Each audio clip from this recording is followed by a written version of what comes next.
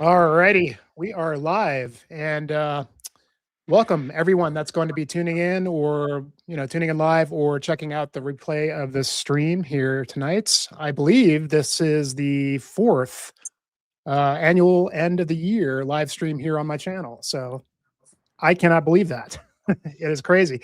Technically, it's the fifth annual because me and Ryan started it in 2025, and then as we all started to get to know each other, I think it was that year we started to do this, and it's always been a lot of fun. So we, at this point, feel like it's tradition, and I know everyone has been rushing all week to finalize their lists, just hone it in, figure out what's better than what's better than the other, and which ones you have to replace, which ones go up, which ones go down. I know I had quite a few that were just hovering in different spots all week, and so that's been a lot of fun, just kind of getting ready for that. Yeah, so I think everybody's got some amazing lists tonight that we can provide you with some just awesome records this year, and hopefully you learned something new, as typically this group has a wide array of tastes in the metal world and just music in general. So I'm very happy to be back with this lively and adventurous group here, and to discuss obviously our favorite albums of the year for 2025. We got a lot to get through, and I don't want to waste too much time endlessly yapping. So just wanted to quickly kind of just start by, before I start introducing my guests here, is sort of recap the year a little bit, recap the channel a little bit. It's been kind of interesting. I mean, I haven't really done any videos at all except the metal tag at the beginning of the year in terms of actual music. But some good content, hopefully. I do have a new video I released about a month ago, and this one's a ghost story, and it's kind of took it out of me, actually. So I don't really know what's coming next for me in terms of the sort of adventure style videos. 2026, I've kind of have to go back to the drawing board and kind of figure out what I want to do here.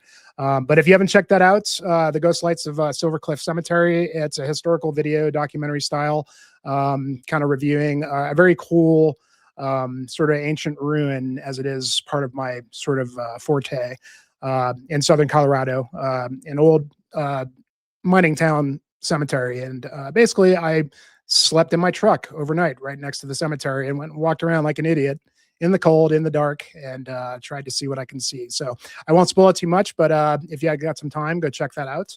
And yeah, so 2025 for me, as far as music goes, has been really just as good as really any year has been these last few years. And yeah, I mean, as I get older, I just turned 47. I'm just starting to realize that there's even a whole new generation coming up below the generation that was already coming up, and starting to release some good stuff. So it's kind of just really overwhelming to see like how much releases there are. And every time I feel like I've listened to everything, then I go onto the Metallurgy Discord or whatever, and it's just endlessly new things. So like trying to juggle that with like old stuff has been kind of a challenge. And I was sort of trying to like challenge myself as to like what stuff was my favorite the last few years, and what like really, lasted. What stuff was I going to go back to? And I really wanted to challenge myself this year for the records that I love this year. And I was telling my guests here that I almost kind of like answered my own question, and it was kind of a dumb question in a way, but it is. I mean, when you have so much to wade through in terms of music. I mean, every year that goes by, we get 30 to 50 releases that we've either heard or really, really love, that it's just adds that much more to the pile to choose from. So in terms of hiking, this is something that we want to talk about a little bit really quickly, because all of my guests here, as well as myself, are all the adventurous types, and we all like to, do different things outdoors, and mainly hiking, things like that. And that's kind of one of the things that brought us all together, as well as the music. So I thought it'd be fun for everybody to kind of show off their favorite hike of the year. For me, it was a fairly good year for hiking in terms of like really big adventures. I got to do some pretty cool stuff, but I think probably what was my favorite for the year, I got to do with this way over there, that guy, Mount Adams, which is a 13,000 foot peak in the Sangre de Cristo Mountains. And it was a pretty big adventure, and it was kind of a big deal for Than there, getting back in hiking. And so basically it's like an overnight to the way to do it. I think, I don't remember the exact mileage on it, but it was a good like 5,600 feet of gain throughout the whole thing. You remember the mileage, Than, at all? I was about to look it up real quick because I don't have it right off the top of my head. Oh man, there you go, buddy. Yes.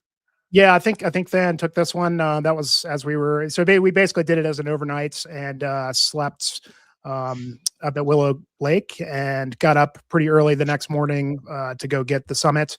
And Than took this one. This is like pretty much the last stretch of the approach to uh, the summit of Mount Adams.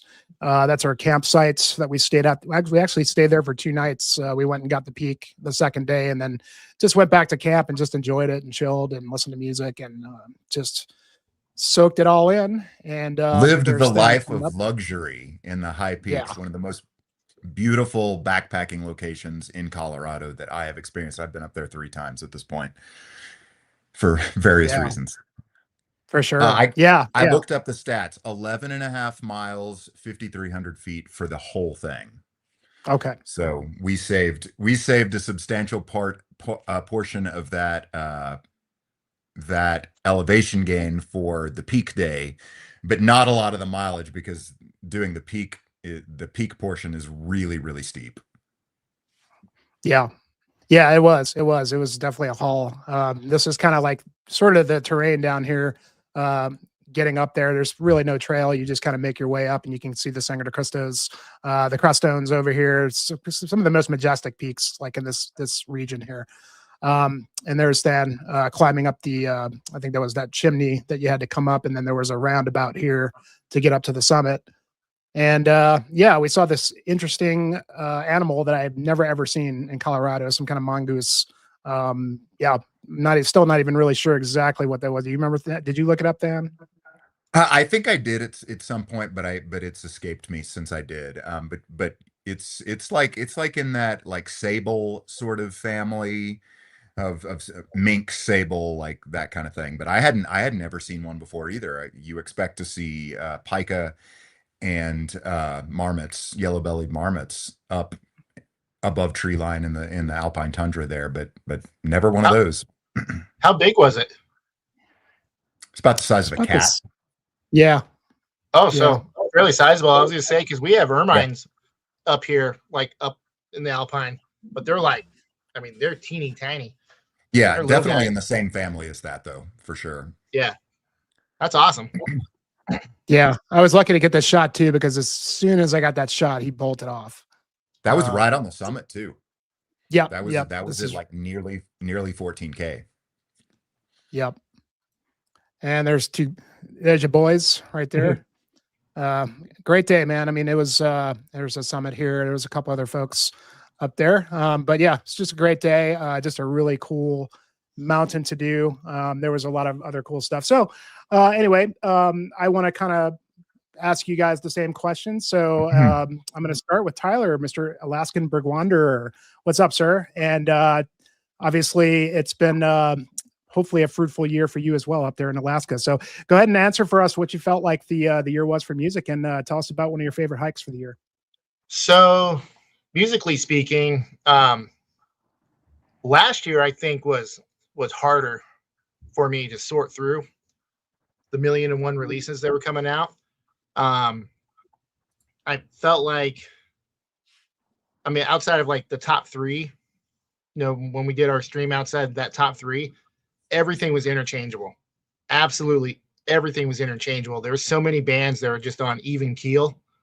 And then this year, I felt like more bands kind of separated themselves from the pack, so to speak. I mean, I went ballistic as I always do, picking up the physical, and then it was real easy for me to just type up a list of like 40, 50 bands that it's going to go on my Black Metal Daily list.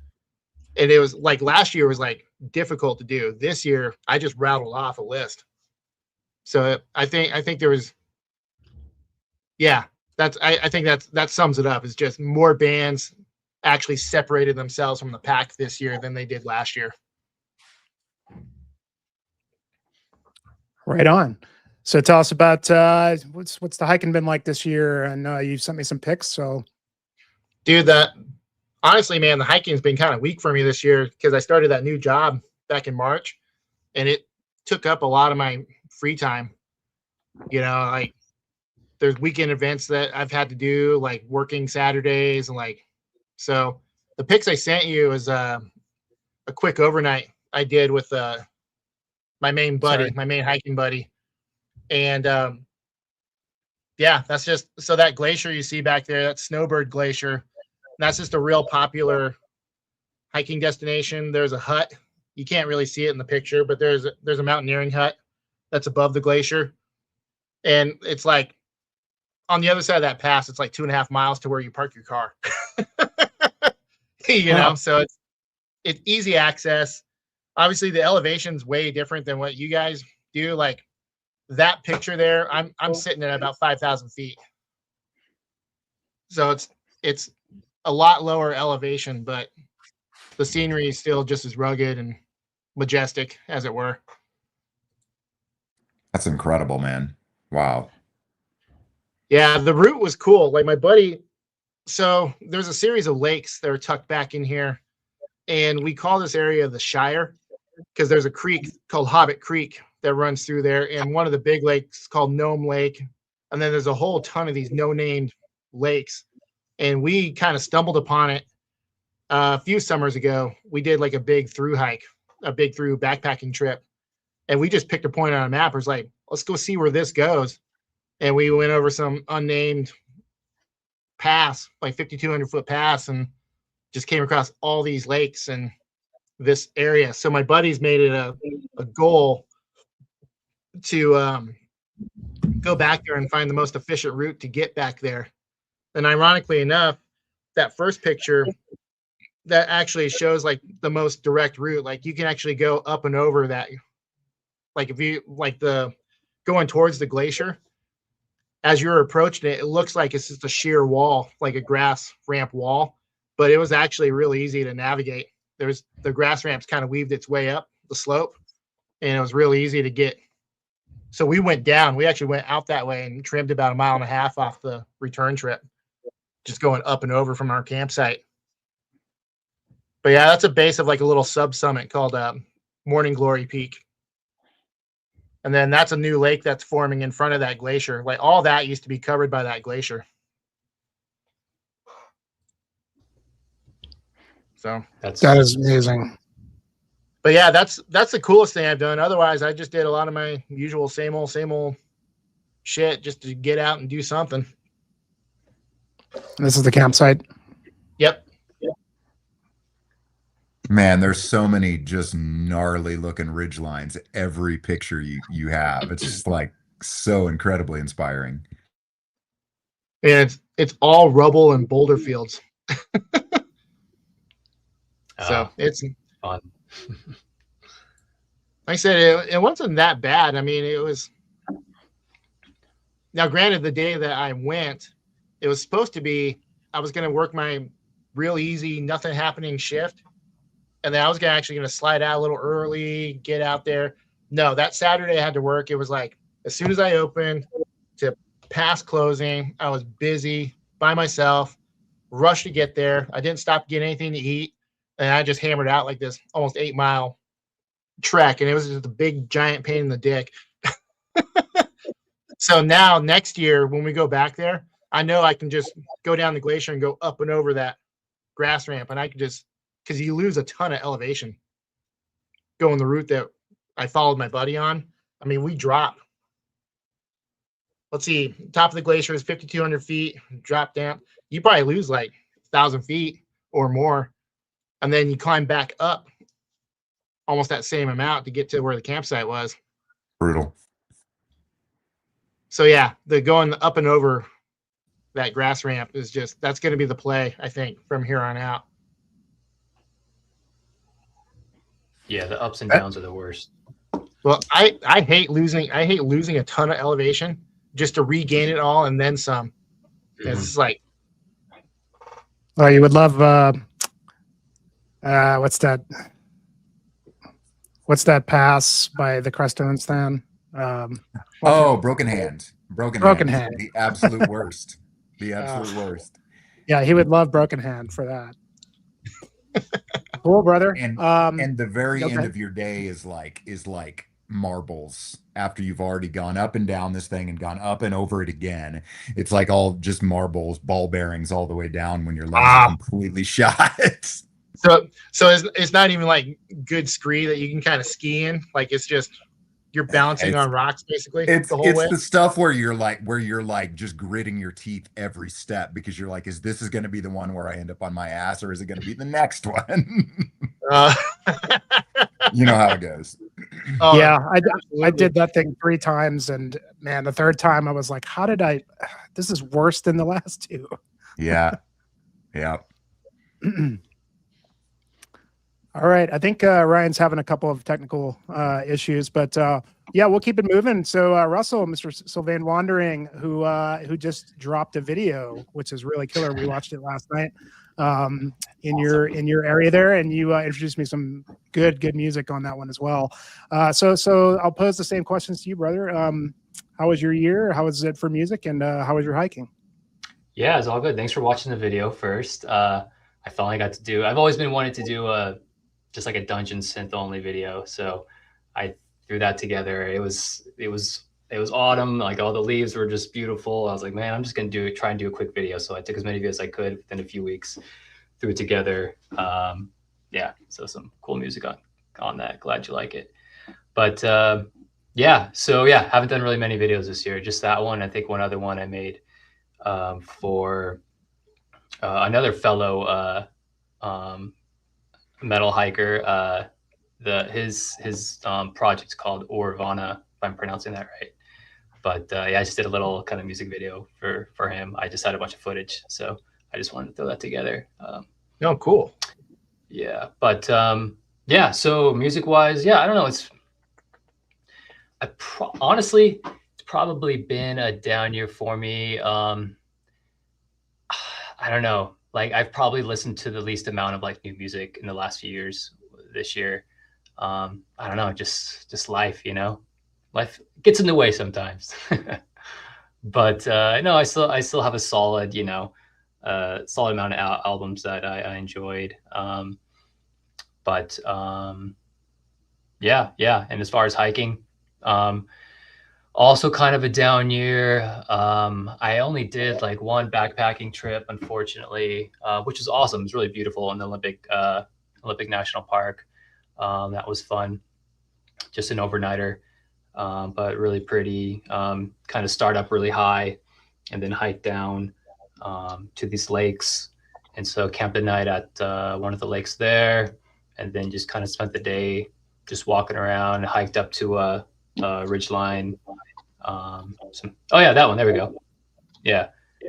So that's kind of where as high as I got. Kind of just followed that valley down to some lakes is where the campsite was. But yeah, so that's Olympic National Park, kind of on the east side. So a lot more dry. Obviously, not a lot of. It's not like the wet, rainy Ho rainforest there. So a lot more dry in that part of the park.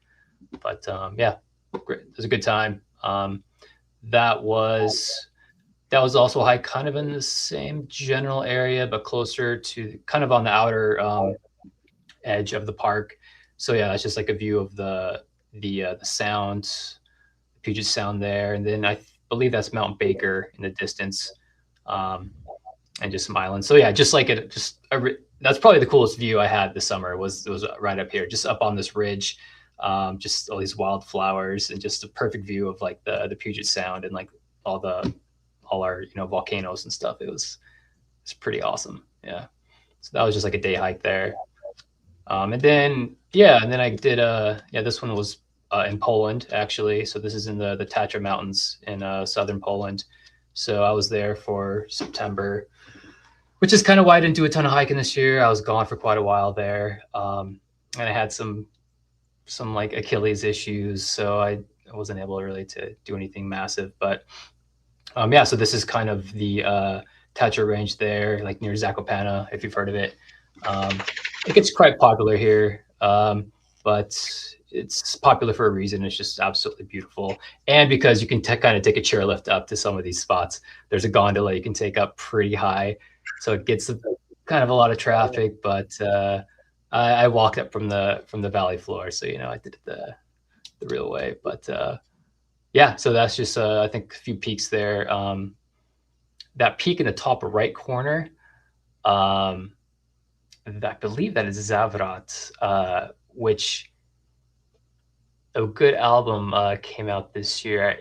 And there's it's like all dedicated to the Tattler Mountains kind of, and the area. And yeah, there's a song about that. It's a good song.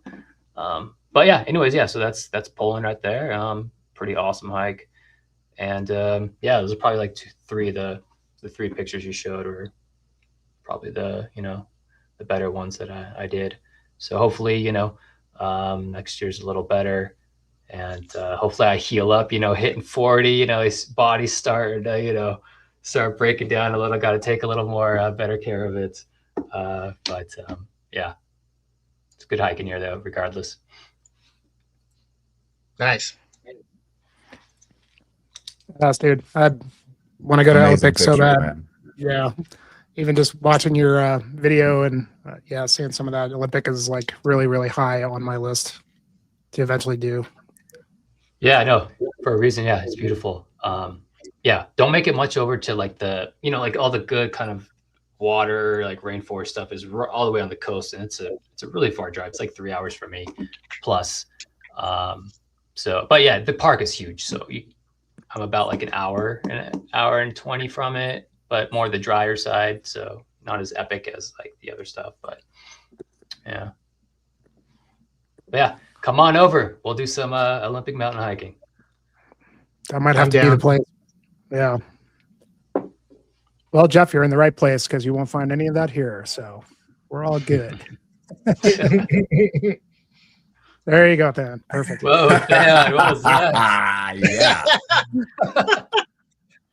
You could have timed that better. Oh man, amazing. All right. So Ryan from the Avi Morris channel, welcome, buddy. Welcome. Can you guys hear me okay? Yep.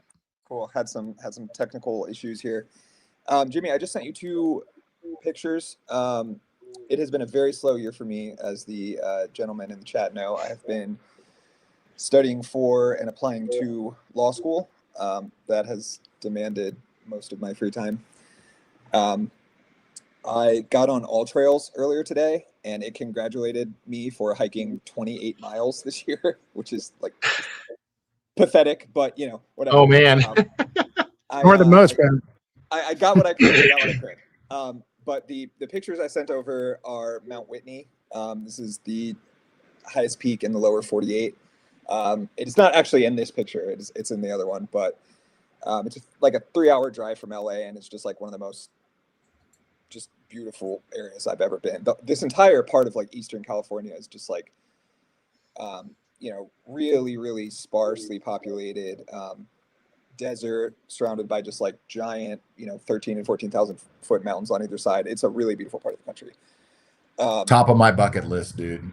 Yeah, I would love to summit someday. I really, really intend to.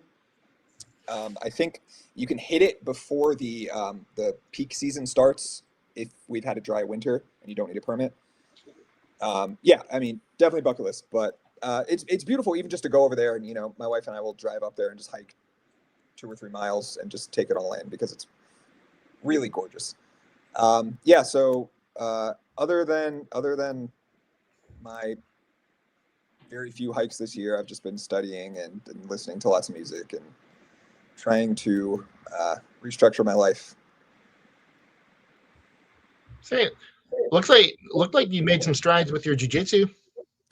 Yeah, I did. That's nice of you to bring that up. I got a purple belt earlier this year, which for the way I explain it is it's like halfway to black belt, basically.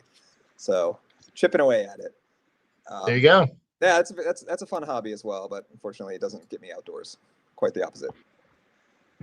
Yeah. Yeah, man. It's been a busy year. I'm sure we can all relate to that sentiment. Absolutely. Sure. Well, It'll be there waiting for you when you're ready for it, you know? Definitely. Yep. That's the beauty of it, right? It's going to outlast all of us. That's right. Absolutely. All right, Than. Oh, right. Sorry. How about Sorry. you? Oh, Really sorry. quick. Yep. Mhm. State of music this year. You're right. I'm in the Mhm. same. I'm in the same boat as Tyler. I had 4 or 5 very obvious choices, and then maybe 20 other albums just all neck to neck. So I really had to put a lot of time and effort into winnowing those out. So I would say it's been a down year for me too, just in terms of like I didn't have a wild number of records just like beating down the door to be in my top 10. I had to really put some thought into the bottom 5 or so. But anyway, yeah, I'm excited to hear these picks. So let's get going. Yeah. Yeah. All right, Than. You're last. Well, it's been an eventful year for me, both in terms of hiking and music, for sure, both in terms of being a fan of metal music and the stuff that I've been able to do with the groups that I sing with. I'm a classical musician primarily. And the vocal chamber music group that I sing in, Roomful of Teeth, we made our South American premiere in February, which was cool. We got to sing a couple of concerts in Colombia, which was very cool. My first time in South America, period. And getting to travel down there to sing was really awesome. And the reception was great, and the people are absolutely beautiful. Can't wait to go back. In terms of like shows that I've seen, there have been a lot of really cool things. Like Jimmy and I went to Maryland Death Fest again this year. It had been a couple of years since I was there last. Really awesome, really great festival. We hung out with some good people that we know are in the audience right now. And had an absolute blast. Other highlights as far as that's concerned, the last show that I went to was here in Albuquerque, where I live, and it was the Death to All Gore Guts Phobophilia or Phobophilic show. And it's my second time seeing a Death to All show, and they were focusing on symbolic and spiritual healing. And it was absolutely one of the highlights of my concert going career. Just right down the street from my house, down on Old Route 66 in Albuquerque. It was crazy. And there were some luminaries in the audience too. Paul Riedel from Blood Incantation was there, and came down from Denver, and it was really super cool show. And got to chat with Luke LeMay from Gorguts, old school death metal hero, and he was a total gentleman, as you can imagine. And right after that, I got to fly to Montreal to do a show with Roomful of Teeth in Montreal. And the house sound guy at the venue we played at commented on the Gorgut shirt that I was wearing. He was like, "Oh yeah, I know those guys. They're local." I was like, "Yeah, man, they've been my heroes since I was like 18 years old." So lots of really good stuff. And on the hiking front, it's one of the most special years I've ever had, because I mean, I know the guys here know, and a lot of and several of the people that are watching know, that I had unexpected and significant heart surgery in April of 24, and so my road to recovery was very slow and calculated, and getting back to hiking was a really huge part of this year. And Jimmy was there with me for a couple of significant hikes, including the Mount Adams hike that he showed, and one of my first camping trips that I did post heart surgery. At the beginning of the year, we went down to San Lorenzo Canyon between here and Las Cruces, and did a really cool evening overnight down there, and got to see some of the cool slot canyons that we have in New Mexico. But probably the first really big outdoor experience that I had, where I really felt like I was pushing myself and getting out in the wilderness, was about a week and a half car camping trip that I did with my mom, who's now 75. We went out to the Grand Staircase Escalante area in southern Utah. Took my truck, and I slept in the truck for all this. We took a car camping tent for her, and we spent like a week and a half out there, including a backpacking trip of Coyote Gulch, which has been at the top of my list of things to do. There's me and my mom at Jacob Hamblin Arch, which is I don't know, like it's like a 12 mile round trip backpack to get to where we camped down by the arch, and we were basically like just on the far side of that arch. It terminates down in this beautiful alcove, and we set up like right under this alcove. It was absolutely crazy. Spent 2 nights there, did a cool hike further down the Escalante River on our day in the middle between hiking in and hiking out. And it was everything that I had ever hoped it would be and more. It was really cool to get to go down there with my mom, who's a force of nature and an amazing hiker, backpacker. It was super cool. She'd never been down there either, so it was a really, really special trip, and did a bunch of hikes out there in addition to this really special backpack. It was especially a special hike because this was an area that I had planned on going to. I had my truck all packed up with all my stuff when I was in Arizona in April of 24, when I went into cardiac arrest and ended up in the hospital for 3 weeks. So I didn't get to do that trip then.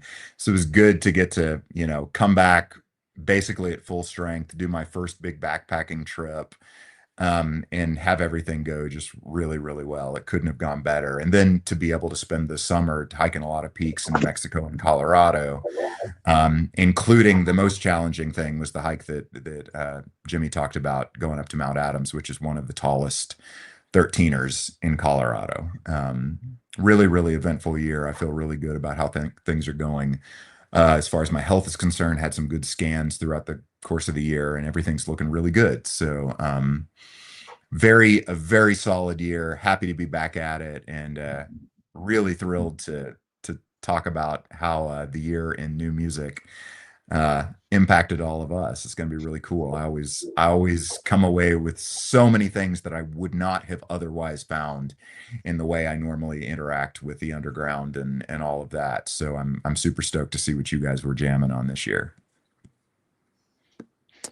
Well, that's a beautiful segue into what everybody's here for sure. And I will say, add to that real quick. I've done that Coyote Gulch hike probably about 12 years ago or something like that. But I can attest to what Thad said there. It's really one of the finest hikes in southern Utah for sure. And there's just so much like things that you can do off of that hike. But the Jacob Hamlin is like you get there and then you can really go all the way to the Escalante River. But it's really one of the most dramatic, I guess, arches that you'll see in the region. It's so like mind-blowingly huge, and you can, as he was saying, just camp right underneath it and just set up shop. But if any of you guys ever are in southern Utah, there's many fine hikes, but that's really one of the top for sure. Absolutely. Really I would seriously consider going back and doing that every single year, because it's only like a 6 or 7 hour drive from here in Albuquerque, so it's not too bad. But that's not bad. It's mind-blowing. Absolutely mind-blowing. Yeah, that looks awesome. Yeah, who is it? Mortal Sword? Yeah, Mortal Sword. Yes, I love that picture. Such a classic picture. Still waiting for a new record, hopefully one day. Yeah. Well, hey, dude, they're Gallowbraid's touring or doing a few special shows, right? So who knows? Maybe he'll get around. Because the same guy, right? Is that project? Yeah. So maybe he's slowly, And I have a theory that he's gearing up for a new album, because it's not an anniversary year for that the one and only. It's not an anniversary year this year or next year, but now he's doing all these festivals all of a sudden. It's like yeah, for sure. No, probably right. That would be nice. That would be nice. All right. Well, here we go. So I've previously briefed my panel guests here. We're going to do things a little bit differently. Essentially, we're going to go through sort of triple up on each round, or should I say the first round, we're going to triple up. The second round, we'll triple up. And then when we get to the last four, we'll single out those as we do those rounds. So I'll go ahead and get us kicked off. My number 10 pick, I'll go through 10, 9, 8, and we'll do the same through everybody. So number 10 for me, Old Sorcery, The Escapist. This is a sort of a dungeon synth project, and by the very accomplished Magus Vrator. I think Hopefully I'm pronouncing that correctly, from Finland. This guy has a number of projects, and Old Sorcery is kind of like sort of his, I guess, sort of flagship project. It's obviously dungeon synth, but it's got a little bit more to it.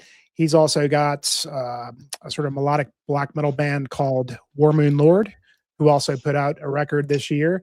And he also handles a lot of the synth work for that new Stenga Regel album that came out this year. So he's had quite a year. He's got a couple other really killer projects as well, namely the Argent Thorns, which is like a sort of Balsagoth type thing. And then he just recently, I think it was last couple of years, he put out an album called Tenebrarium, which is like this sort of art house rock, you know, proggy kind of stuff, just kind of sort of inspired by just like, you know, like B movies and things like that. Really, really accomplished musician. Something about this one, you know, as I said, it was like dungeon synth, but there's a little bit more to it. He uses very orchestrated. He uses, you know, there's actually some guitar and some drums, and it kind of goes through a bunch of different moods in terms of like the songs. I actually used a good bit of this guy's music on my last video because a lot of it just really fit really well. But he just has a real knack for just, you know, in a lot of ways, it's almost like a soundtrack, very composed. And if you look at the song titles, like every song like sounds like what the title is, which is really cool. But I don't know, I listened to this a lot this year, and it was really, really hard for me to not include it. He's done a lot of great stuff. This is kind of the start of a new trilogy, I believe. And yeah, great dungeon synth. And as I said, he put a lot of other good stuff this year as well. That War Moon Lord was really killer. I've got the vinyl here, put out on Out of Season label. So that's my number 10. And then number 9 is going to be from Finland as well. This is called Sepulchral Curse. And this is a sort of black and death metal band. Dark Descent has had a great year this year. They put out a lot of good stuff. There's that Phobocosm record, the Phrenolith. There was a Castrator.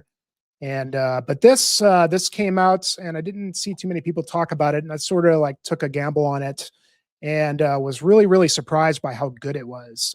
It is. These guys are from Finland, as I said. I think this is their 3rd record. It's Finnish death metal, but they're doing something that's kind of special, a little bit different.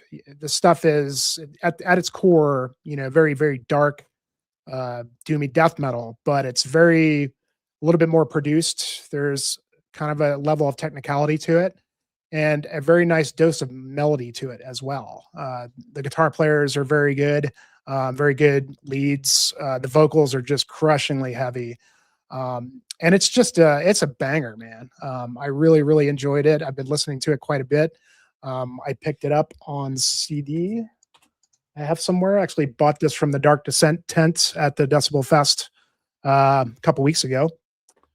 But yeah, I don't know if you've heard this one, Than, but you should definitely check this one out. Like I said, I mean, like there was a lot of good stuff I could have chosen. You know, I find that Dark Descent is putting out some of the stuff that kind of appeals to me the most in terms of death metal.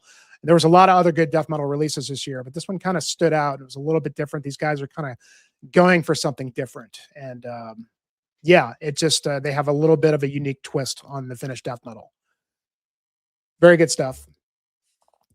And then my number 8, this one came in pretty recently, but I could not deny how much I enjoyed the new Scare record with Ajakamens Jup. I don't know if I pronounced that correctly, but this is the guy from Aldridge and a number of other projects, and he's just been putting out banger after banger recently. And this is his. I'm not really sure why this wasn't just another Aldridge record, because a lot of this kind of sounds in that realm. I mean, it's really fast, you know, pagan melodic black metal, and he works in a good bit of folk in there as well. So it has a lot of variety to it. And I'm pretty sure he's the only musician on this record, but I don't know, man, I end up liking this even more than Aldridge. I feel like, I mean, as much as I like Aldridge, this record is an absolute banger of an album. Yeah, Just there's killer. there is a second Yep. musician in that band. Oh, is there? Okay. Yeah, I think OWGA. I think he's doing all the music, but this other guy is doing the vocals. That's why it's in Swedish. Okay. Okay. There you go. Love the cover art. I just ordered the vinyl. I haven't gotten it in yet. Ordered it a couple weeks ago, but yeah, I mean, I knew this came out. I had slept on it for a while until I saw a lot of people talking about it on the Heavy Metallurgy Discord. I was like, oh man, I think I had checked it out, but I didn't really give it a chance. I really sat down and listened to it. I think I've listened to it like 10 times since then. It just gets better and better every listen. Guy is just a hell of an arranger of the music, and just the riffs. It's just chock full of amazing riffs, especially that third track, Mirrored by the Walls of Stone. There's a riff toward the end of that track is just so killer, different. And what really sold the album, essentially you've kind of got like bookends, sort of like the first track is like, just comes out with a bang. The second track is a little bit more of a folk track. And then the third track, another banger. Fourth track, a little bit back to like a doomy kind of slower. There's a lot of dynamics on this album. And then really what sold it for me was the final track, the title track. Just kind of, just takes all of those different elements and puts it into one song. It's very, very well done. Great record. Can't wait to get my vinyl for this one. But that is my 10, 9, and 8. So you Nice. guys know these ones? Thank you for the reminder about Sepulchral Curse, because that was on my list of things to check out, in part because I love Dark Descent as a death metal guy and also as a Mountain West dweller.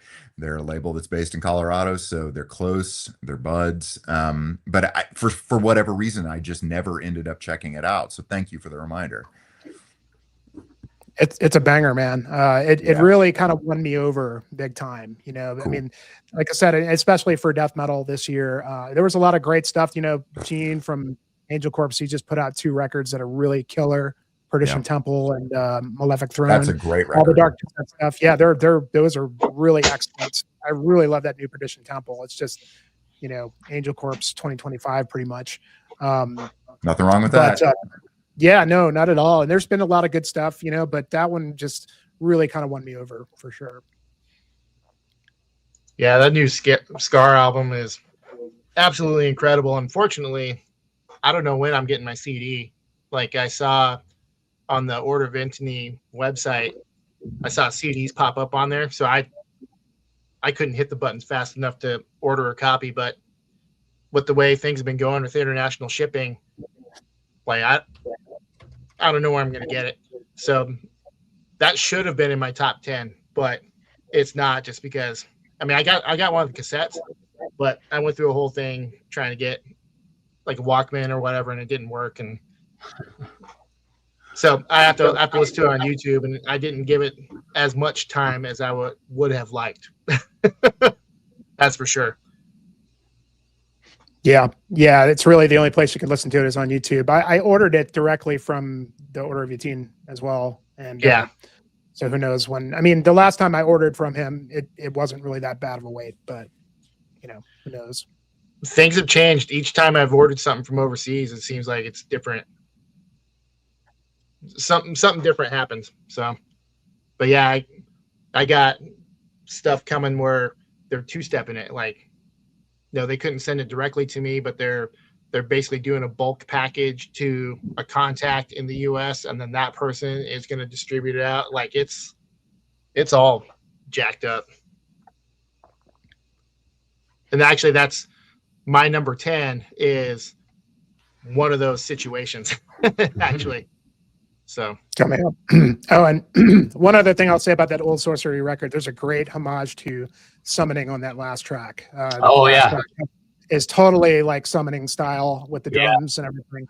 When that came on, I was like, oh yes. I wasn't expecting that. Yeah, that's a great, Jimmy, that's a great album. I think you nailed it with like the cinematic feature. It feels like you're like listening to like a movie, not just like a movie soundtrack, but it's so visual and there's so many like details in it. It's a really cool record. Yeah. And that last track, it's awesome. The last track is so good. Yeah. All right, Tyler, I'll let you go next with your top 10, 9, and 8. Yeah, and I'll let you assist me with my number 10. Because, like I said, situation I just explained, I got a message from the label. Was one of the werewolf? It's not the Finnish werewolf label, but one of the Polish ones. But they were like, "Yeah, we can't send it direct, but we have a contact in the U.S. and like we're gonna send it to them. They'll send it to you." And I just went through that with some Italian stuff.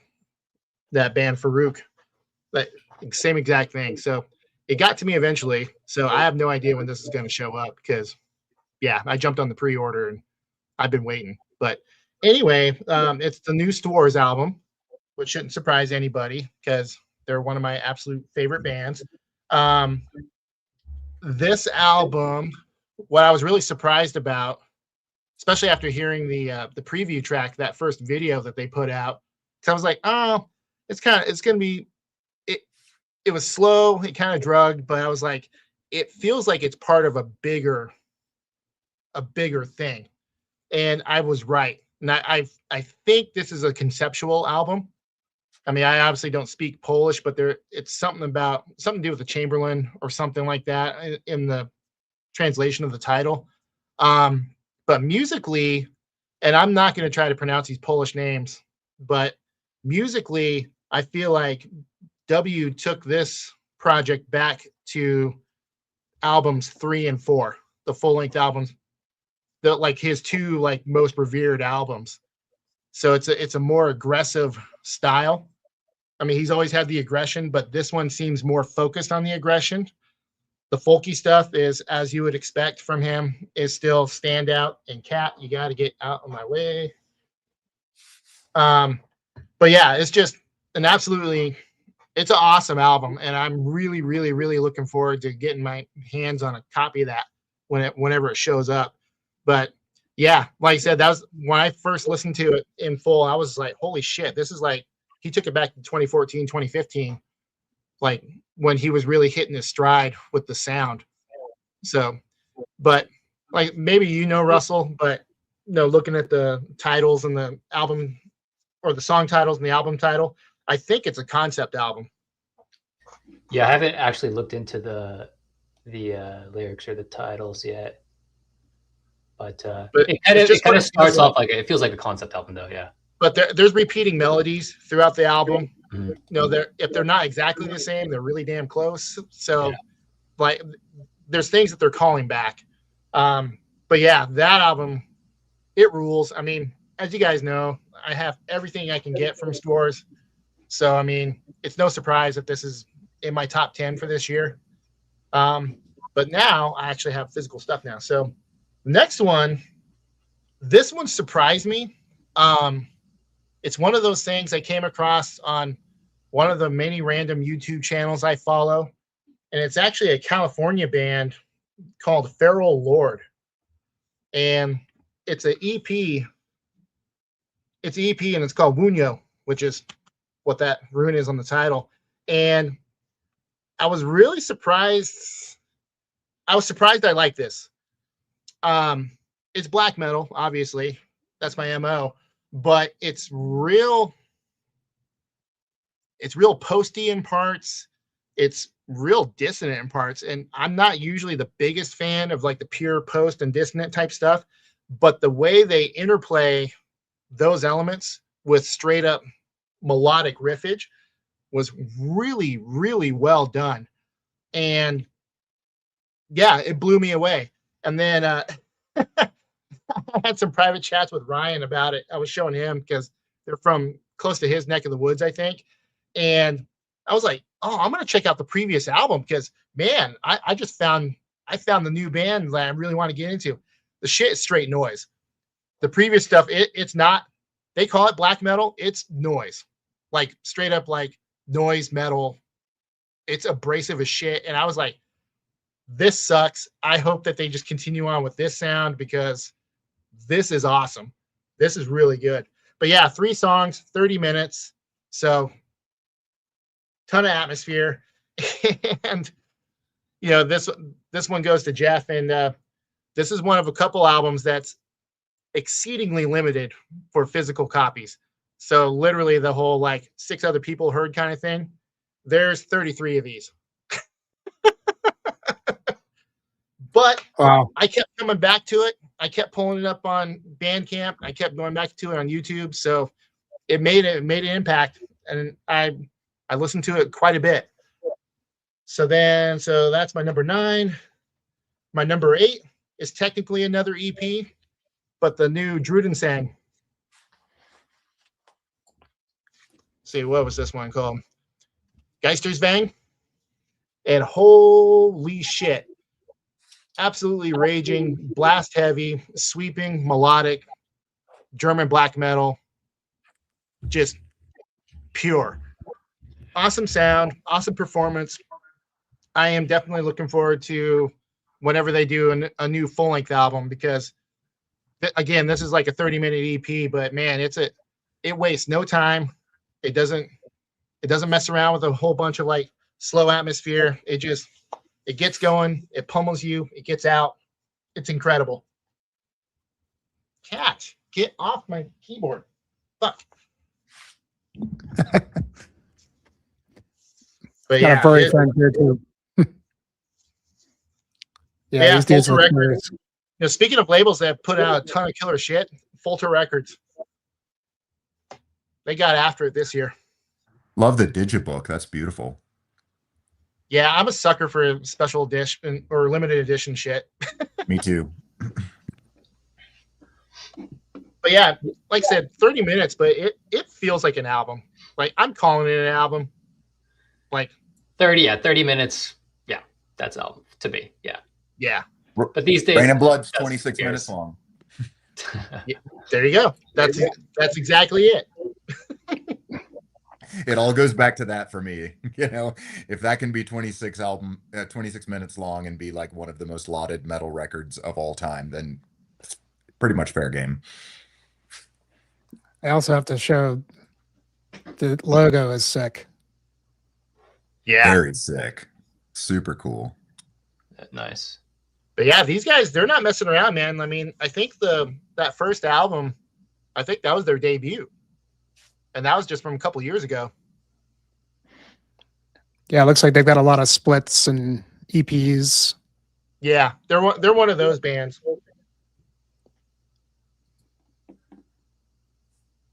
Well, there you go, Devin. You can retract your statement, maybe, or I'd be surprised if you actually heard of that Feral Lord unless you saw them live where you're at. They do play out quite a bit. And everything else, I mean, shit, Devin, everything else I have on my list, like you've seen in the Metallurgy Discord. I'll preface with that.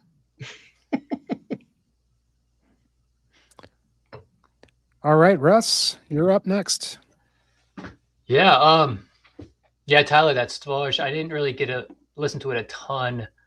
Kind of came out a bit late for me, but no, yeah, I need to listen to it some more. But yeah, definitely kind of starts almost like his other project, Ockles or whatever. Mm-hmm. I was like, is this the Ockles album? I know it, but the first song starts like that, but then it kind of kicks into that real Stvorch sounds and kind of the early stuff like you mentioned. Yeah, not a lot of like folky parts on that album. No, it's kind of interspliced with everything else going on. But just need to listen to it more. Okay, so number 10. All right, I feel like I have a few picks here that might be on people higher up on people's lists, but it was hard to, as everyone knows, it's hard to narrow it down. So they got to go somewhere. So number 10 is out of Finland. We have the first album from Bronze Hall, Honor and Steel. I'll send that in the chat, Jimmy. Sorry.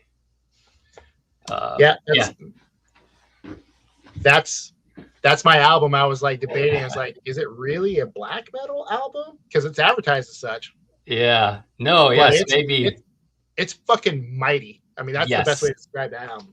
Yes, it's very triumphant and epic. And I don't know much about. I haven't listened to a lot of Bathory, but I'm guessing there's like a huge Bathory influence in it. Yeah.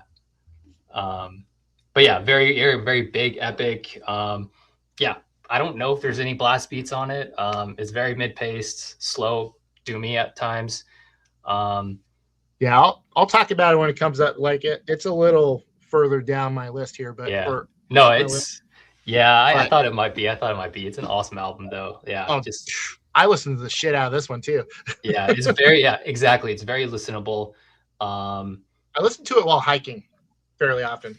Yeah, it kind of has that sound to it. Just this big, like epic sound to it. Like, sometimes black metal I can't really hike to. It's just too fast, but this is like a good pace, to hike up a mountain too. Now I Yeah. put this in a playlist with like my Rubizol stuff and other stuff like that. Okay. Okay. Yeah. I think I know another one that I have another one similar to this one on the list. That's kind of like that. But yeah, kind of lo-fi production, some keyboards in it, some synth in it, acoustic intros to some songs. But yeah, like an awesome album, very listenable. Yeah, so there's that one, Bronze, Hall, Honor, and Steel. Tyler, we'll talk about that one later. Number 9, Fellow Countrymen. God, this is number 9. I don't know. It's such a hard year to put all these, but I'm going to go with number 9 being Havu Krunu's new one, Tavisland. I just listened to it today, actually. I'm like, shit, God, this album is so good, so good. Yeah, so I'm sure everyone's heard of these guys, heard of this album. It's their 4th album, I think. Not my favorite. I think my favorite of theirs would be their 2nd album. I'm not going to try and pronounce it, but no, but yeah, this album is super killer. They don't really change their formula much. Maybe this one is, there's acoustic passages, I guess, but maybe less folky. I don't know, but they're just kind of like a band that's everything I like about like black metal, just like a big epic sound, a lot of melodic moments, guitar solos. You don't get a lot of those in black metal sometimes, so I love the guitar solos that they have in their songs, and just fast. Some songs are just like blast fest and just epic, and yeah, huge atmosphere. So just kind of everything I like about metal is like Havu Krunu. So yeah, a really great album. Yeah, I liked it. It's gonna be on my expanded list, but it's yeah. I know. I went back and forth because I love some of their early albums so much. So this one kind of grew on me the more I listened to it, and yeah, just some really good stuff. Yeah, it's one of those bands, like, even as Angelic was saying, is it's not her favorite album, but it's still not a bad album. Like, yeah, it's like oh, it's slightly weaker than these other great albums, but it's still a very, very, very good album. Exactly, right. And that's where it's hard to place it, right? You're like, well, I don't like it as much as their other album, but it's still like, so compared to these other albums. Yeah, exactly. Yeah, but I'm so mad because we were supposed to see them at MDF last year, and they had to cancel because they had some kind of family emergency or something. And I was so mad, even though it was still a great lineup. And now they're playing this coming year, and I can't go. So bummer. Oh no, because they never. Same. Did they ever play? Have they ever played in the States? No, I don't think so. Yeah, God, that would be such an awesome show. Yeah, I figured they were probably killer live. Yeah. Yeah, So they have music that lends itself to live performance. For sure. Because it's not all blast beats. Yeah, exactly. Yeah. Well, shit, even the blast beat stuff is just the guitar heroics, like, lends itself to a live setting. Exactly. I'm going to save more comments of mine about this album for later. Yeah, I know. I figured some of these, are higher on people's list. But all right, so number 8, let's see here. We got Dungeon Synth album that I listened to a ton, mainly while reading. It's Bergtot, Shadow Mountain. And it's kind of a dark, it's kind of like a mix of dungeon synth and dark ambient, I would say. It has a lot of dark ambient qualities to it, maybe more ambient than dungeon synth, actually. But yeah, just really cool, dark, brooding, kind of spacey atmospheres. The person behind it, they run Ancestral Flames Productions, which has a lot of similar sounding albums. And this person has a lot of other projects, and they all, sound similar but different. And I listened I listened to this label like a ton. It's just really good for reading, and just really cool atmospheric music. But maybe this one I like because it's ambient. Ambient is like, can't really grasp a hold of anything when you're listening to it. But this one, there's still some like melodies that you can kind of get a hold of, and kind of remember when you're thinking back on it. So I think it's a good mix of like dark ambient and dungeon synth. But check this album out. Check anything out from Ancestral Flames Productions. It's all fantastic. Really great stuff. There's a few black metal albums on that page too. Nice. But highly recommend this. Yeah.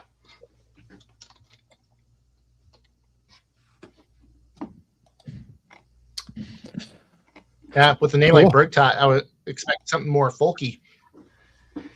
Yeah, right. That was my first impression, or my first thought. But far from that. Yeah. Far That's awesome, though. Yeah. All right, Than, you're up next. Yeah, and my 8 through 10, surprise, surprise, are all progressive death metal bands, essentially. And they all of these like kind of jumped around in terms of they were all albums that I liked immediately. I'll just start. Number 10 for me is the first of several Season of Mist albums on my lists. They really killed it as far as I'm concerned this year, more so than I can remember in years past. I think 4 out of my top 10 are their releases. Number 10 is Retromorphosis Salmus Mortis. Retromorphosis, relatively new band, but kind of not a new band at the same time, because it is essentially Spawn of Possession by a different name and with a different drummer. But I was never really like a massive Spawn of Possession fan. They were on my radar, but I think their heyday was kind of more or less when I wasn't checking out as much new stuff. And I've grown to appreciate them more later. But this album, it grew on me, even though I initially liked it. I've grown to appreciate it even more. It's a bit of a concept album, and they don't list a keyboard player, but I don't know if they use a lot of just programming or guitar synth or something, but there are a lot of keyboard-like effects. And in a lot of ways, like, I wouldn't say like if you're a King Diamond fan, you will love this album because it's a death metal album, but I think the way in which like the story is told, some of the dramatic effects that occur, I think very much have a King Diamond like affect to them in terms of the overall vibe, in terms of like gothic horror and that kind of thing. But it's a super cool album, really, really technical.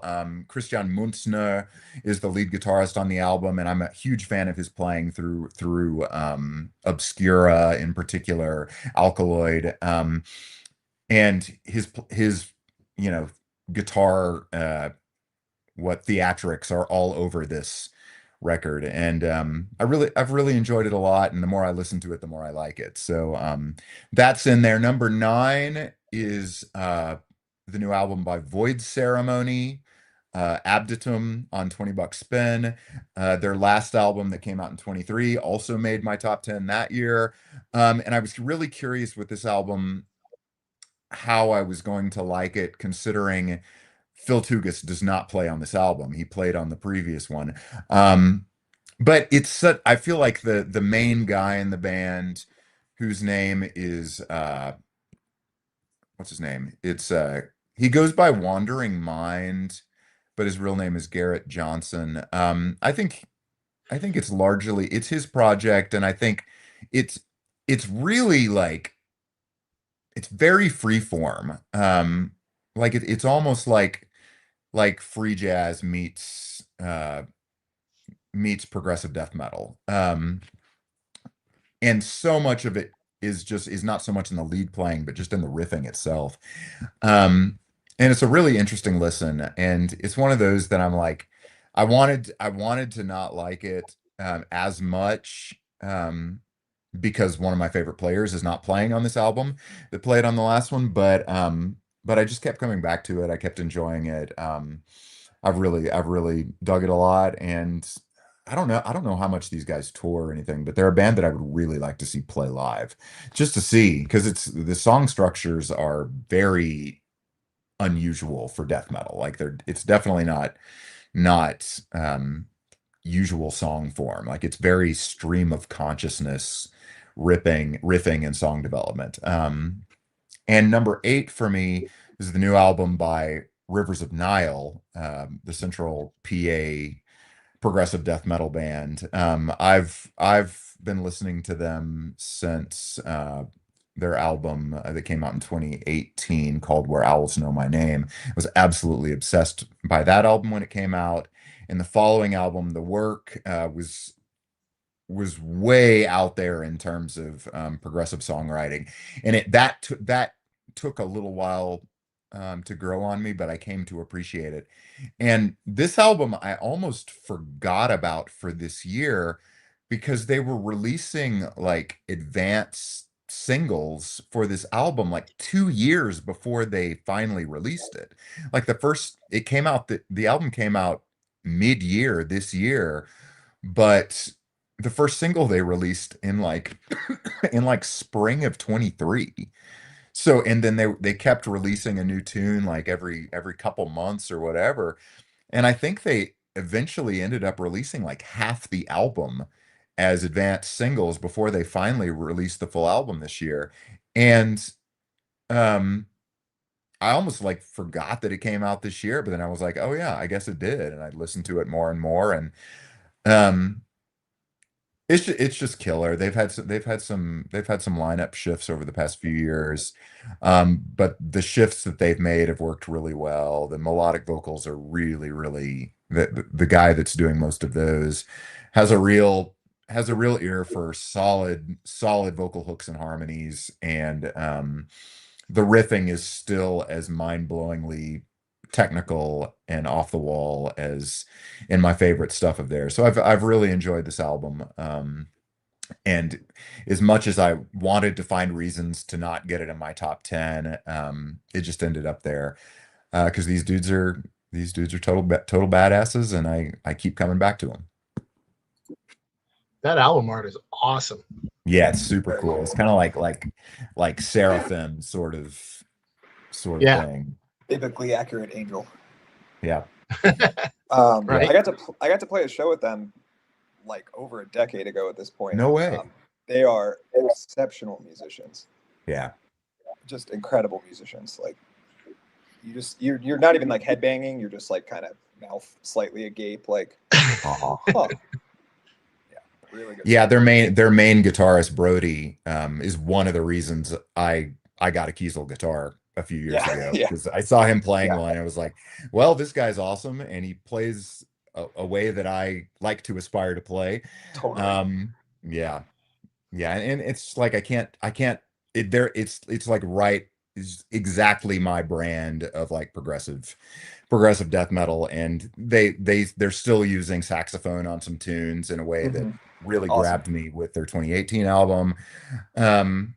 But I think they've expanded some of the melodic elements too in a way that's like, I can't deny that they're continuing to progress, continuing to hone their craft. Yeah, and I'm glad you had a good experience playing with them too. That's really cool. Yeah, I'm very excited to listen to this because they have very much fallen off my radar. So it's solid. The first tune on the album was the first single they released 2 years ago, and it's a total just like go for the throat, like show you everything they got in one song sort of thing.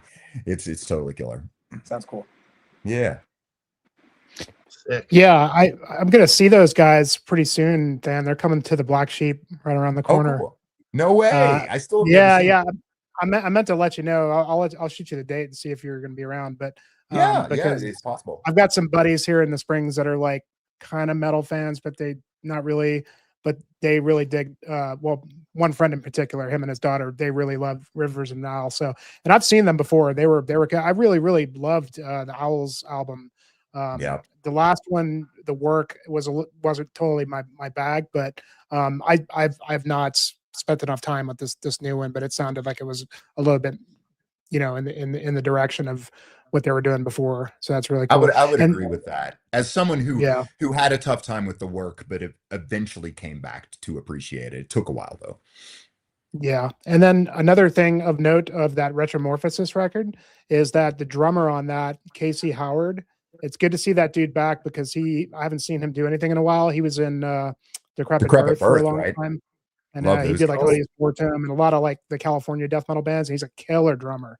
Yeah. So it's cool to see him back. And that's a killer record, man. I mean, I don't know quite why it's not the next Spawn of Possession, because that's pretty much what it sounds like. But I know they have their reasons. But it's a brutal death metal record too, even though it's really, Yep. technical, but killer stuff. Yeah, you don't see many like I don't as a death metal guy, I don't see nearly as many like straight up death metal concept albums. And I feel like it works pretty well. Like it's definitely got a dramatic flair to it.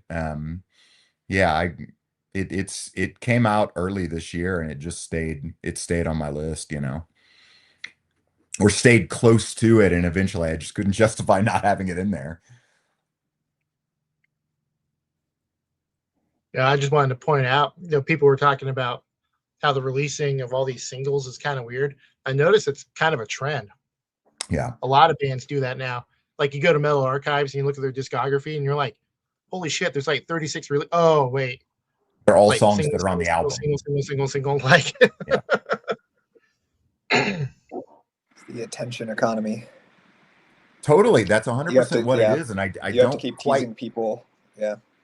I feel like there's a happy medium for people that like to listen to albums. Yeah. But I it's agree. tough when it's like half the tunes get released before the album comes out over a Yeah. really long period of time. That's the weird thing. If it's within like a 6-month period, then like I got that. But this was seriously 2 fucking years of singles being released. Yeah, that's I'm just wild. like, are you gonna release an album?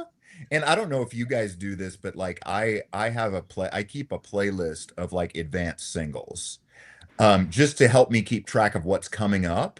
But it's weird when it's like that, when the same things just and I get rid of them once the album comes out, like I get them off the playlist.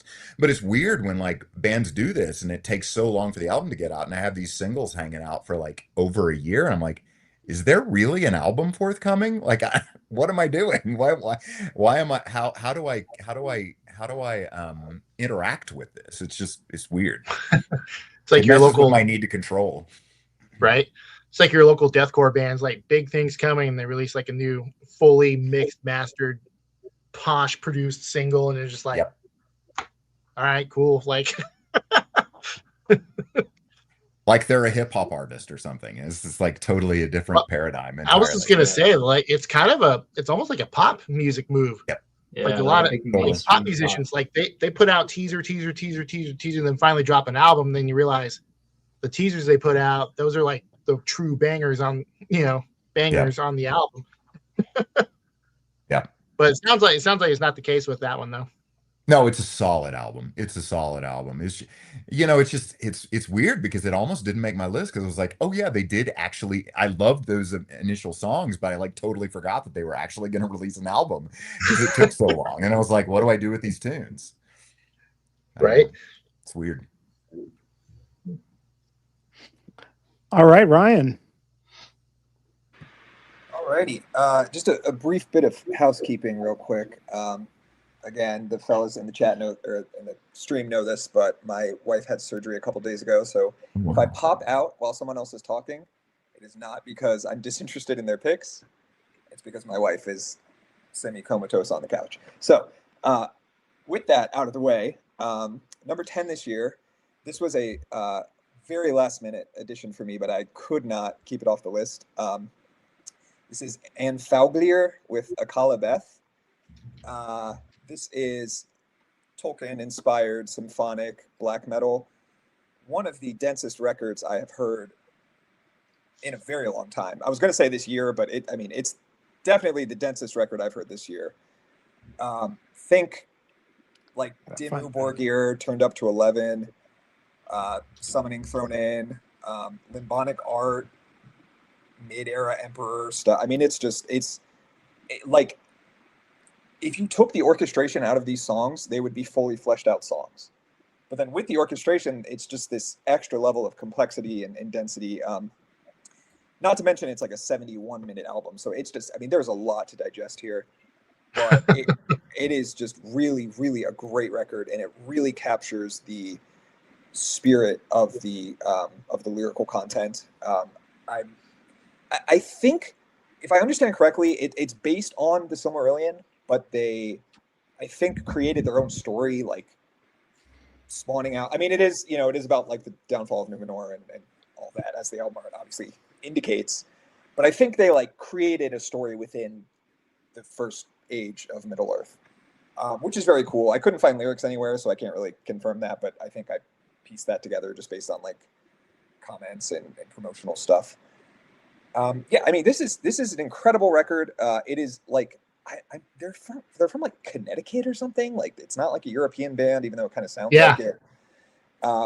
It's a 2-piece as well. So, I mean, there's, it's largely very programmed, which I'm not always a fan of, but with like symphonic black metal, it doesn't really matter. It kind of fits. Like, the drums can be kind of clinical and quantized. That's fine. It fits the style of black metal.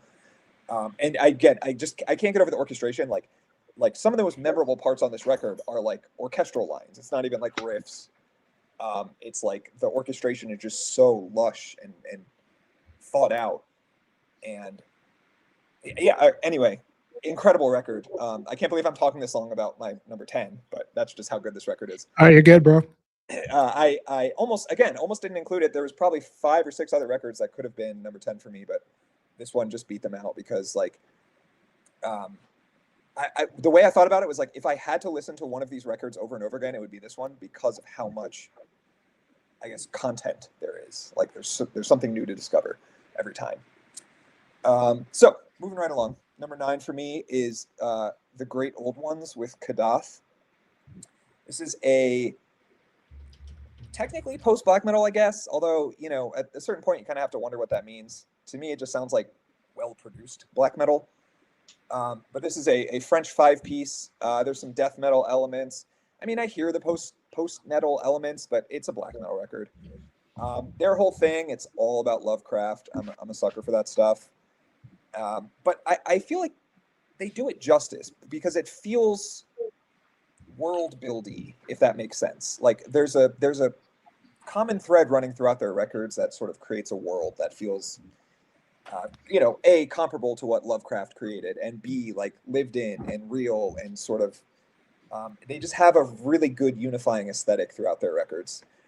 And this is one of those records where, like, I finish it and I want to start it over immediately because it's just so engaging. There's a lot of really great riffs and really memorable parts on this record. It's not like I feel like Lovecraftian black metal stuff like Portal. I mean, it gets a reputation as being very dissonant and jarring and not really memorable, not really easy to listen to. But this is actually kind of easy to listen to because there's great musicianship and it's very much metal. It's very much extreme metal, but it's got a quality that makes it very enjoyable and very revisitable, if I may invent a word. And number 8 for me, this is a weird pick. I feel weird including this one, but I couldn't deny it. Deaf Heaven, Lonely People with Power. The reason I say this is a weird pick is because I am unfortunately one of those people who didn't really like anything Deaf Heaven was doing for a very long time. And it's not like I hated them because people called it black metal, and it's not really black metal, and so it's like sullying the good name of this music I love. It wasn't really that. It just like the music didn't work for me. It didn't engage me. But they released a single 2 or 3 years ago called Black Brick that was just like kind of scary. I mean, it was like aggressive black metal, and I was like, okay, these dudes have still got it. And then I feel like they took that and combined it with their more like post black metal and post hardcore stuff, and then created this album. And this album is just incredible. It is beautiful. It's got all the Deaf Heaven tropes. It's shimmery, it's nostalgic, but it's also like furious and pissed off, and like, I mean, it's also like very kind of defiant, because look at this album art. Like, that's not black metal album art by any stretch of the imagination. And I believe, again, I didn't confirm this before the stream, but I'm pretty sure it's a concept album about a prostitute in San Francisco. I think they're from San Francisco. And I don't know if it has any like personal relevance, if it's a true story or anything like that. But that's also like a very, I don't want to say, it's a very unique idea for an album, right? Because it is very dark. That, I mean, that deals with desperation and just like, it's a really dark topic for an album. So it's fitting for metal, but it's also very human. And it shows that, you know, you don't just have to write about Satan over and over again to have something worth saying, right? We all understand Christianity has some bad historical elements, right? We don't need to hear this over and over again through albums. It's okay to branch out and explore new lyrical topics. Yeah, this is another album that's like over an hour long. I'm always a little surprised when I revisit very long albums over and over again. So that just speaks to the quality of the music. And last thing I'll say about this record is the vocals are incredible. This guy is a fantastic vocalist. I am amazed at how good his vocals are. For a band that's like not real black metal, this guy has got it down. So if anyone is resisting listening to this record because it's Deaf Heaven, just put that to the side and give it a fair listen, because it is very good music. I'm really glad you brought this album up, because I too have always had a very difficult time with Deaf Heaven aesthetically. And like, I bought their very first album on vinyl. It was released on Death Wish, which is not a black metal label. It's a hardcore label. It is not. Yeah. And I bought it now because it seemed interesting, but then as they expanded, it's just like I couldn't quite make it work for me. But for whatever reason, I think maybe an advanced single ended up on my playlist, and I listened to it and I was like, wait a second, no, I do kind of dig this. And I listened. I don't think I ever made it through the full album, but I did at least listen to the first few tracks, and I was like, it's on my list to like go back and listen to more.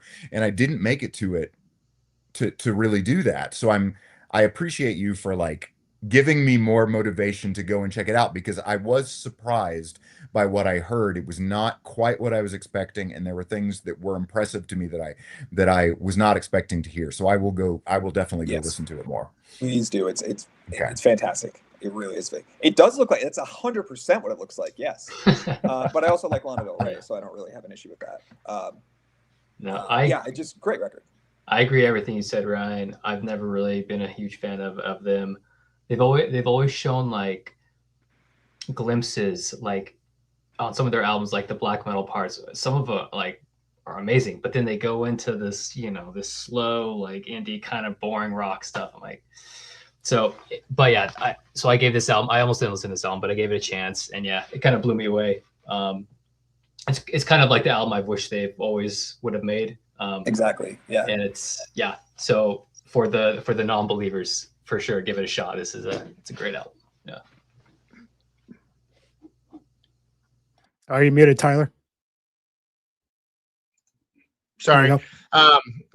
No, I need to go back and I need to go check that out, because I've been reading a lot of comments that people were saying it's kind of a callback to the Road to Judah album, as far as like the aggression and like the style. It is. I actually listened to them. I listened to them back to back, and like very comparable. Because I like that Road to Judah album. That album, it's good. Fucking crushes. And then yeah, like everyone else is saying, like after that, I'm just like, yeah, like Sunbather was so hyped, yes. and it just didn't. It never did it for me. Yeah. I think honestly, I think that record got a lot of people into black metal. Now, whether they still like black metal or stuck with the genre at all, who knows? But like, I think it was almost like that's why people hated it so much, because it brought a fresh wave of like black metal listeners, and obviously black metal fans aren't typically very welcoming. No, I'm shutting that gate. Fuck these kids. Yeah, and a comment on that, on your first pick, Ryan, that Enfogler. I reviewed that for Heavy Metallurgy, and I did a pretty extensive deep dive into that record. It's an incredible record, and it could have easily been in my list tonight. Actually, but I delved pretty deep into it, and it's all about the fall of Numenor. It's all pretty much like Second Age stuff. So, which, Tolkien largely did not write too much about the Second Age, but it does follow pretty closely the lore. I'm not sure how much of it, they might have like expanded upon. But if you read into it, it's pretty close to what we know about the fall of Numenor. Cool. And man, it's just amazing what they accomplished with that album. I mean, it's so like, there's just so much. It's like it's a symphony. I mean, it's like, that's the way when I reviewed it, it was like, this isn't black metal with symphonic elements. This is a symphony with a bit of black metal in there, like it's full on, and it really sounds authentic too. Like it sounds like a full orchestra,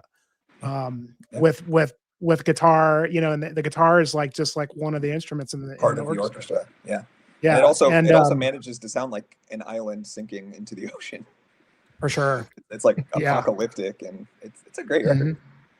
And it sounds like a Tolkien, right? Like the music sounds like it could have been, part of like, one of the movies or whatever. Like it really, like, when you listen to Summoning, like, that's Tolkien, but it doesn't necessarily, like, it sounds fantastical to me, but it doesn't necessarily sound like a Tolkien movie to me. Like, whereas this is like full on, like this is like influenced by like some of the great composers, it's just two guys. And I think they actually moved to Montana. So they're from Montana now. Oh, cool. But they kind of just like came out of nowhere. And I actually kind of exchanged a couple of messages with one of the guys in that band when I was trying to get their promo so that I could review it for HM, and totally cool dudes. Excellent record. If you're not into the more composed and symphonic stuff, you may not dig it, but I mean, if give it a chance if you like Tolkien lore. I feel like it kind of got slept on this year, but it's killer stuff. I definitely want it on a t-shirt. 100%. Do I want that album art and logo and all of that on a long sleeve, please? Yeah, and it's got everything. You can see the island of Numenor, and it's very apocalyptic, as Ryan said, and really kind of captures what ends up happening to the, essentially the fall of man in the Second Age, essentially bringing in Sauron, and he corrupts all the men, and, it is their downfall pretty much. So it's very timely considering the amount of money being spent on a TV show about the same thing right now. Indeed. Yeah, I have one of my Facebook friends is really into that album, the Enfogler, and I kept making the jokes. I was like, "Is there a guitar on this album?" It's so dense with the symphonics. Yeah, I was like, I hear black metal vocals, I hear some drums, but I hear no like electric instruments of any kind. Yeah. I think they intentionally did it that way. I feel like, because that's what it sounds like. It feels like this is going to be a full symphony, and we'll have a guitar in there, But it's and occasionally a blast beat in the mix. Like, yeah, for sure. All right. First round done. So next we got 7 through 5. So looks like I'm up, and my number 7, I could not deny this album.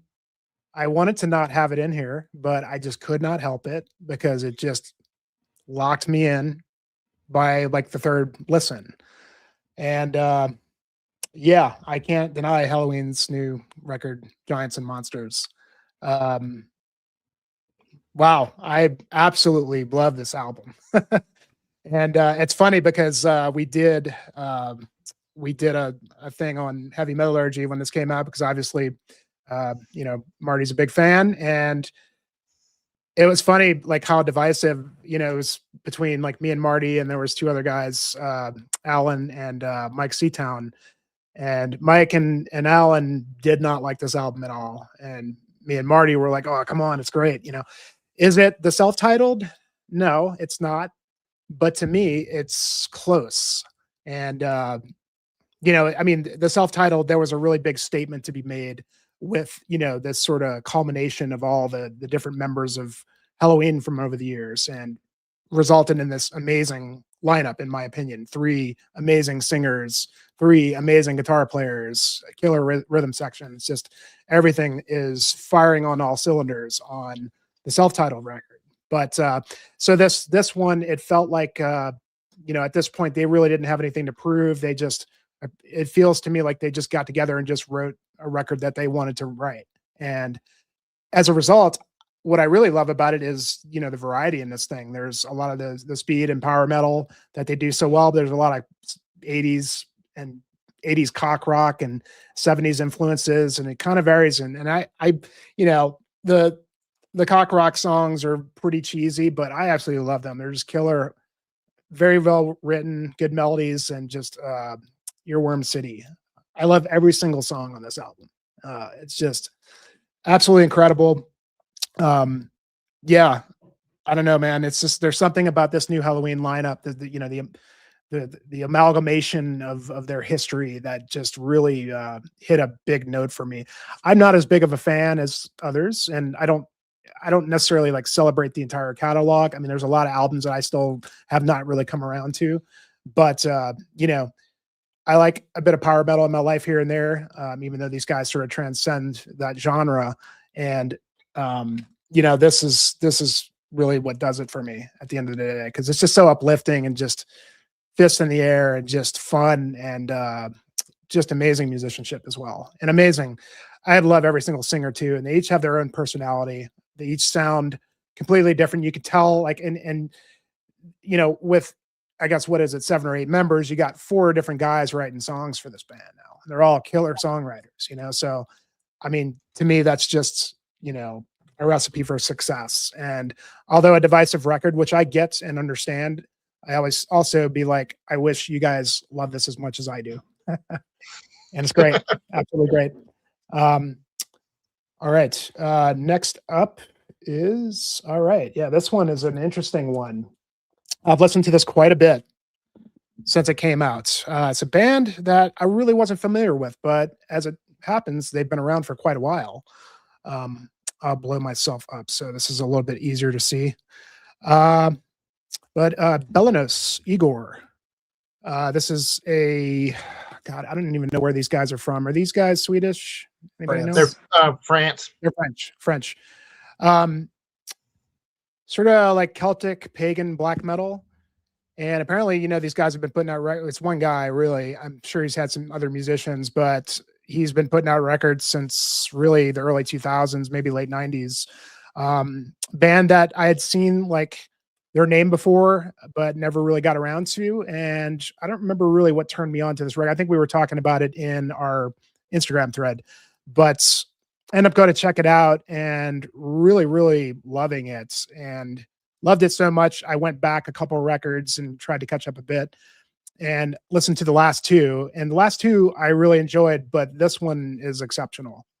In terms of just like the riffs and the songwriting, the ideas that he comes across just with guitar. I mean, it's largely an instrumental record, even though there's vocals. It's very much focused on guitars on this album. And it's quite a long album too, but it's a little bit over an hour. And typically long records like that, I wonder if it's going to lose me or not, but this managed to stay engaging throughout the entire thing. Very melodic, obviously black metal, but there's a lot of variation in the speeds. Like, it's not just like a blast fest. Like, there's very mid-tempo stuff. There's blasting sections. There's even slow, doomier kind of stuff. It's really a lot covering a lot of ground in terms of the dynamics and but the melodies as well. And if I had one complaint about this album, I feel like the drums are a little overproduced. It's a little clicky for me. I kind of wish that the drums would have been. It's a killer drum performance as well. I just wish that maybe it could have really used a bit of reverb just to kind of make those tom fills just sweeping and huge. Whereas this is kind of like, it's almost like they produced the drums to be more of a death metal album. But yeah, this one really, really won me over. I've listened to it quite a bit this year, and fantastic record for sure.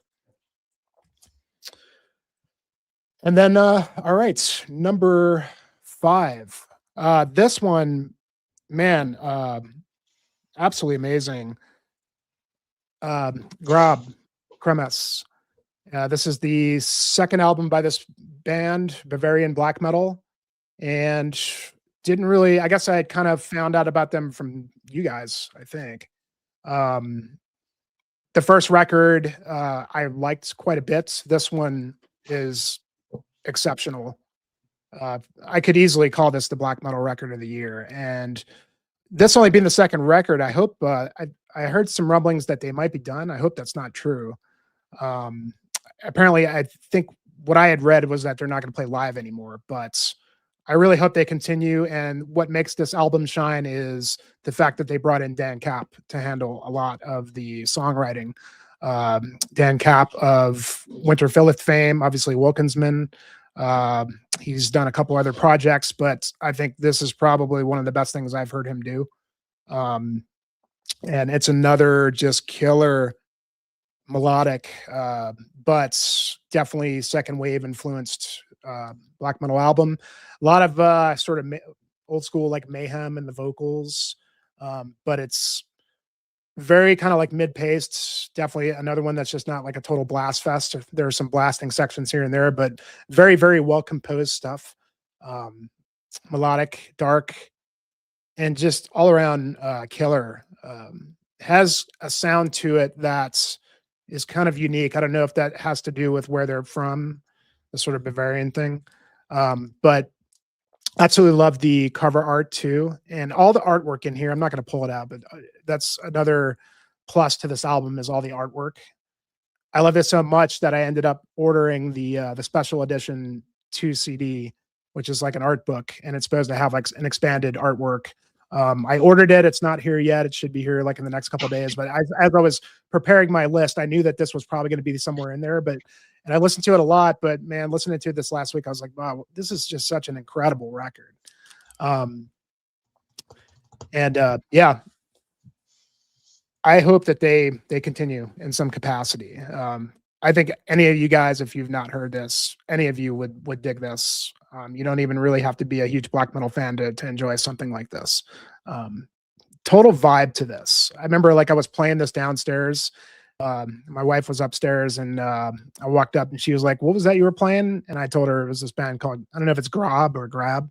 She was like, well, that's got a vibe to it, doesn't it? And I was like, yeah, it really does. Like it really has. It really kind of just hooks you in and very like, another sort of escapist kind of album, but fantastic. Hell yeah. Here's your art book. Oh, that's it. Yep. So you got it. Cool. Yeah. Yeah. I pre-ordered this as soon as I saw it coming out, and yeah, I mean, it's got the full page. Actually, what's cool is like every lyric has got art with it. And there's just really cool like live photos. No, it's a really awesome package for sure. And this is in my top 20. But yeah, this is the only time you're going to see this tonight. Cool. I'm glad you brought it out. Since you mentioned I ordered it. Yeah, and it's man, it's I don't know. It really, that Grab record really grabbed me for sure. No, it's incredible. It's really, really good stuff. Yeah, one of my favorite songs I think of the year. Wish I could tell you which one. It's it's like that one song, on that album. One of the kind of starts off kind of slower. It's like towards the end. Fuck, I don't remember what it was called. Are you talking about the instrumental one, or No, not the instrument. I think it's song number 5 actually. Yeah, I think it's Vom Grab and Moose. Yeah, that's one of my it's a great song. every single song on this is Yeah. incredible for me. It's a journey. It's and the vocals are just incredible. You know, he's got some of that Attila in there, some of that. You know, I would even say maybe Gull. You know, just some of the older singers. You know, just really vicious, but like so, just perfectly accentuates this amazing music. Yeah, I mean, again, I mean, this could have been top for me. I don't know, but I absolutely loved it. Yeah, that's really, really good. I Oh, like the that song one. with the dulcimer. Yeah, that's it. That with like kind of the dulcimer melody throughout. Da, da, da, da, dun, Yeah. dun. Yeah, it's awesome. That's kind of that's what I'm talking about, because it really has a unique kind of sound to it. I think Yeah. it feels to me like it's rooted in something in their, you know, their sort of where they live, you know, kind of one of those bands that sound like where they're from. I think it also sounds a lot like it was produced by Marcus Stock, the Imperium, one of the two guys from Imperium, but it has like the same kind of sound to it, like the same atmosphere. Yeah, that's right. Of that. Yeah, which I love Imperium so much. Yeah. I love the atmosphere that he kind of made that album. Yeah. Oh, and this singer, he sang in Dark Fortress. This guy. Yeah. Oh, it's Morion. That guy's awesome. He's one of my favorites. So he sings in that band. Okay, cool. I didn't know that. Is that what his name was in the band, or let's see? Well, that's the guy that sang for Dark Fortress. Okay, so I think he's also the dude in Alkaloid.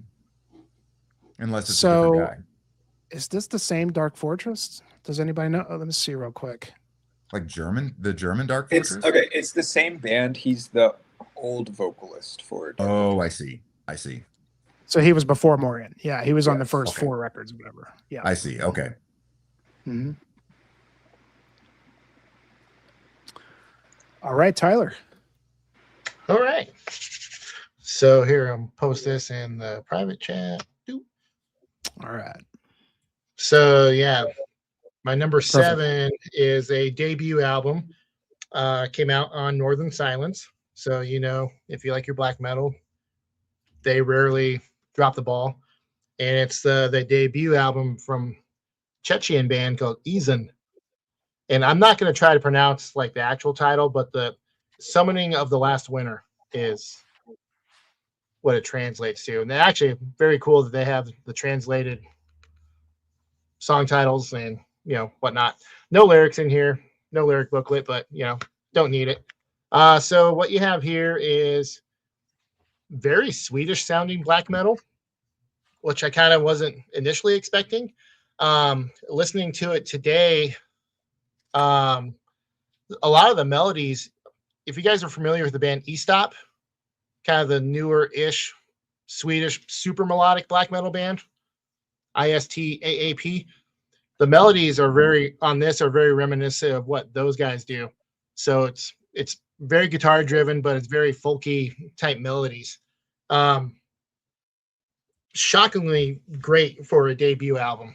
Like, there's no demos, there's no EPs or nothing. Like, he just came out of nowhere with this one-man band, and yeah, absolutely incredible stuff. Very easily could have ended up higher on the list, but you know, there's some heavy hitters coming, so didn't have room, I guess.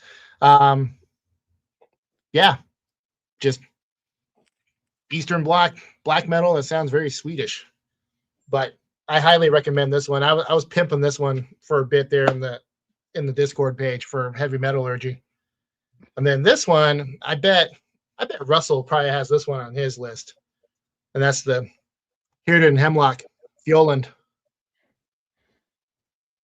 And this one here is May or may not have that. so UK project, both. It's a collaborative album.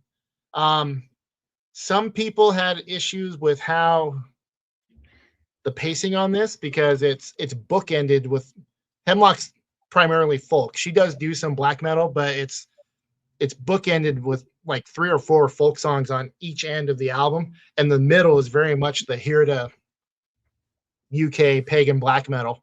But yeah, I couldn't get enough of this, and then I really wish, even though I had no way to listen to it yet because the failed Walkman thing, I really wish I could have gotten my hands on the Here to album that he also released, the Brett Valda.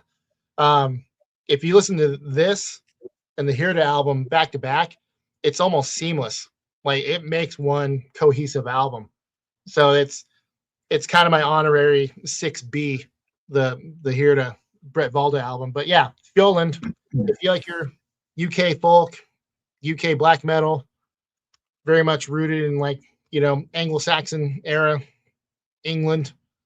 And yeah, super incredible, super good stuff. Love it a lot. And I'm sure Russell's going to talk about it later.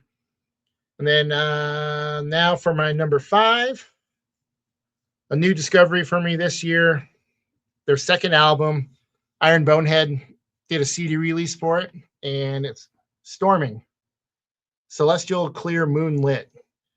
On the Iron Bonehead page, they're comparing it to bands like, you know, Burzum and Moonblood and, you know, the really raw, semi-melodic, heathen black metal. But this is 110% Branacald worship. If you're familiar with the Blazebirth Hall stuff, especially the older Branacald, like it's that super fuzzy, super repetitive, super droning, like Russian style black metal, but it's a US artist. And I mean, the logo has got a weapon in the middle of it. It's got a spear on this. The Branacald logo has a sword, and even the font for the album title itself, Branacald used this on all their albums. I mean, this is 1000% Blazebirth Hall worship.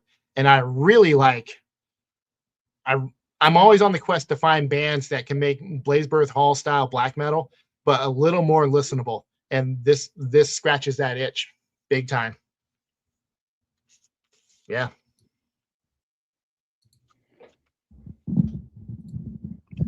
I've seen that picture. I haven't listened to that yet, though. It's good, but I mean, like I said, it's got the long drawn out intros, like, you know, 10-minute songs. It's got like 3 riffs in it kind of thing. Like, I mean, but it's far more listenable than the old Branacald stuff is. A little bit better produced. Yeah, some good picks of that. Eason, I had an awesome first listen of that album. That was on my the hike I did in Poland. So hiking and the Tatras there, I listened to that album, and it was pretty epic experience. Didn't make my list, top 10 list at least, but yeah, it's a really cool album. Yeah. Now, like I said, for a debut album, man, I mean, like I said, came out of nowhere and just smashed it. Yeah, good hiking album. Yeah, not too fast at times. Yeah, it's fast enough, but still like exactly. Stuff. Yeah, all 3 of those look up. That eyes and that cover art. I don't know how I won't like that just from that cover art. Yeah, I mean, the cover art's awesome. Just the hand on the axe, like yeah, the snowy mountains. It's so cool. Yeah. Well, like I said, summoning the last winter. So I mean, it's it's the totally like not cliche topic of death on a black metal album. And that Storming, I everything you talked about on that album, I'm not familiar with, like the Blazebirth stuff, but I got a promo for that album, that Storming, for Metallurgy, and I never got around to listening to it, but I remember looking at the promo and the cover and being like, and reading the description, and being like, I thank you for the reminder, because I meant to check that out and I never got around to it. Well, I kind of wonder if Iron Bonehead purposely did not mention that as the influence. Because if you go to the actual artist page on Bandcamp, he says it. He's like, yeah, the glory days of Brandon Calden Forest and Blazeburg Hall. Like, he very much is like puts it out there. But I think Iron Bonehead was like, well, even though they mentioned Moonblood, and Moonblood was kind of, they were running in similar circles. Like, if you know, you know. So I mean, I don't know. But yeah, it's absolutely 100,000% like Blazeburg Hall worship, and it's done exceptionally well. And this is, like I said, this is the second album. The first album's just as good, but that one's only on cassette for now. Yeah, Iron Bonehead, they usually put out some good stuff. I don't think there's a lot of stuff on that they put out this year I didn't get to listen to, but yeah, usually really solid albums. Same. Yeah. They get promos all the time from Iron Bonehead for Metallurgy, and yeah, I have the amount of promos they get, I'd never get around to checking out most of them because it's just constantly. But they end up sending a lot. There's another one of the Iron Bonehead releases that it just, in the last couple of days, I was flip-flopping albums, and there was another album that just about got into my top 10. But I was like, oh, no, I gotta stick with these. But yeah, I'm not sure. I guess it will probably be just right outside my top 10. But it's that Malakim album. I don't know if you guys are familiar with that one at all. It's got Andreas Nilsson from Nagelfar as one of the guitarists, and it sounds like the shit that Nagelfar should have been making for the last like 20 years. It's that style of black metal. Malakim, yeah, I remember seeing that. That name stuck out. I need to check Well, that one out. well, it's funny because I almost didn't check it out because the logo and the artwork, it looked more like a real dissonant style of black metal. But no, it's absolutely like late 90s No Fashion Records worship. And like I said, it just missed my top 10.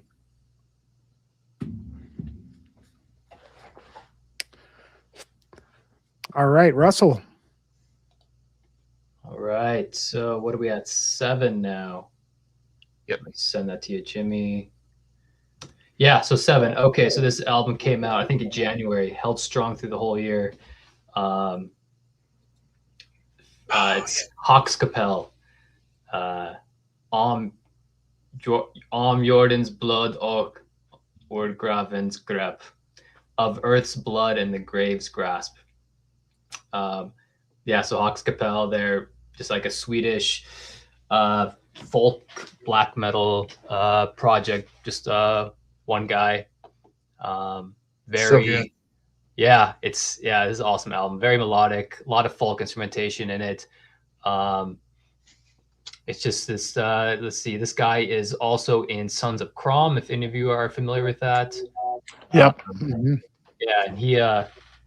Side note: This guy also put out a really great folk album called Seal, SIELUE. Great folk album. This guy has an amazing voice. He can go deep. He can go really high. His growls are awesome. But yeah, he has a great voice. He's like a really accomplished musician, apparently. But yeah, so definitely check out that folk project. That'll be in my top 10 folk for sure. I'll post it here.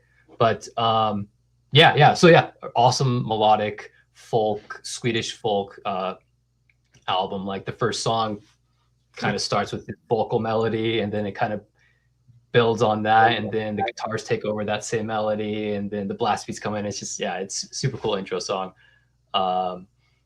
And yeah, it just kind of feels very the whole album, very much a black metal album, but it just feels like underlying kind of old folk vibes to all the songs. But yeah, very kind of traditional folk vibe to this whole album. But yeah. So yeah, very much black metal, but also very much folk influenced. So yeah, and very melodic. So amazing artwork and logo. Yeah, isn't it? Yeah, really cool artwork. Yeah. Yeah. So yeah, Hawks Capel. All right, number 6. We're going Dungeon Synth again. Actually, an album that, hey, look, I have a physical copy. Sweet. So this is Atlantean Swords, Iron Master. This is very kind of epic dungeon synth, kind of completely different than my last one I talked about, Bergtot. This is very much dungeon synth, very much epic, huge sounding fantasy synth. It's just like a fun album to listen to, really pumps you up. Yeah, like not lo-fi at all, very clean production. Yeah, awesome album. It's just, I think it's the guy's third album. Yeah, so he's all his albums have been great. This one kind of builds, so I think it's his best yet. So yeah, check it out for some epic fantasy synth. Atlantean Sword from I think Nice. England, I believe. Yeah. All right, and then number 5 we have. Oh, hey, look at this! These are the only 2 albums I own this year. So I'm absolutely obsessed with this art. I'll just show this right here. So, Oh, yes. yeah, look at that art, like the little spirals there. Yeah, so this is returning from my neck of the woods. This is their second album, Numinous. Keeping that, cascading black metal flame alive. Gosh, what could I say? This is their second album. If you've heard their first album, Severance, it's quite different. Their first album is actually kind of sounds a lot like this album, Diadem of 12 Stars. But this, their latest album, this one, gosh, there's a lot going on in it. It kind of has it's kind of one huge black metal song, and then the last song is another like 19-minute song. In between that, it's just kind of like an ambient piece and like a folk piece. So, it's I guess on the shorter side. My only maybe negative thing would be, wish there was a little bit another song. Hey, but yeah. So this one, a lot of different elements in this. A lot of black metal, some post rock, a lot of post rock elements in this. Post metal, very progressive kind of songwriting. The first song, very atmospheric, super atmospheric. It's straight up like nature worship, which is my kind of thing. So I am down with the content of the album, but yeah, it's kind of I would say more of like a brighter album. Like I listened to this a lot in the summer. It went well with like just the summer and the mountains and hiking and everything. But it's a very like emotional. It's a very emotional ride. Like the first song builds, it's very emotional, and then the guitars and blast beats come in, and the last song has this huge. There's these clean vocals at the end of the song from this individual, Mountain Hauler. I forget his name, but he has his own project called Mountain Hauler. He has a really awesome voice, and that kind of comes in on the last song, and it's just building and building and building to this massive crescendo. I don't know. It's an awesome album. It's very emotional. Listen, kind of in the same vein as, for me, like All Set. Like, I don't listen to it a ton because it takes a toll on you. Like, listen to it. I don't know. So, just an incredible album.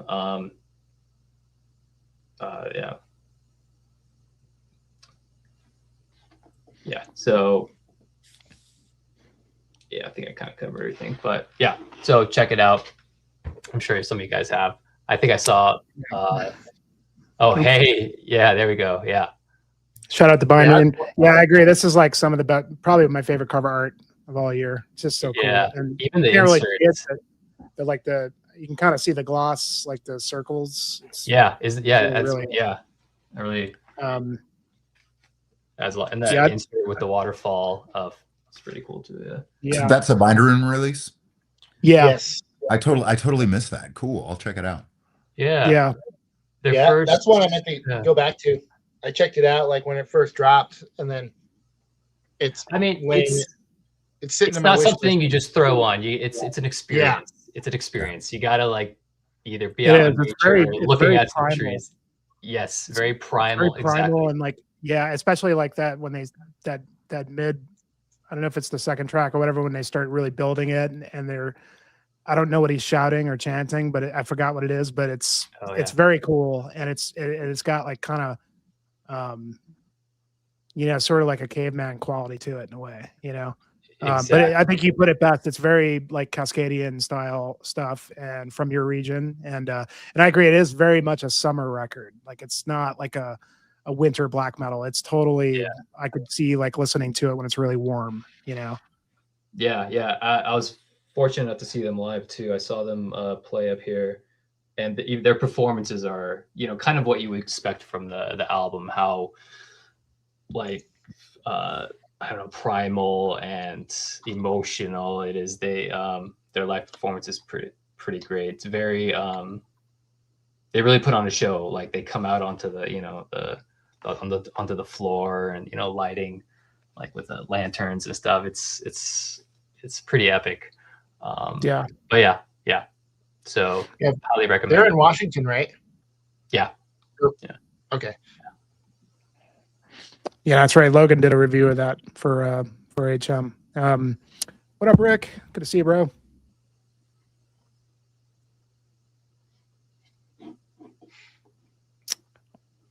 All right, then. I'm a coming. Okay. So my 5 through 7, if there were themes to my 5 through 7, it would be Northeastern Europe for one thing, which is different for me, I guess, a little bit.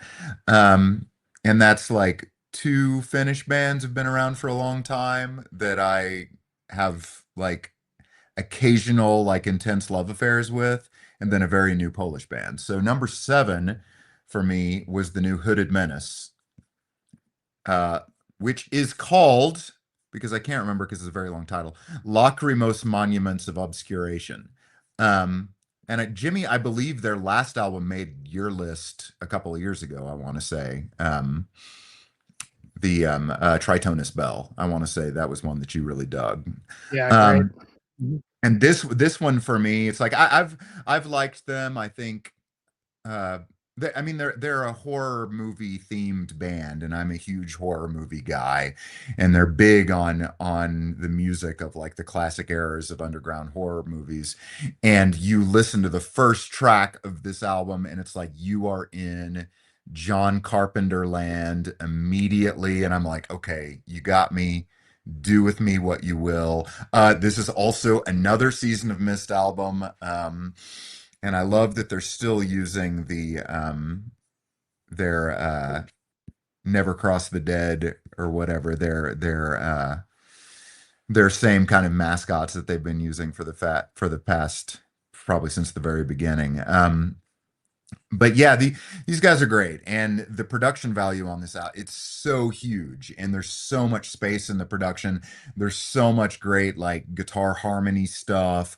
They're not, I don't think they're really breaking down any new barriers with this record, but I really loved it, and I had time to give it the time that it needs, and I kept coming back to it. And it was just a good one to put on driving around in my truck or whatever. And yeah, these dudes totally rule. I dig this album. And my number 6, similarly, another Finnish band that I've loved since I was like 14 years old, Amorphous. Their new album I found to be really, really fantastic. Borderlands. And they're a band that's like, if I have the time to give whatever their new album is the time it deserves, they never disappoint. I don't think musically there's anything that's really like, again, breaking new ground in terms of what they're doing musically, but they just continue to write exceptionally great songs super well. I'm a huge fan of Tommy Yotzen, their vocalist that they've had for the last 20 or so years. Um and I don't know, they're just this band that like they give me this warm and fuzzy feeling that sometimes my life needs. And this album, I really dig the cover. It's got like the Swan of Tuonela again from wonderful Finnish folklore. Yeah, and there's so many just fantastic, great songs on this. They continue to do some of the same modulations in their songs that they've done ever since Tales of a Thousand Lakes. You know, and this is just an album that I started listening to the day. Yeah, Tommy is incredible, and I think he's super underrated too. Like he's got an instantly recognizable both melodic and death metal voice. Like both, like I could tell it was him just hearing his voice, whether he's doing death metal vocals or whether he's doing melodic vocals. Instantly recognizable. He's got a real knack for melodies. I don't know how much he composes vocal melodies versus the main songwriters in the band.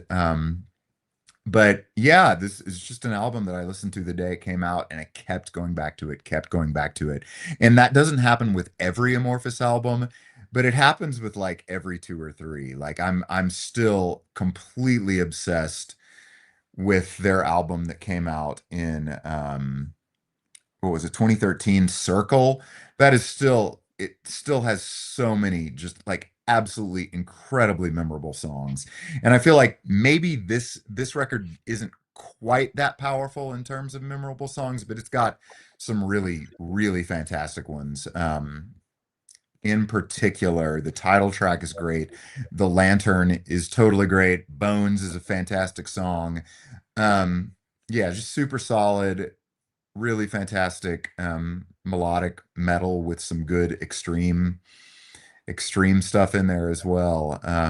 I just I've only gotten to see them perform at MDF doing a Tales of a Thousand Lakes full album set, which was awesome, and Tommy absolutely shredded the vocals on that. I would love to get to see them do a set of like newer stuff, because really everything that they've done since he joined the band back, what, like, geez, Eclipse, was that his first album with the band?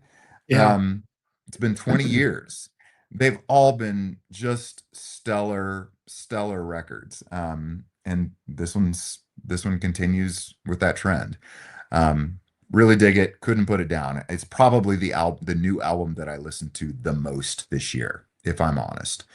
Um, so my number, what is this, five, is a band that is new to me on this album. It's a 20 buck spin record.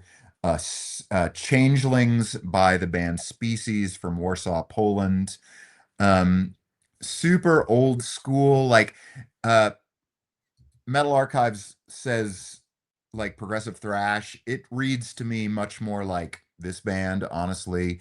It has a very like unquestionable presence, atheist sort of vibe in terms of being like super off the wall progressive and having a really old school production too. Like it's super there's a lot of air in the production. Like the drums don't take up too much space, the guitars don't take up too much space. There's room for everything. You can hear the bass super well, and the bass player's super active, a la Roger Patterson sort of bass player.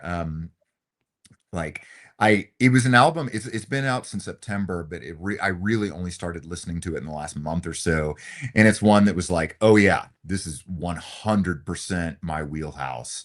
Like really super crazy progressive, um, all instruments going 100% all the time. A vocalist that has a lot of character, like super character filled vocal performance. Um, I love the cover. It's a little bit like maybe B level art, but I also really dig it because again, it has so much character. Um, I just found it really compelling. Like I want to listen to whatever this is about. Um, and it's super cool. This is only their second album. Um, I don't listen to a ton of Polish death metal, but the Polish bands that I have listened to in the past, going all the way back to Vader, obviously, are bands that I really dig. But this is a completely different sort of thing. And I have really was not expecting anything from this, and it turned out to be like one of my favorite things that I heard this year. There's even like bass solos in a couple of tunes. I'm like, yes, give me that. And there's room in the production for there to be a bass solo without it sounding like they completely changed what the mix was doing at that point, which I always dig. My old 45-year-old ears really like a production with a lot of space in it, a lot of air, where they're not just trying to fill up every bit of frequency range with every possible instrument they can. I really I really liked the sounds of it. So yeah, Species from Poland. Check it out. If you like Atheist, anyway. Nice. Yeah, that's one I've slept on. I've heard a few other people, got people in the chat all saying it's great. Yeah, kudos to getting the Hooded Menace title correct on your first try, because it seems like a lot of people. I I have think another that's correct. window I'm not sure. open with the Metal Archives thing. So I was only reading. I was not, this brain does not keep up with those sorts of things at this point. So I appreciate the trust that you have in me as a friend, but I'm sorry to take advantage of that. It's pretty much the best I've heard anybody pronounce it, and that's the way I would have if I would have been able to sit down and think about it for a second. So Well, I yeah, essentially stand up in front of people on stage and read for a living. So, yeah, if I can do it with notes, I can do it with just words. So, for sure. What's up, Roger? How you doing, bud? Yeah, and that Hooded Menace, that one's better than the last. Yeah, it's better than the last one. You think you like it? You like it more? Yeah, yeah, and I love the Depeche Mode cover. Oh it's yeah, great. totally. The production is just What? absolutely Yeah. immense. Like it's so huge. It's Well, it's funny so because they huge. put it in the middle of the record too. It's like, Yeah. I remember, like, I didn't know that that's what they did in the middle of it. It comes on, and I'm like, man, it fits with the album, but it's like for a second I was like, is this? I had to look it up, and I was like, oh wow. It's a very Voivod thing to do. Like have so much I'm confidence in sorry, your cover. Duran. I'm sorry. Yeah, yeah. To like That's have even so weirder. much confidence in your cover that you don't just tack it on at the end. You put it in the fucking middle of the album. Go for it. And I love that. I love that when a band pulls that off in that way, especially a death metal band covering Duran Duran. I mean, give me a break. Like that's a ballsy move.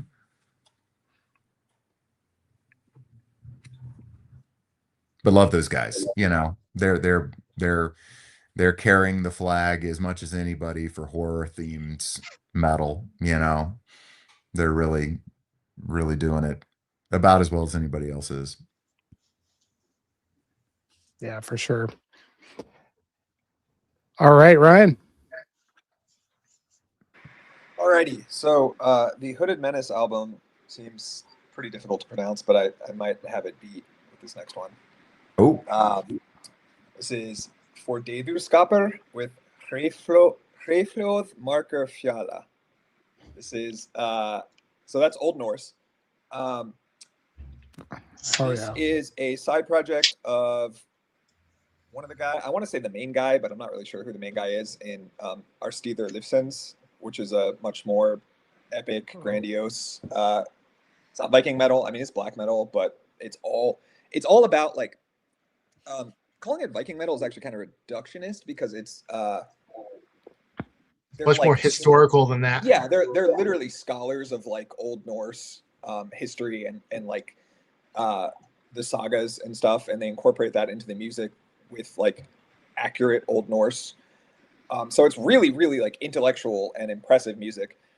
This project is basically if you took all of the extraneous is not a nice way of putting it, but all of the sort of flowery world building stuff out of Our Steeder Lifsons and just made a black metal record.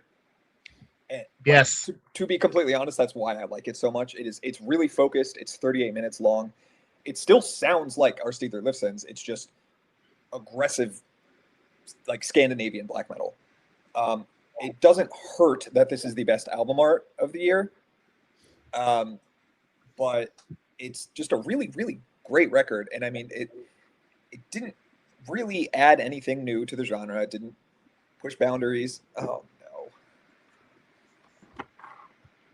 Disconnected. Oh, Can you guys hear me? We could still hear you. I can hear you. Yeah, you're You good. know what? I'm sorry. Yeah, we can hear you.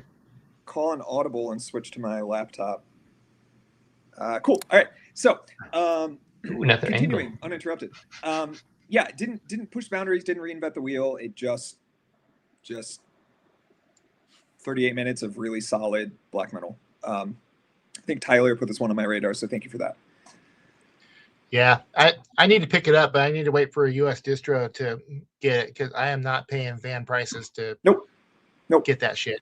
Nope. Good record, but probably not worth $45 or whatever that would cost. I really want it because I was like that. This Yeah. absolutely would have been on my list, but it's like Van doesn't really do the Bandcamp thing, and well, actually, no, they do. I have it on my Bandcamp, but Yeah, I did, and then they put it on Spotify like 2 days later after I bought it. So whatever. Say la vie. Number 6 for me, Tyler, is also Hemlock and Hirda with Fairland. Tyler covered this one pretty well, so I won't belabor the point, but this is a hybrid folk black metal record. The black metal on the record is very stripped down. Raw probably isn't quite the best way to describe it, but I mean, it's certainly not polished.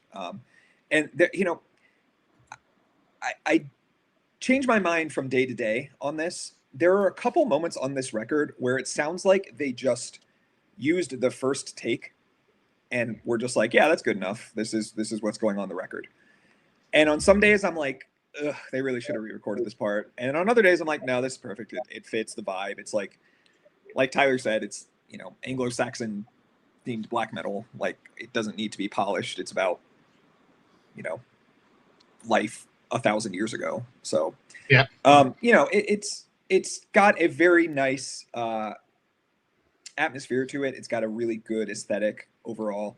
The clean vocals work really well, and it's just really cool because I think Russell showed me Hemlock a couple of years ago, and then lo and behold, she just like pops up on a black metal record. So it really was a very like fortuitous timing for this record to come out. And yeah, this is a really good one. And outside of this chat or this group of dudes, I didn't see people talking about this record. So definitely recommend checking this one out if you like pagan black metal, folk black metal, or just folk in general. And then number 5 for me is Shagor with Licksalver. Shagor is a Dutch black metal band. This project is related to a couple other Dutch black metal bands. Most notably for me is Ossert. I'm probably not saying that right, but it's that is a solo project of the dude who sings in this band. And he does this really cool thing where like he has these, you know, very like spectral, ghostly black metal vocals, but he also has like high operatic isn't right, but high like dramatic vocals, like falsetto vocals, but they just work so well. And I don't know why that is, but like for me, they're just so transportive. They remind me of like it just makes me think of Halloween, but like not in a cheesy, like forced way. It's just very like spooky and spectral. And I mean, on top of the vocals, this record just has really great riffs, like very, very catchy riffs throughout. And it's like 40 minutes, so it's pretty focused. Dutch black metal is honestly not like a style that I'm crazy about, to the extent that you can even generalize about a country's black metal scene. I do think Dutch black metal kind of does have a sound, and generally I'm not crazy about it. It can be kind of bright and like maybe like over melodic for me, but this record just really threads the needle It's very, I guess, honestly, spooky is the best word I can come up with. It's just a really good one, really, really good record. And another one I didn't see people talking about too much. Not that this is like some kind of well-kept secret, but I just didn't see this record getting a lot of love, so I definitely wanted to highlight it. Yeah, that one is one that I've meant to get around to. I just haven't done it yet. It's well worth your time. I think you would like it because it's not super like it's obviously not dissonant, but it's not super polished. It's not post black metal. I mean, it's just straight up black metal. Like, I think you would dig it. Yeah, I saw a few people like in my Facebook groups I'm part of. They brought it up, and I was like, oh, that looks cool, but 700,000 releases every day. Like, you can't pick and choose what you listen to. Yep, understandable. Yeah, haven't heard that one. Yeah, I remember the first time we did our first stream, Ryan, you showed that Osert record. Yeah. Oh, which good memory. Was wow. Great. It's amazing, and, right? His and I've so completely unique. forgot about it. I need to go back to that one because I remember really enjoying that one. Oh, wait, did you say this is the same guy? It's the same vocalist. Ah, okay. Yeah, I remember that album. Yeah. It's so unique. Like, it sounds like nothing else. And then I'm listening to this record and I'm like, this guy's ripping off that other guy. And I'm like, okay, no. It has to just be this. It has to just be the same guy. And it was. Yeah, that's a cool album. That sorry. Yeah. Yeah. I haven't listened to that in a while. And that first one you showed, I for sure need to check that out because I love me some Arstadier lifts and it's a fantastic record. It's very focused. Like, it's just, it's very much Cliff Notes version of Arstadier Lifsons. Yep. That'd be welcome because as much as I love that band, I'm pretty much never in the mood for them because it takes so much commitment to get into. Oh my, yeah. It's like 2 songs, 65 minutes. It's just like. Yeah. All right. Well, we're down to the last 4. So everybody joining, we went through, we kind of tripled up on rounds. We did, 3 each round. So now we're going to kind of delve down a little bit deeper. And by the way, Roger, good to see you, buddy. I'm sorry I mispronounced your name. As soon as I saw it, I said Roger, but I know it's Roger. So it's good to see you, buddy. Thanks for joining. All right. So, all right, number 4. Man. So this record, fairly new band, and a little bit of death doom or funeral doom, as it were. And well, I'll go ahead and show it. Orometz, The Sinking Isle. This is a band, 2-piece band from Sacramento, California. I reviewed this for HM a couple months ago when it came out. And yeah, I mean, I really loved this band's debut. Jeff's probably going to give me shit for choosing this over the new Evoken record in my top 10, which is a great album as well. But in terms of this sort of funeral doom, death doom style, it's a much more atmospheric band. And the way that they do death doom, I haven't really quite heard anybody do it quite like this. Maybe it's definitely more along the lines of Mournful Congregation. But I would say it's a little bit more accessible than that band, even though the songs are just as long. I mean, it's just 3 songs. The first track is 20 minutes long, and that would normally turn me off and it might turn other people off. But it's a rare thing if you can keep somebody's attention for 20 minutes. And I think that it just kind of goes along with how these guys just build, and they build and slowly layer things upon layers. And I really went into depth about this on my review. If any of you watching, go check out Heavy Metallurgy, and you can see my whole in-depth review about it. But obviously, a bit of Tolkien artwork there, another Ted Nasmith album painting. It's funny that Ryan was talking about that Enfog Lyria record, which is very much based on the Second Age and the Fall of Numenor. Well, it's kind of what this cover art is too. That's pretty much Numenor right there. And but the interesting thing about these guys is they draw upon Tolkien as an influence, but they're not sort of cosplaying as Tolkien, like elves or something like that. Like they're literally just kind of using it visually to kind of like sort of put forward more like modern, like realistic kind of emotions in terms of like the subject matter of the songs. But in terms of like the death doom here, it's highly melodic, and in a lot of ways, like funeral doom can be really a bummer and a downer, and it's very funereal, very it's just maybe like depressive in a way, whereas this is like there's a lot of more of an uplifting kind of feel to this music in the way that they build it. And one of the things I said in my review is that in a lot of ways, like these guys remind me of like it's as if Paul Bearer just went straight death doom. Like that's kind of what they sound like to me, because a lot of their melodies and a lot of their like sort of the guitar tone kind of reminds me of that. And then as a result is very, very interesting in the way they do it.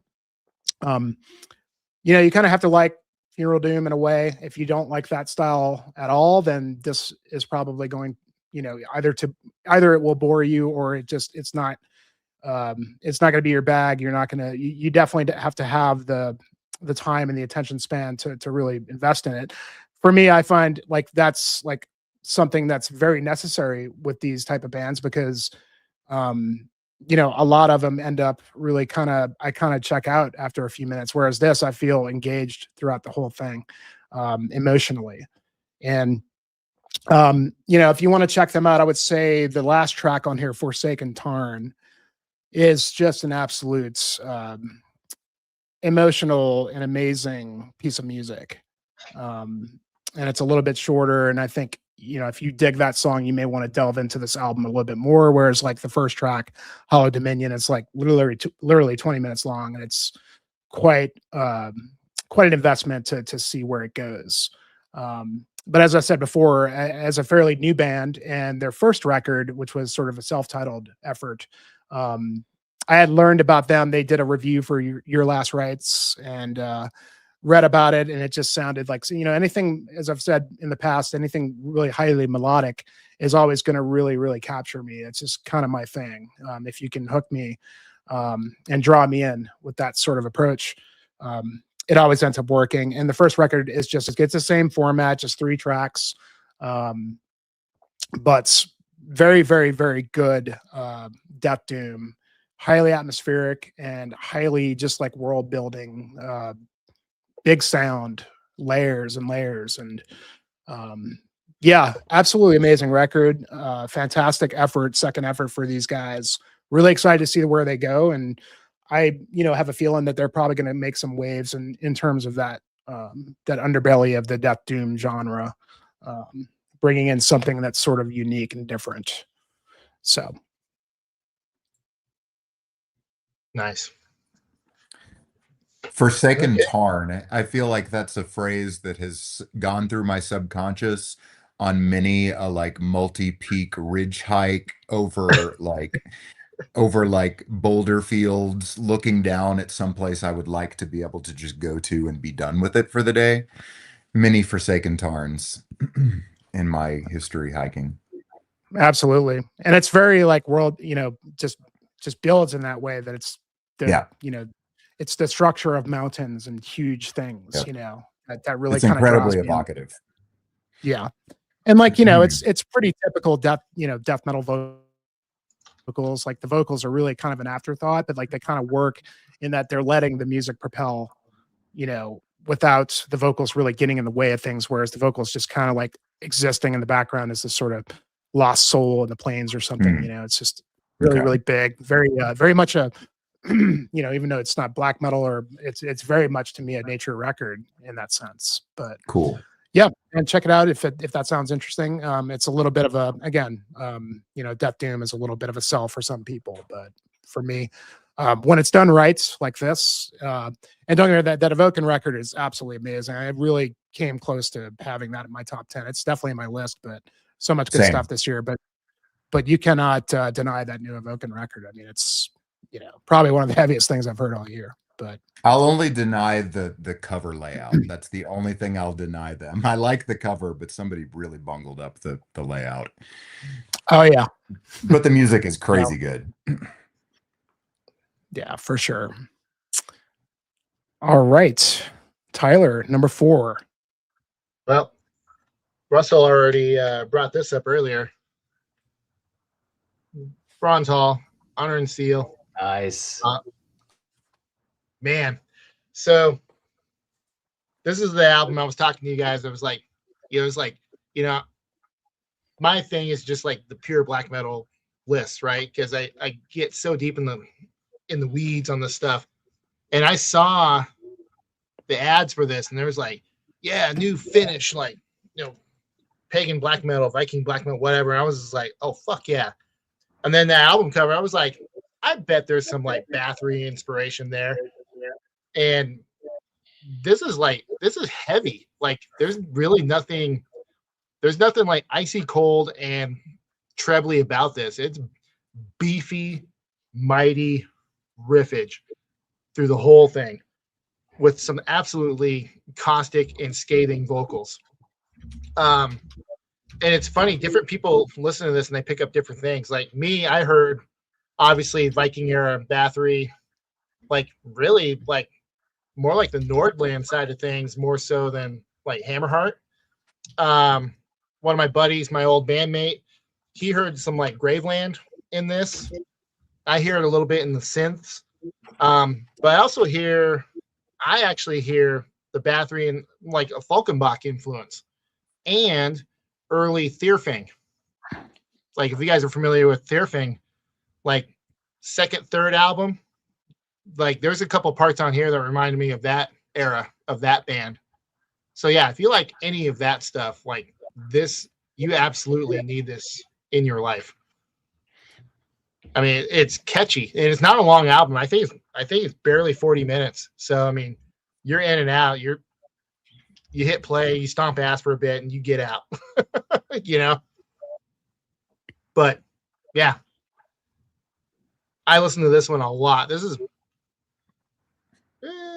yeah, I think these next few albums are the ones I definitely listen to the most this year.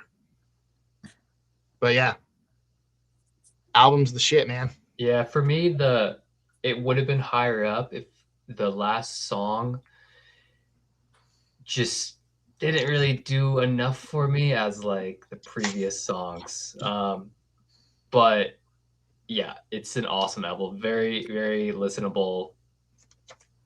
Well, it's funny.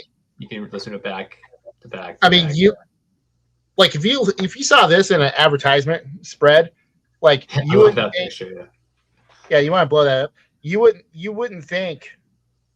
Now you look at this, you wouldn't think like heavy, kind of almost heavy metal inspired, like beefy riffage. Like you would think it would be some like trebly ass modern day raw demo of some kind, but no, very much not the case.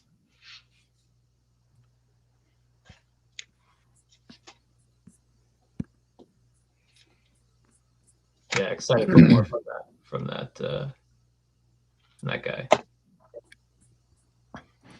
And also, everybody's jumping in. Oh, that you're good. Another debut album. Yeah. Cool. Have you heard his other stuff? I think he's in another. Yeah, I checked out. I can't remember what it was called. Yeah, I hadn't heard of it. I think it was pretty, if I recall correctly, it was pretty atypical black metal stuff. Okay, yeah. But no, like I said, it's just the beefy. I mean, it's like, you're holding chords and just like just, but heavy. It's a down, like he's down tuned. Like he's not playing like a standard tuning. Like, wow, it's definitely a down tune. It's kind of doomy. It's almost like you've got a doom thing going on. Oh really? Yeah, super doomy. Yeah, for sure. Yeah, very melodic, very doomy, fun. Yeah, album. Yeah. But yeah, the vocals though, vocals are straight acidic. Like they're nasty vocals. Anyway, Hells yeah. What's up, everybody that's joining in? Good to see you, Wade. Eric, man, what's going on, buddy? It's been a while. Hope you're doing well, dude. All right, Russell. Yeah, hey guys, I wasn't ready for that, but Now we're doing one-on-one rounds. So yeah, okay, we're number 4, yeah. Yep. Okay, number 4, yes, awesome album. Probably one of my favorite bands, metal bands. It's Mesa, The Spin. Oh yeah, Yeah, so it's on my list for sure. Yeah, it's just they're just a great, solid album, and yeah, this one is very different, right? I wasn't expecting this one at all. It's their 4th album. Their previous one, I didn't really super get into. I like it now, but it took me a long time to get into it. Yeah, so, Mesa, they started off as like a traditional classic doom metal band, their first album.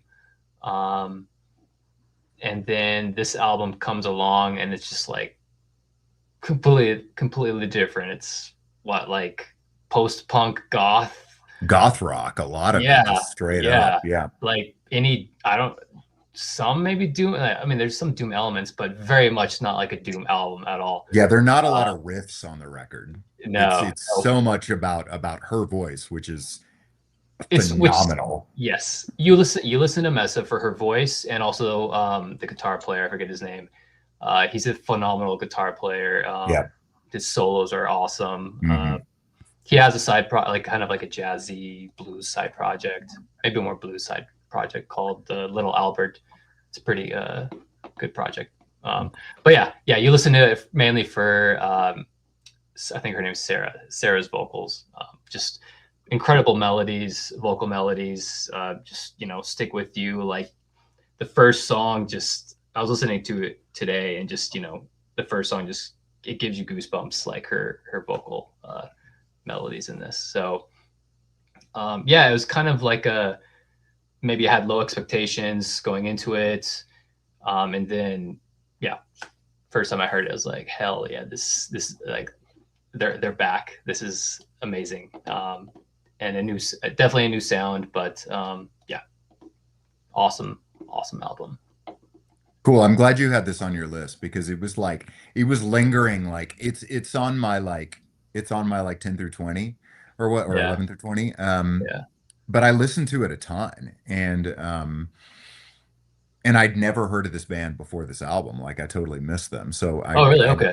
I need to go back. I need to go back and check out their earlier stuff, especially if they're coming from more of like a doomy sort of place. Like this album compared to their first album, like night and day. Yeah. Okay. Cool. Yeah. Rick's I a big like fan this of one a that lot album. for not really being so much a metal album as it is other things. Yeah. But she's just such a good singer.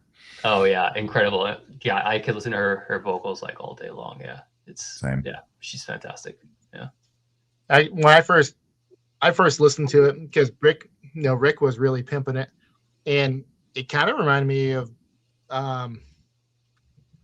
like Nighttime Birds era Gathering, like the vocals.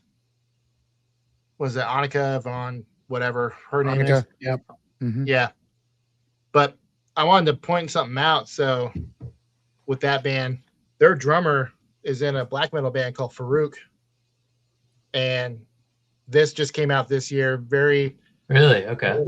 When I say folky black metal, it's not a typical folky black metal. It's a very dark and dreary type of sound, and this is another one that was fighting to be on my top 10 for the year. There's a few blast beats in this Mesa album, but same drummer though. The drummer for that is the drummer on this.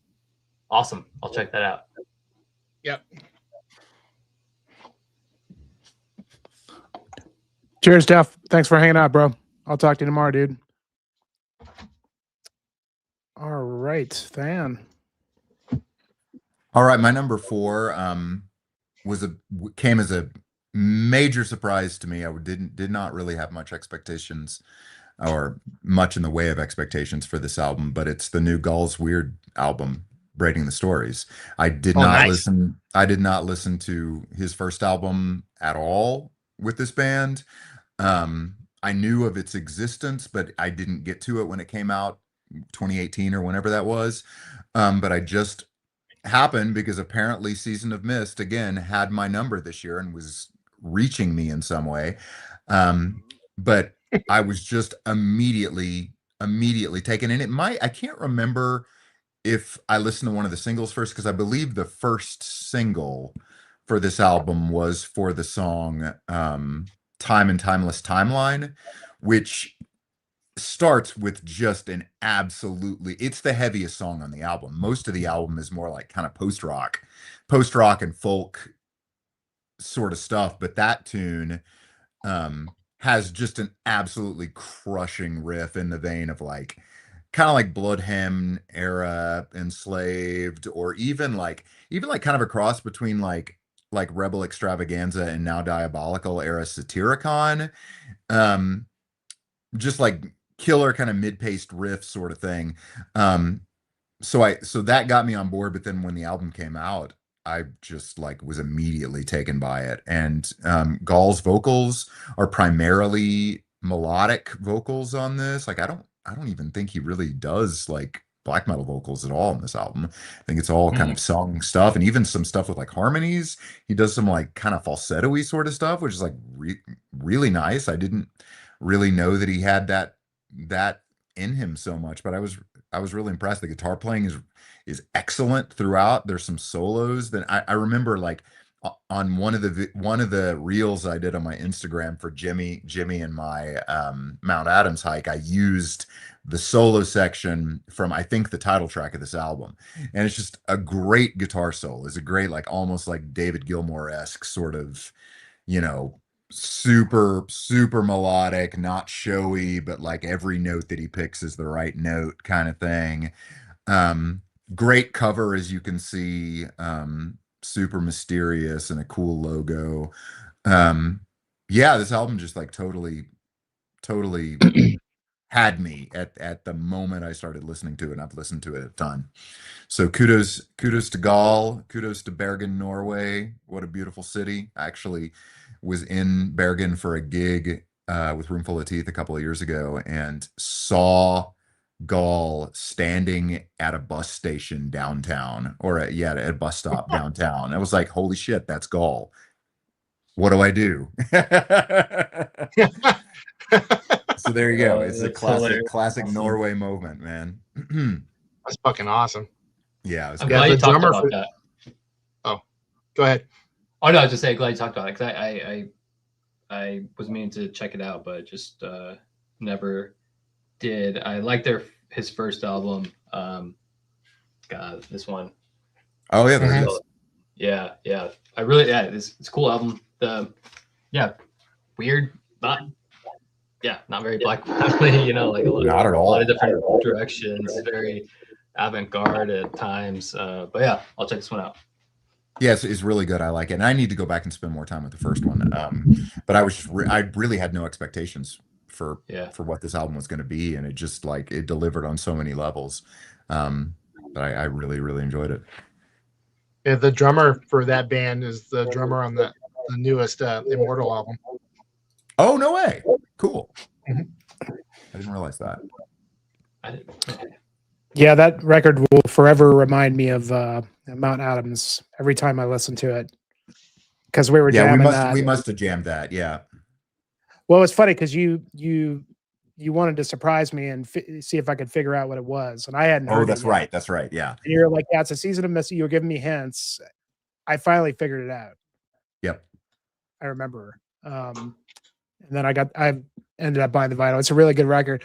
You didn't want to get the vinyl pressing with all the hair in the vinyl. Oh man, Did you see that?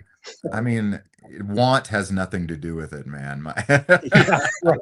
I like have no physical copies of any of the things in my top on my list. Like I'm just buying so few physical things, you know. And it's just from my vagabond lifestyle, it's harder and harder to make it work. Well, and I knew that. That's why I was just like, but the hair of the vinyl was like the special one. You were like, you gotta get that. It's something that I need, so it's a shock that I didn't spring for it. So I'm not sure if it's actually Gall's hair or not, but I don't know, man. and it's kind of braided in a way, but I don't know I wouldn't put anything past that guy, man. What a legend. for sure. Yeah. Good pick. Yeah. Gall, yeah. what a guy. What a crazy guy. Yeah, I just keep thinking about that Vice documentary or the Vice interview with him. That it's was like my one of the first most intimidating things I've ever seen on camera. That was my first absolutely. exposure And to those black guys metal, were yeah. so like, oh my god, such babies about it. Oh yeah, totally. Well, it's Vice. So good though. Satan. After like 5 minutes of him swirling the wine Freaking my glass, tea, like, but yeah. Oh, here we go. Wine. There we go. Yeah. Satan.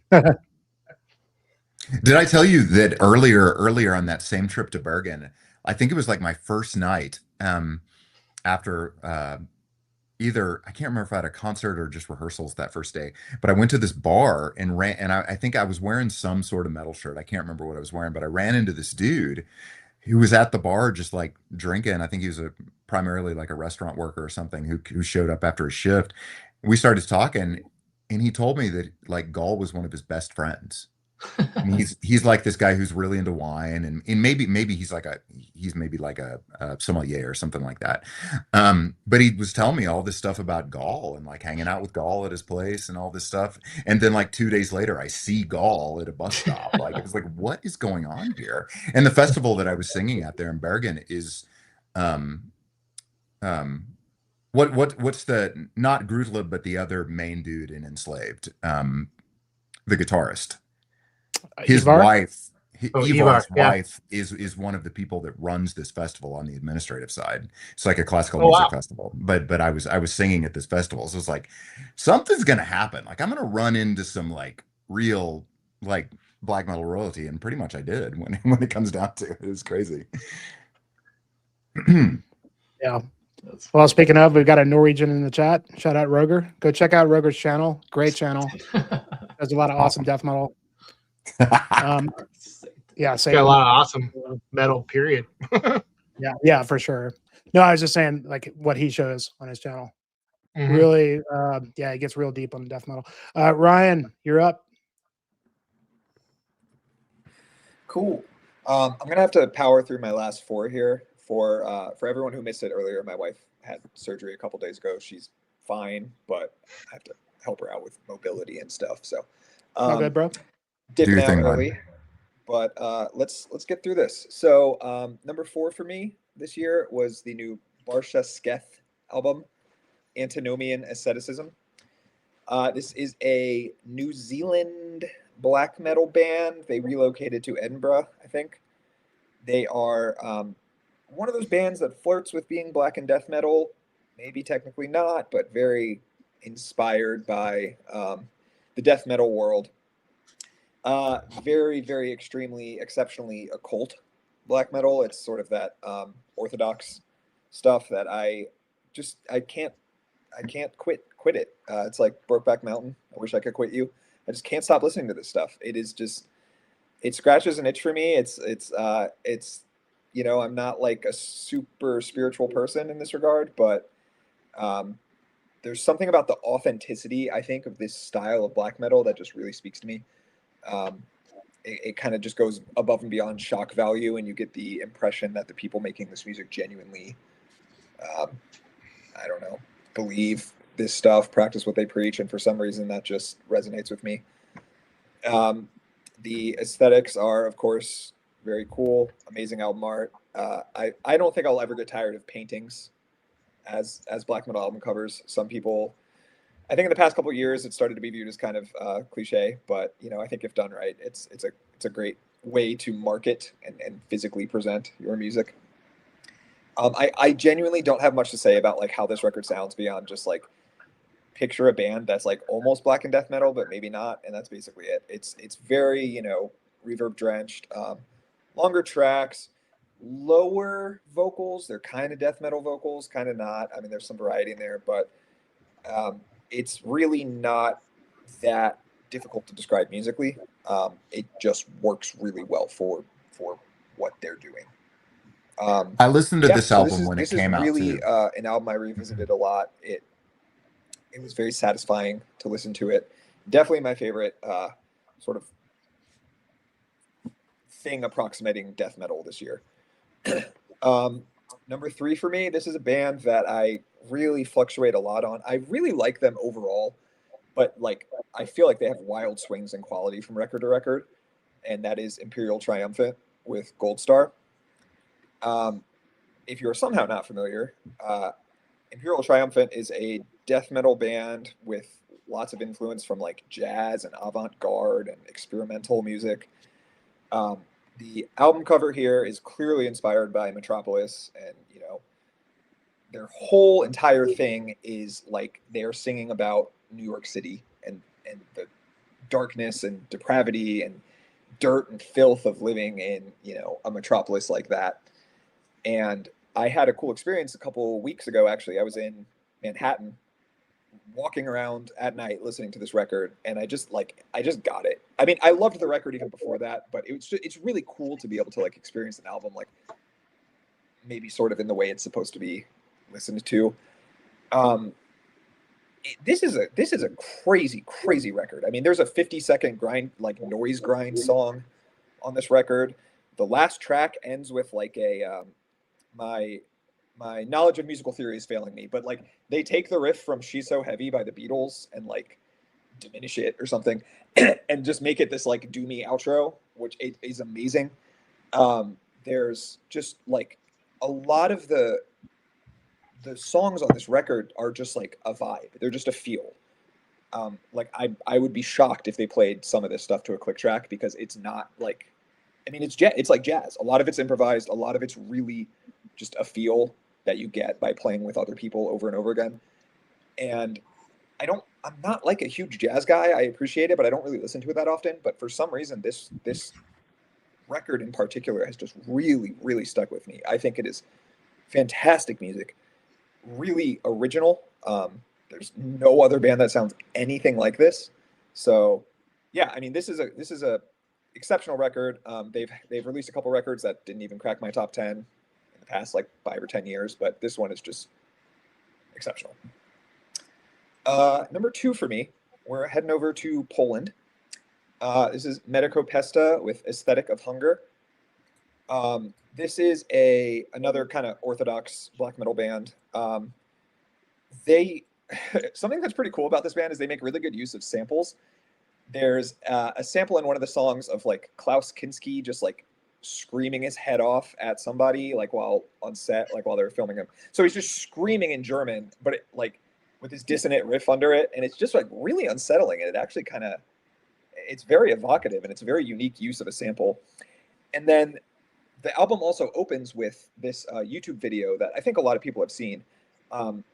It's this like claymation, like I think it's like the Adventures of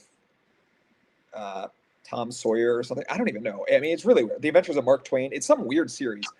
And you know what I'm talking about? These kids like meet an angel, and they're like, "Who are you?" And he says an angel, and they're like, "What's your name?" And he says Satan. And so like that's like the sample beginning the album. And as soon as he says Satan, it just goes into this like groovy dissonant riff. I don't know. It's a really cool way to start a record. Pretty unsettling. But yeah, musically it's very dissonant. The sort of thing Tyler I don't think would like at all. It's all about, you know, minor seconds and chromatic runs and just like really unsettling, kind of disjointed, off kilter. There's like a waltz at the end of track 4.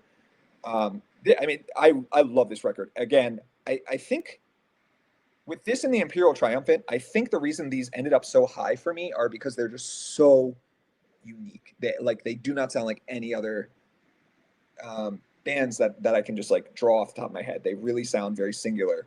And I think that's so important, because when you have, like we've all been talking about, when you have literally hundreds and hundreds of records to consider every year, having a like unique sonic or at least visual identity is so important. So these 2 records really stuck with me for that reason.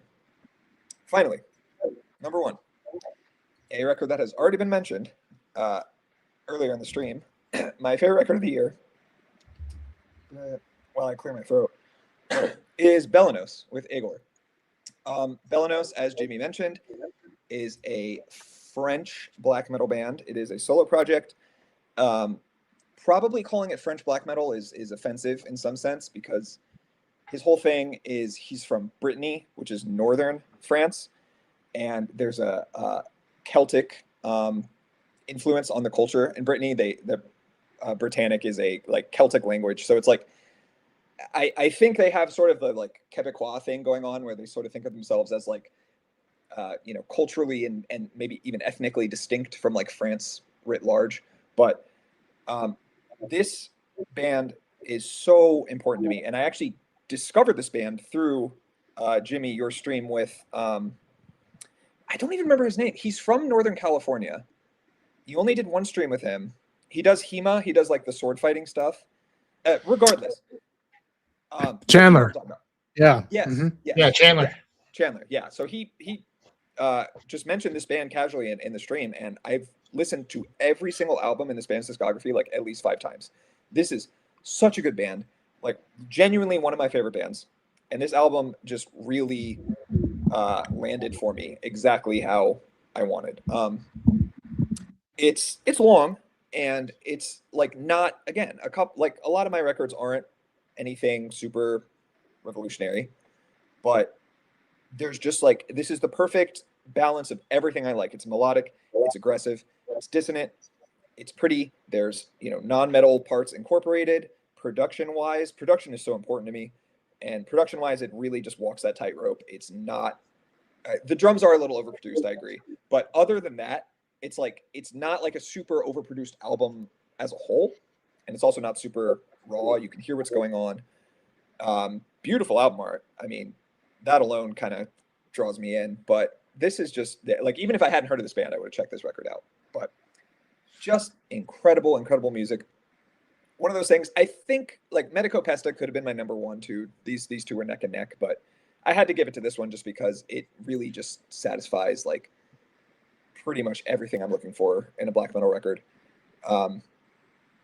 Yeah, it's just a great one. And I'm so happy that bands I love this much are just consistently releasing good music. So yeah, my top 5 make me feel very spoiled.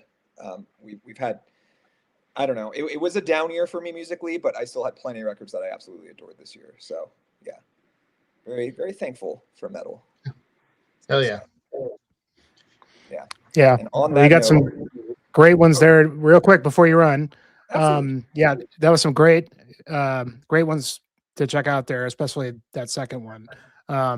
Dude, this Belenos record, some of the best riffs all year for sure. I mean, he really has a great ear for melody. It's like lots of very I mean, I guess like genre wise it's not that unique, but like he has a lot of riffs across all of his records that aren't like, they don't sound derivative, they don't sound like he's trying to sound like another band. He does a very good job of like creating, I think, unique melodic ideas and unique riffs, and yeah, just very impressive too from a solo project, because it'd be very easy to just kind of peter out, I guess, and lose inspiration. But it seems like this guy's just really got a bottomless well of inspiration and motivation to keep making black metal. So I admire that. if you had one other Belenos record that's like essential, which one would you pick? Argoat. Okay, that's the last one. Yeah. 2019, yeah. I actually like that record more. Okay. But I didn't hear that record in 2019, so it like wasn't on my year-end list. But yeah, that one's just that's a desert island record for me. No kidding. Okay. Yeah, I have all the Belenos. It's great. Yeah. Yeah, it's killer stuff. Like this newest one is like, I liked it, but I didn't like it nearly as much as previous albums. Yeah. Like the but I think and it's probably just a hang up on my end, because the way he approaches melody is so distinct, and this album sounded so much darker to me. Like it wasn't it wasn't like the really soaring melodies. It was just it was more subdued and like a lot darker sounding. So I was waiting for that explosion, that real like bright sounding and it never happened. And I was just like, well, that was cool. Like, this is good. I agree. Would you say it's like less pagan almost? Like it's less like Yeah, I think that 'cause- maybe that was the other thing that bothered me about it. But it's still really good. Again, like we're talking about with other bands like Havakruno, it's like a Down album is still better than most other bands' albums. So it's like exactly. Yeah. Right on, man. Well, does anybody else have anything for Ryan before he bounces? Thanks for the recommendations, man. Yeah, man, I that's can't. great. There are a whole bunch that I'm Likewise, I excited agree, about checking I agree. out. I'm The reminder. I'm always to a little check- reluctant. You know, when I have to leave a stream early, I get upset at the idea that like somebody else may mention one of these albums, and we can't have a nice long chat about them. But I'm assuming probably those ones are just for me. So might be lucky this time. no, you're safe on my Yeah. end anyway. Perfect. Yeah, you're I have. not a huge Imperial Triumphant fan. I'm shocked. Yeah, I had a couple coming up. I was curious to see what your thoughts were, but you'll watch the replay. Of course. Make sure yeah. you do, Yeah, and I'll probably watch let the us whole thing know. again. Yeah. Yeah. Dude, it's gonna get crazy right when you leave. Yeah, you're gonna want to watch it. But I'll definitely drop my comments so everyone can be apprised of how I feel about all your choices. Yeah. And make sure Our you thoughts are comment going- with your. Yep. Go ahead, Dan. Our thoughts are going out to your wife for a recovery for I think sure. you're muted. Oh, whoops. Am I? No, he's not muted. Oh, I couldn't hear him. Weird. Huh. Okay. we're saying tell Rachel, give her our best. Thank you so much. I definitely will. Yeah. Mhm. Cool. All right. Cannot wait to see what picks you guys have coming up, and always great hanging out with you guys. All right, Oh Ryan, yeah, buddy. dude. take it Cheers. easy, man. All right. Have a Take good care, night. bud. Later, dude. Yeah, All right. I had an old man technology moment and backed out of the.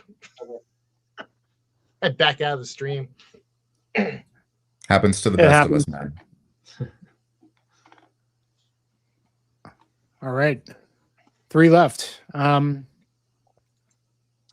Russ, you called it. I mean, there's not much. Hey, Well, honestly, this could have been number 1 this year easily. And everything you said about it was pretty much, the way I feel about it. I mean, I went back and checked out some of the earlier stuff, and I haven't really quite warmed up. This is quite different than the last album. And I know, like Rick's in the chat, he was really big on the last album last year or 2 years ago, whatever it was. And Rick and I think it was Alan did a review of this and checked it out. I remember seeing the cover art for the last album and really, really digging it. It's got the natives like kind of looking different Yeah. ways on the camera. It's such their a hair cool swinging. picture. Yeah, Yeah. But this, I mean, this is just phenomenal record. The vocalist, she's amazing. Absolutely amazing. Every single song is so good.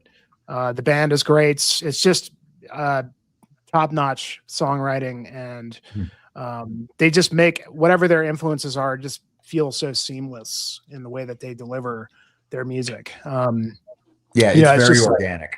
Totally. Yeah, It feels completely. very And organic.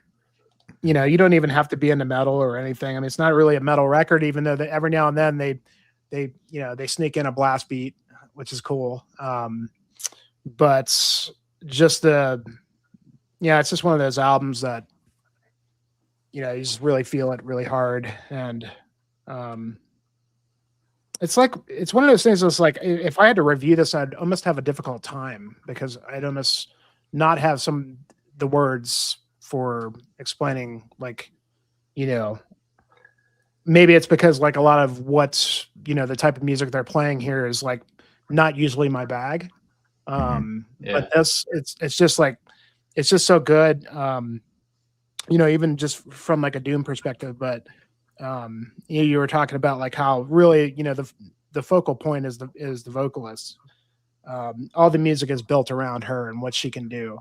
But the music itself is just so good. And there's some really great solos on here as well, even though the guitars are like kind of more just, it's not like riffy. It's like kind of more like just like a blues guitar style or whatever, you know. Exactly. But then they yeah.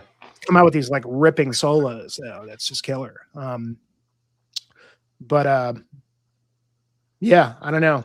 It's absolutely amazing. Could have been number one for me. Yeah, so good. You called it, Russ, and I know pretty much everybody dug this record this year. I mean, Yep. it's really just hard to not like, you know. Yeah, agreed. I'm glad. Yeah, I didn't know if anyone else was gonna have that album. I know it's a popular album, but I just didn't think any of you guys would have it. But so glad to see. Yeah, I mean, it was one of those that like it just as soon as I heard it, it like right off the bat, it blew me away. You know, Same. And, Before even the full album came out, like yeah, one or two of the singles, like, yeah, this is solid stuff. And I'm not hearing stuff that's exactly like this. And I think the thing that I really like the most about it is that, again, like at its core, like it reads like a goth rock album or something like that. Like there's not a lot of metal in this album. Like it's not riffy. Yeah. There aren't like Sabbath riffs like you hear in a lot of like female fronted traditional metal bands or tend to be like Sabbathy kind of bands. But this like the vocal melodies are so compelling. It's not even just the quality of her voice, which is really, really nice. Like she's got a very nice instrument, but it's the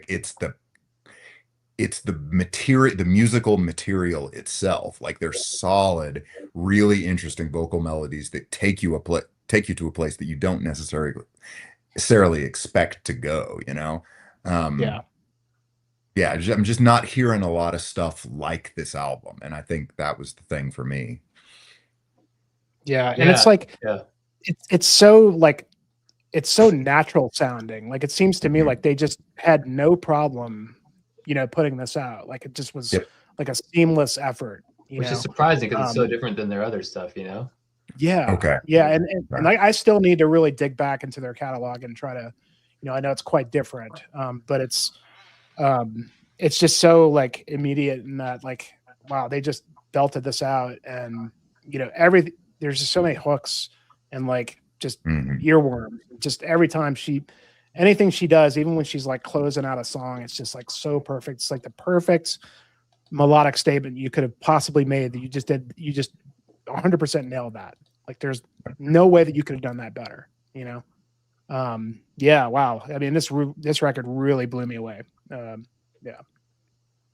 this is totally a record that like I haven't had the opportunity to do that, but like when I am out like on a driving tour with my band and I have like all of the upper voices of the group in my band, like I'm gonna play this record. You should. And I'm pretty confident they're gonna dig the fuck out of it, even though like only one or two of them are kind of metalheads, you know? Yeah. I'm trying to think what her performance on this is great. I want to say maybe the second album I think might be her best vocal performance. But I mean, yeah, it's top notch on all of them. But yeah, cool. I'm excited to go back and just get to know their whole catalog more because I've still really only listened to this one. Yeah, it's one of those bands that like it really doesn't matter. Like if you try to explain it to somebody, like it doesn't really matter what their style is, whatever. It's just seamlessly good music that rocks. And there's moments that it's just chock full of hooks and just things that just draw you in. And it's easy to listen. I mean, Sarah loves it, you know. The same here. I was just gonna say that like it's one of the bands that me and my wife connect with. Like she's like one of her favorite bands. So it's it's fun that we can both enjoy it. That's really cool. See you, Roger. Thanks for jumping in, pal. Appreciate it, bro. All right, Russ. All right, let's do this. Number 3. Okay, so let me just send this. So this is going to be, I think someone else here could probably speak to this one a little better than myself, but it is Brazen Hordes, Behold the Ashen Cross. So this is Tyler's buddies band here. Yeah. Oh, yeah. There we go.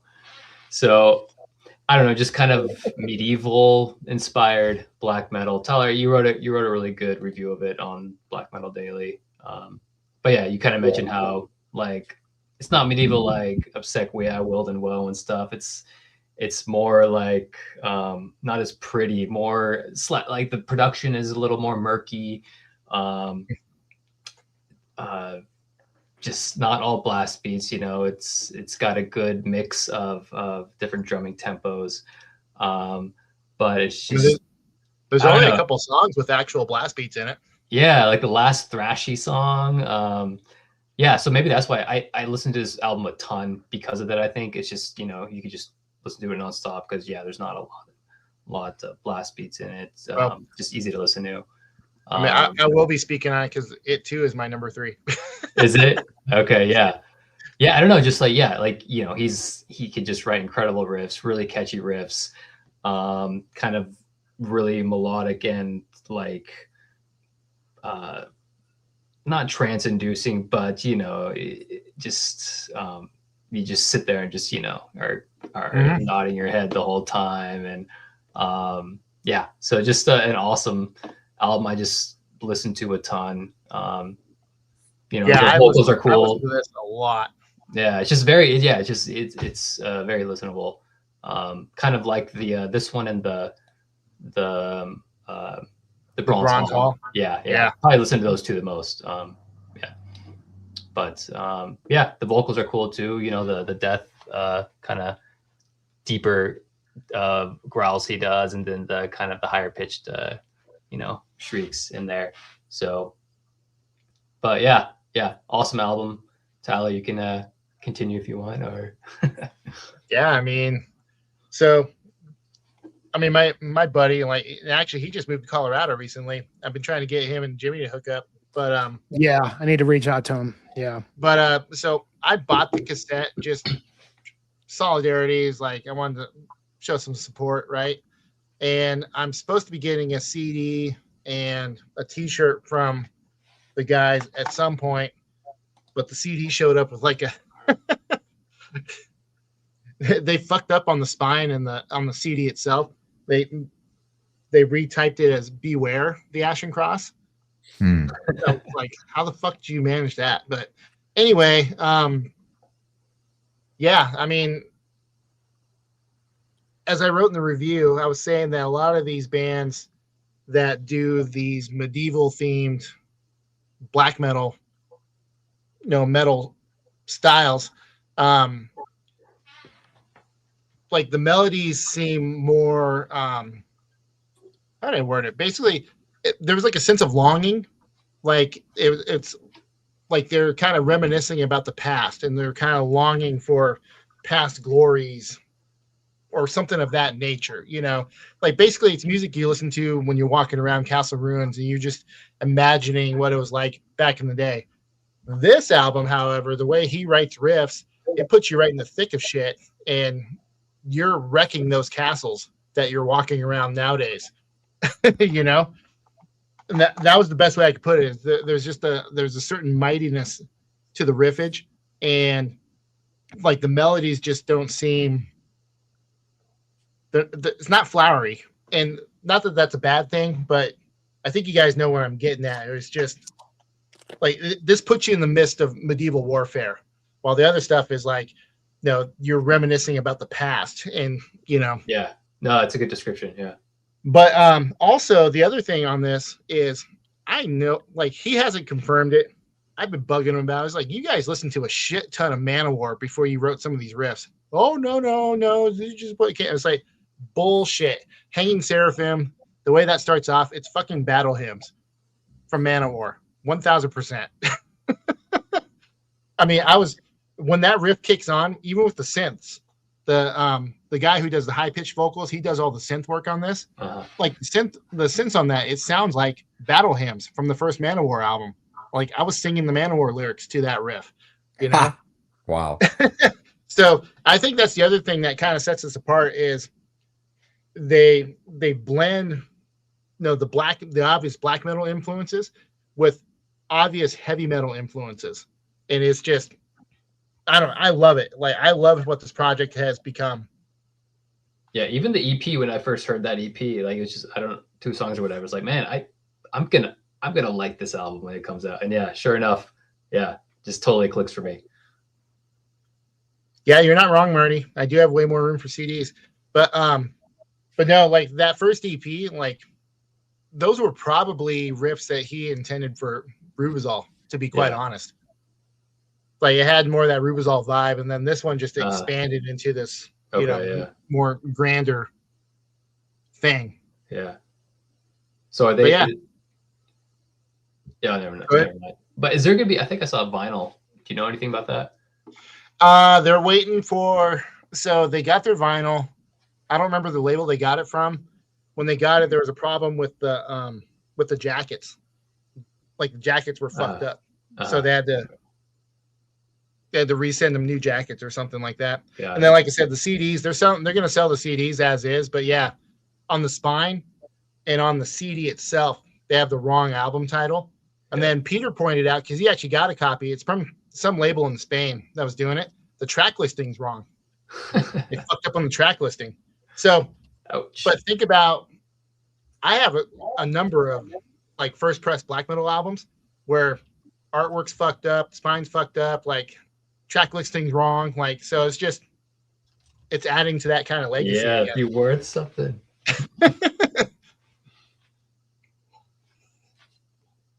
But yeah, no, this is so good. I listen to it all the time. Yeah. I mean, obviously there's going to be, I'm a little biased towards it because, I was involved in a band with the guy who does the guitars and the guttural vocals. But anyway, if you guys haven't watched those videos, like all sorts of people film them during the Metal Threat Festival. You should watch some of those videos because a lot of people don't realize that he does those vocals live and he's playing guitar at the same time. It's very much an Aries from Aternus kind of thing. And I think people are very surprised when he gets up there and starts belting those vocals out because it's a roar. It's not just gurgly, like he's belting that shit out. But he's also a very big dude. Like he's like 6'4", 6'5", and just big guy with big lungs. That's the thing, man. Well, I'm trying to get him and Jimmy to hook up because like he's already been hitting like some of the 13s down there. Cool. Yeah, I'm gonna reach out to him. The last couple, when you sent me his contact info, things were a little crazy, but I'm definitely gonna hit him up. We'll connect for sure. Maybe get him on one of these at some point. That'll be a tough sell. Like he's not. He doesn't like doing shit like this. Like he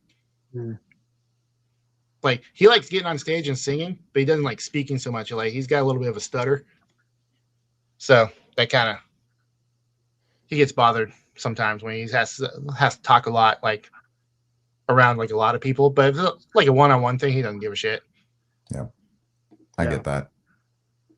So yeah, it's not for everybody. That's for sure. So. Well, now, I Sean, sort of fucked up. Yeah, Sean's a good dude, man. Like and you'll like hiking with him. Yeah, cool. We're definitely gonna have to make that happen. Absolutely.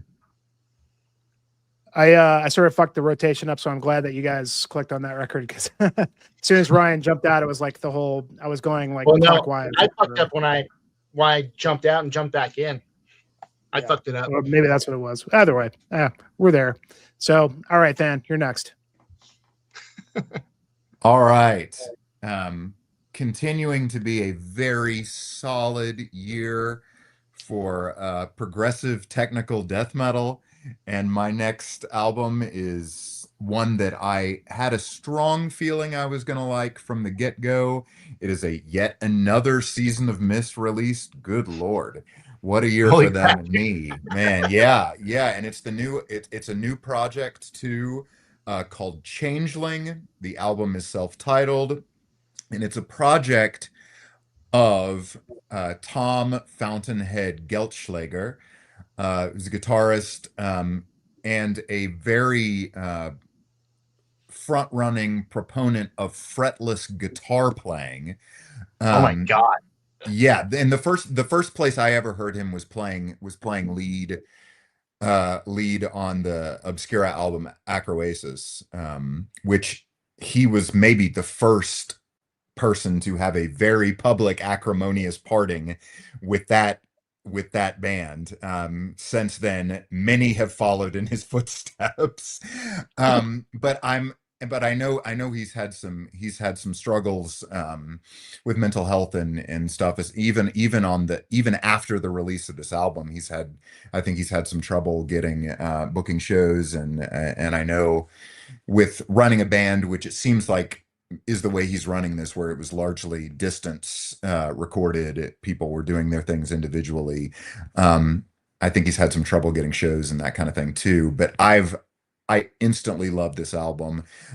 It's an absolute super group of a lineup. It's Fountainhead, Morion on vocals, who was the second vocalist in Dark Fortress. I got to know him from his work with Alkaloid, which is a band that I've really loved for the past few years. And Mike Heller is the drummer. Mike, who's played with lots and lots and lots of people. And I think the first time I ever heard of him, he was playing for Fear Factory. Not on maybe their most lauded albums for sure, but it's a demanding seat to sit in.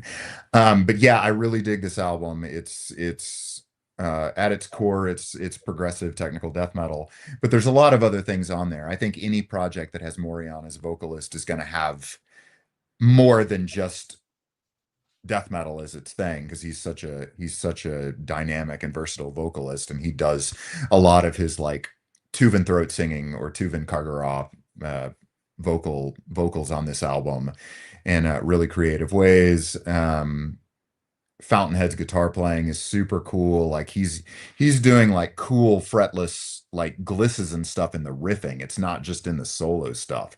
And so there's a lot of cool things. They're really interesting interludes throughout the album that range from like there's a vocal piece that is really reminiscent of like Georgi Ligeti, who you may remember from 2001, some of the really dissonant vocal pieces in 2001 were Ligeti, and there's also some stuff that's really reminiscent of like New York minimalism and Steve Reich. There are a lot of different sounds on this album, and there was no way I wasn't gonna like it, considering it was people from like people from the Bavarian scene of progressive death metal that's been going on for the past decade or more, probably starting with Vicentura and his stuff with Triptychon. But I really love this album, and it's been out for a while, but it was immediately in my like, absolutely, this is going to be my list at the end of the year, and it's one that I've just kept coming back to. No brainer for me.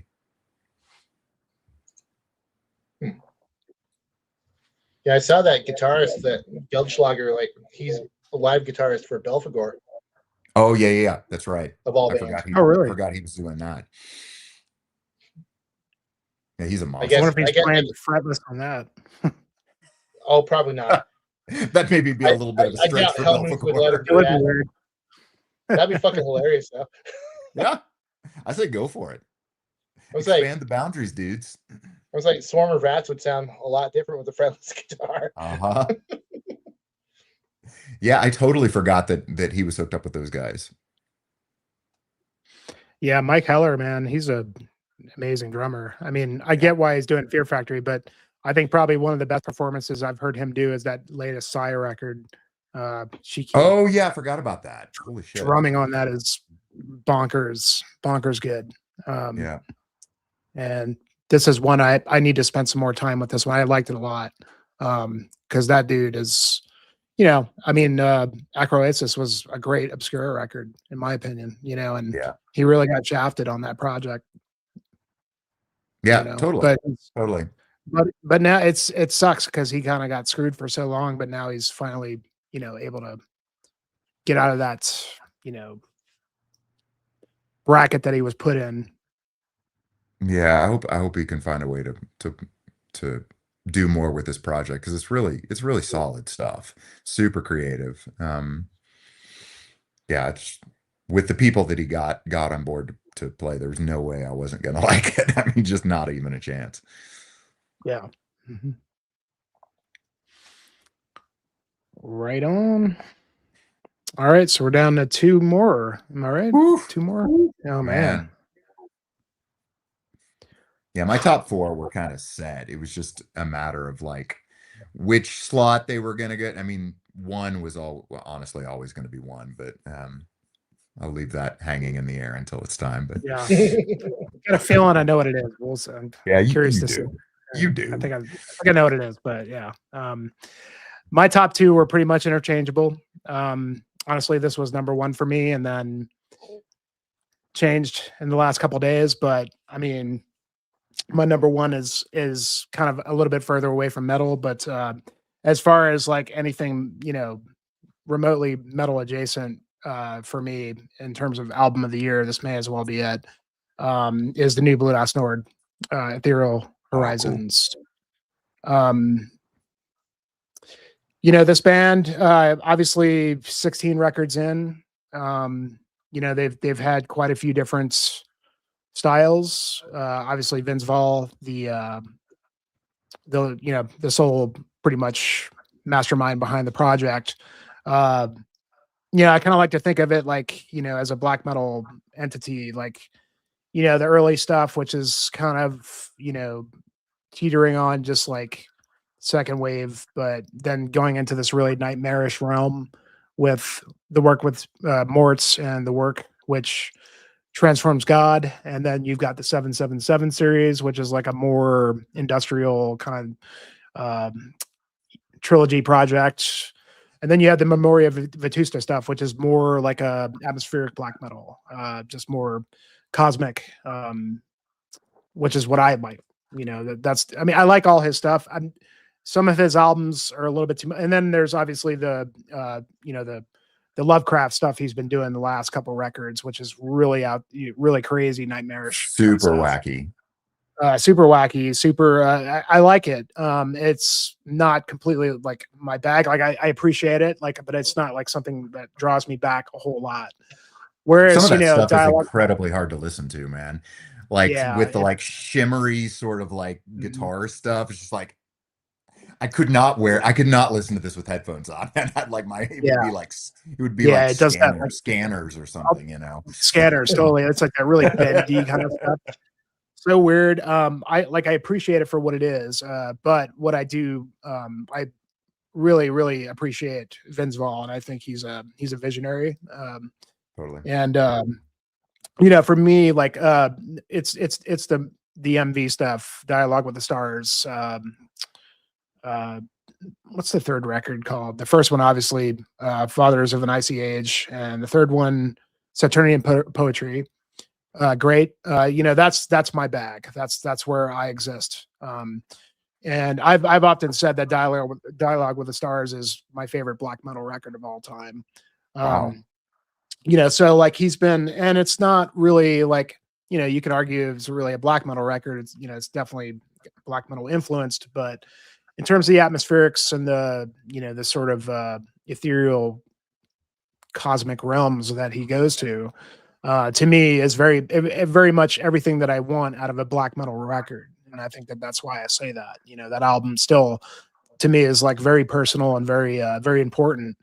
And so he's been kind of like going back and forth and doing different things, and then he released that Hallucinogen record about 4 years ago, which was definitely in that style. A little bit more psychedelic, if you will, but still like the cosmic, spacey kind of stuff. This to me is very much a little bit more aligned with Dialogue with the Stars, in that it's like completely Vince Vaughn at his cosmic greatness. This record is absolutely amazing.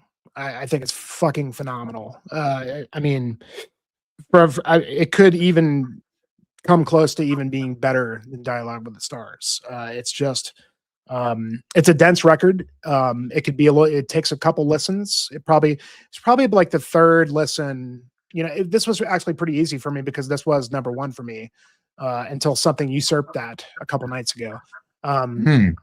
But like I was I had a whole week off for Thanksgiving, and I went on a hike, and I had just got the promo for it. It just got released. I listened to it once. I was like, yes. And then twice. And I was like, yes, yes. And then the third listen, I was like, that's it. That's it. There's nothing will come close to this for me in terms of black metal this year, in terms of, really just like anything in the metal sphere. It just, I mean, like this kind of stuff is like pure escapism. It's pure like takes me to a place that I just need to go. A lot. Oftentimes I like to think about hiking as my escape from reality. This is the music that's my escape from reality. From that brings me to like this is like music from another world. And that's always what I loved about Dialogue with the Stars is that that's what I felt behind it. And it's not because it's not like weird. It's definitely got that Blue Dust Nord weirdness, but the melodic sense here, is what he like constructs in a song, like with blistering fast black metal, but then taking it down and layering like the melodics and the just all the sounds. I mean, I've picked a lot of records, and usually like what I dig is layering. I dig layering. I dig building upon things, and he does that big time with this. And you can definitely argue that maybe the production isn't perfect, and I don't even know if it's a real drummer, and I don't really care. I mean, because that's not like really what I listen to Blue Dust Nord for is really Vince Vaughn and what is his vision here for the album. And but this one, even like there was some it kind of almost looks like Alien or in a way, like some of the artwork, but a lot of beautiful artwork in here that's almost even a lot better than the cover art. Just really crazy cosmic stuff. And oftentimes that's kind of what I want, man. I just want to be swept away, and this album sweeps me away completely. Absolutely amazing. And he continues to wow me, and I just, 16 records in, some records I like, some I don't, but I know when he fucking hits it for me really hard. Could have been like, for a while he was saying like he was going to keep doing MV records, but doesn't really need to. I loved Hallucinogen. I think it was a great record, but this one, wow. It just, it continues to blow my fucking mind. It's so good. So yeah, number 2. Cool. I haven't listened to it yet, so I'm really excited to check it out. Same here. Well, if you like some of those other records, what's that, Russ? I've actually never listened to I don't think any of their albums. I might have tried one or two, but like, yeah, just such an epic, such a big catalog. It's like, I think you would dig Dialogue with the Stars. If you like that, I mean, even you could even start with this one. I don't know. Start with this one. Yeah. But yeah. I mean, I honestly got into them with the 777 records, which isn't normally my bag, but it was just like such a well done version of that kind of music with these tastes of black metal kind of interwoven, and I just really dug them. And it's a band that I just feel like there's always more time that I could spend with them, and it will only benefit me as a listener to like allow my mind to be expanded by that kind of creativity. Go check this one out, man. It's definitely, I mean, in a lot of ways, like, Hallucinogen was like a statement in a way that like it is kind of it is sort of like a record for like, psychedelics, like tripping in a way, and this one is kind of like, but this one is not like really focused on that sort of sentiment, but it does still give off the same effect, but just his tendency to be able to build and, realm building and just in melodics that really just push the right buttons for me. Like that's kind of like where it exists. By the way, is that you, Nick? Good to see you, buddy. Hope you're doing well. But yeah, great stuff. Cool, man. For me. Mm-hmm. So I think okay. So Russ is next, and then it'll be Tyler, and then Dan. So Russ, okay, number 2. Yeah, number 2. Just 2. So yeah, so this is I think it's archaic. I don't know exactly the pronunciation on this. I think they're using like an old like Proto-Indo-European reconstructed language for the lyrics and everything. But basically, this is archaic. I think it's archaic. They're from Switzerland, a member from Ungfell, Tardigrada. So kind of like a bunch of artists from like a circle of black metal bands from Switzerland. But yeah, so it's like a very ritualistic. It's a concept album. So basically, it's the concept is a hunt. So it's like a hunt in the Bronze Age. So the first half is like hunting something, and then the second half, apparently, it's more like the sun hunting the moon. But it's all kind of this very ritualistic, blackened, death doom album, and it's fun. Like it's I hear ritualistic and like death doom, and to me it's like kind of dark and like I don't know, slower with the ritualistic. But this is like a really fun album. There's when I listen to like an Ungfell album, like there's a lot of fun parts to it. It's an awesome black metal, but there's really cool kind of parts in it, and that's kind of what this album has. It has a lot of it's never boring. There's always like something interesting going on, like a little interesting part, because the songs are they're like 10-minute songs.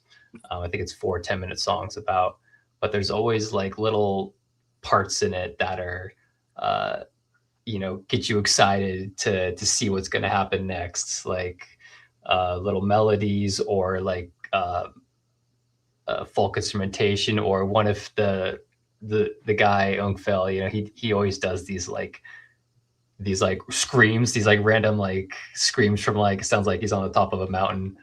I don't know, but so yeah, just like really epic. There's really epic moments in this. A lot of the doom riffs are very melodic, but still have that heaviness to them and power to them. The drumming is great. The drumming keeps you engaged.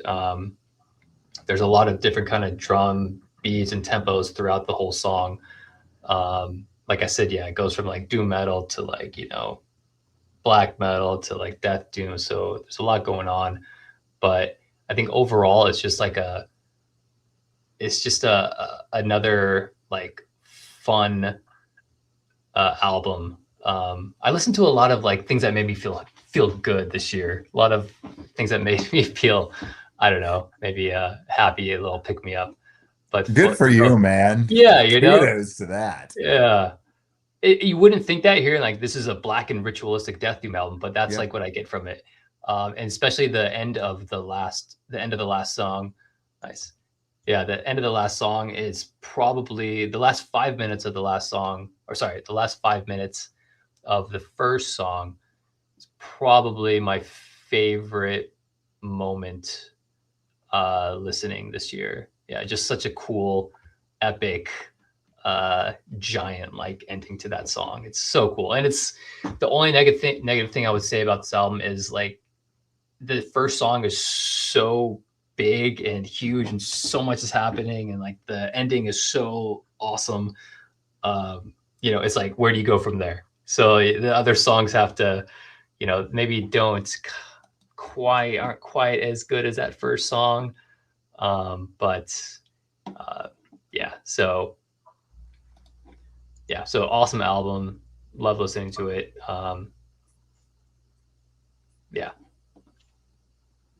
Archaic, The Hunt. Excited Killer to check record. it out. Yeah, it's good.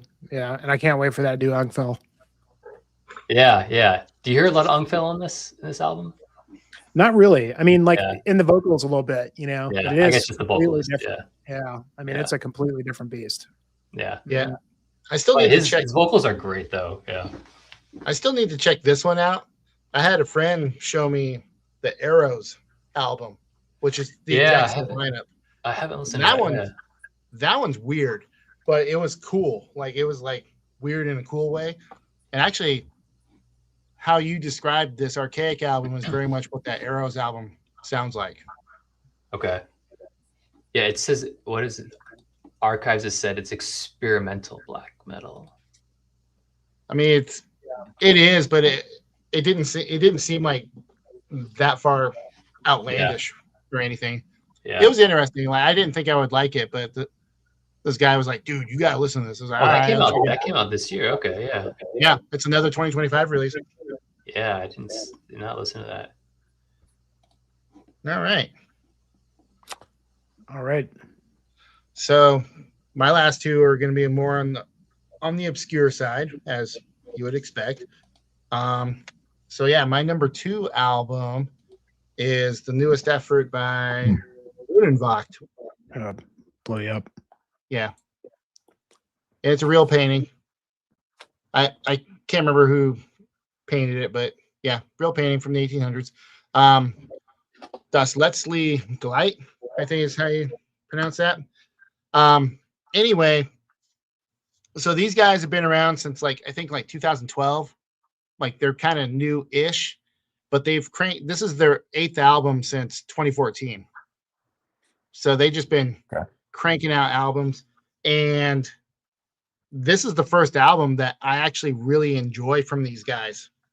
I've always tried to get into them because they're very much that pagan black metal that I'm all about, and I love German black metal, period. But their albums in the past always sounded like kind of a little amateurish, like it sounded real thin. Like, I don't know, there was just things I didn't like about it at all. This though, I first hit play on this and I was like, holy shit, there's actually more than one guitar track and it's full. The riffs just crush, melodies everywhere. And I got to thinking, I was like, well, maybe this is the album. It maybe click with the band. So I went back to the last 2 albums. Nope. Sucked. Didn't like them at all.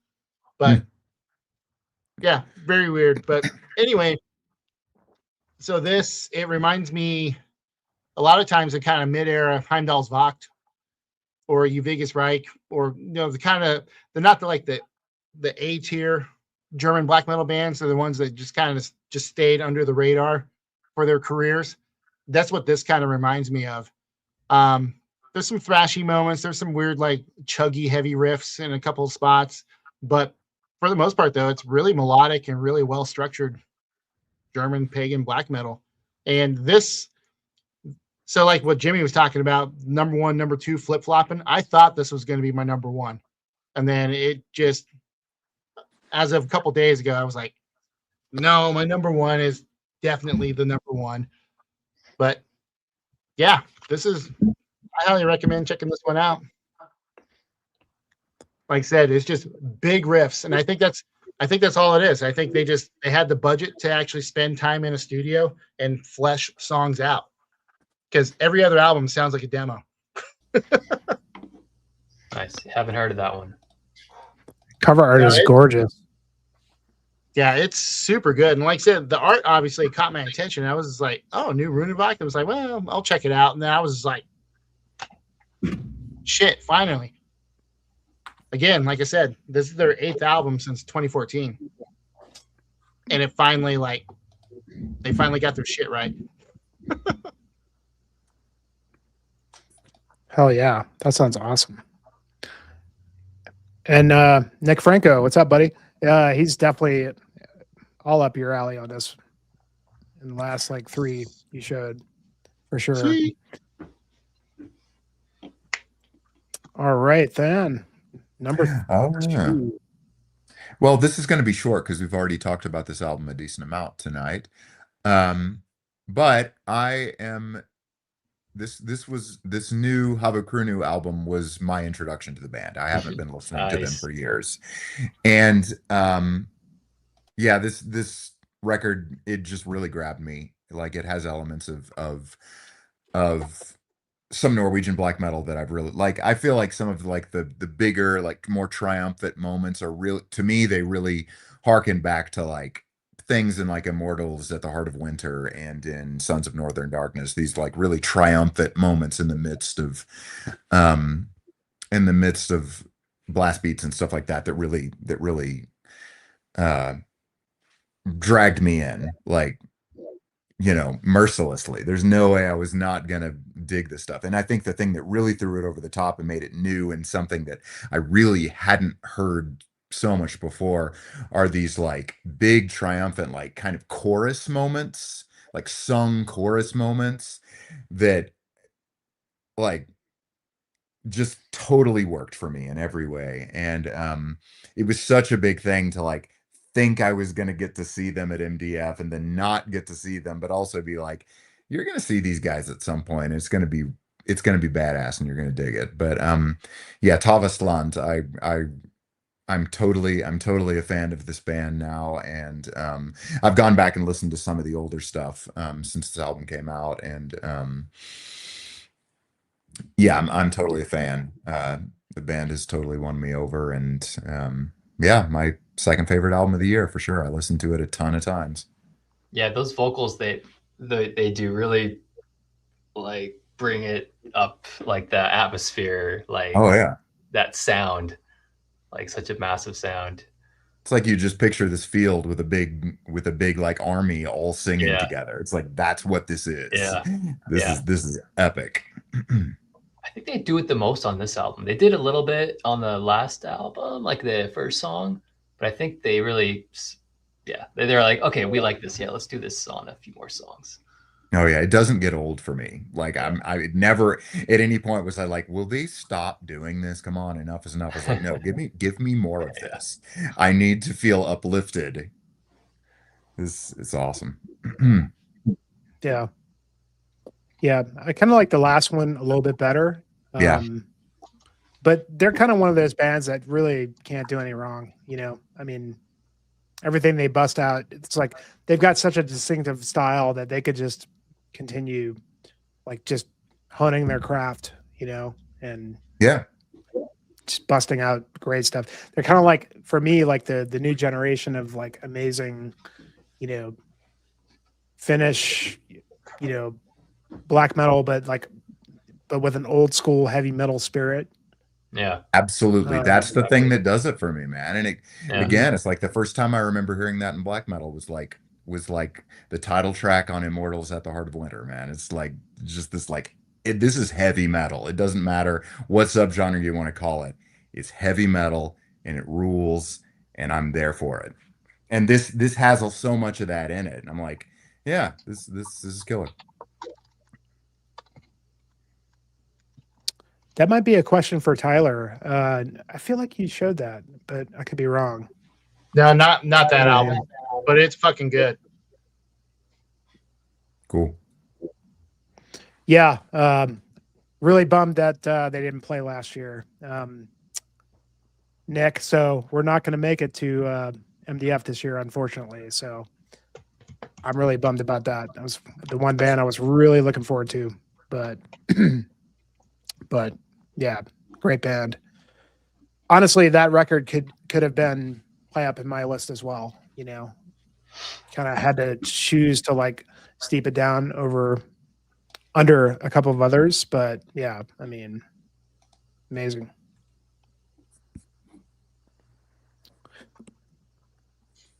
All right, are we at number one now, or is that it? I think we have arrived. Oh yeah, we Yeah. have arrived. Here we go. Buckle up. Okay.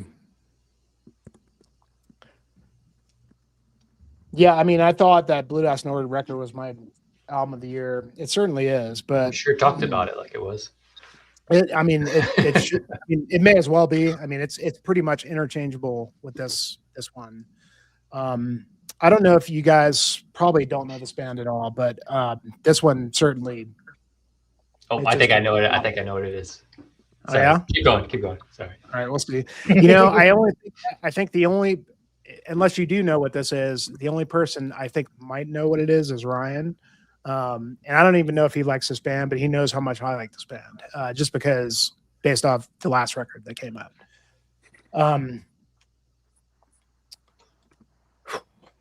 Kawan, Way Home. Yep. And Oh, yeah. this is a Russian band, and you know, it's like one of those records that I can't really honestly like try to convey what this record means to me. You know, as like previous records. So if you're not familiar with Kawan, it's basically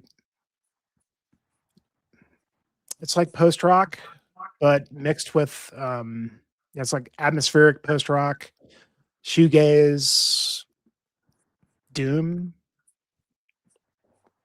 I don't, you know, with a little bit of progressive kind of stuff. You know, if you like Alcest, like, you know, if Alcest like really hits you in the feels, or if like later Anathema hits you in the feels, then maybe like you'll like Kawan, Way Home. How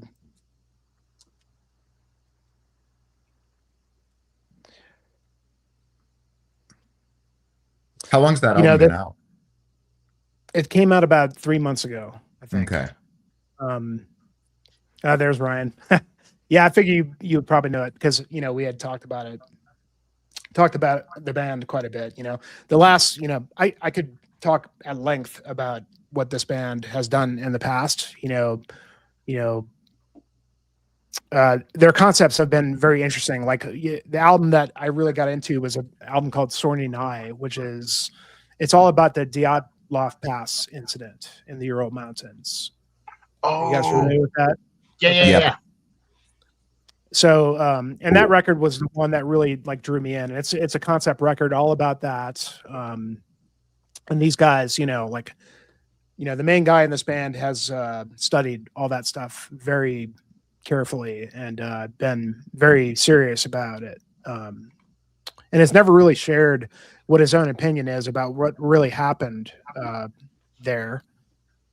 And then later on, he did a record called Ice Fleet, which is like, it's another a mystery story where like up in northern Russia, where they found these ships that were frozen in ice, the people, you know, encased in the ice, and nobody knows where they came from, or they've got their theories, and he does too. Always found like interesting concepts. And he builds these stories around this just immersive, progressive, amazingly produced, soundscapey, just layered music. And every record is a story, and it's start to finish. You have to listen to the whole record. You can't listen to any one track. You have to start it, and you have to commit to finishing it. If you really want to if you wanted to get the full experience, I guess, you know. This album, you know, it's kind of like interesting because like he's always been focused on these sort of historical stories, like in his country. And, you know, it's one of the things, I don't know if any of you guys would dig this. You would just have to try it out. The one thing that I would say is that, like, I know like Tyler likes all the Eastern Russian stuff, you know, like all the Eastern European. I've heard that Ice Fleet album. Oh, you did? Mm-hmm. Mm-hmm. I absolutely love that record. But this one, okay, I'm lingering. Do you like it more? Do you like Way Home more? Yeah. This, I'll probably carry this record with me for the rest of my life, you know, and like at 47, like I find myself like in this sort of like middle-age crisis kind of thing, like that I've been going through for like years or whatever. Everybody does, like at this age. But this, it commands me to take like an inventory of my life in a way, like, and it does that in a way that I kind of want it to. It makes me reflect on things, the good and the bad, every emotion that you can think of. And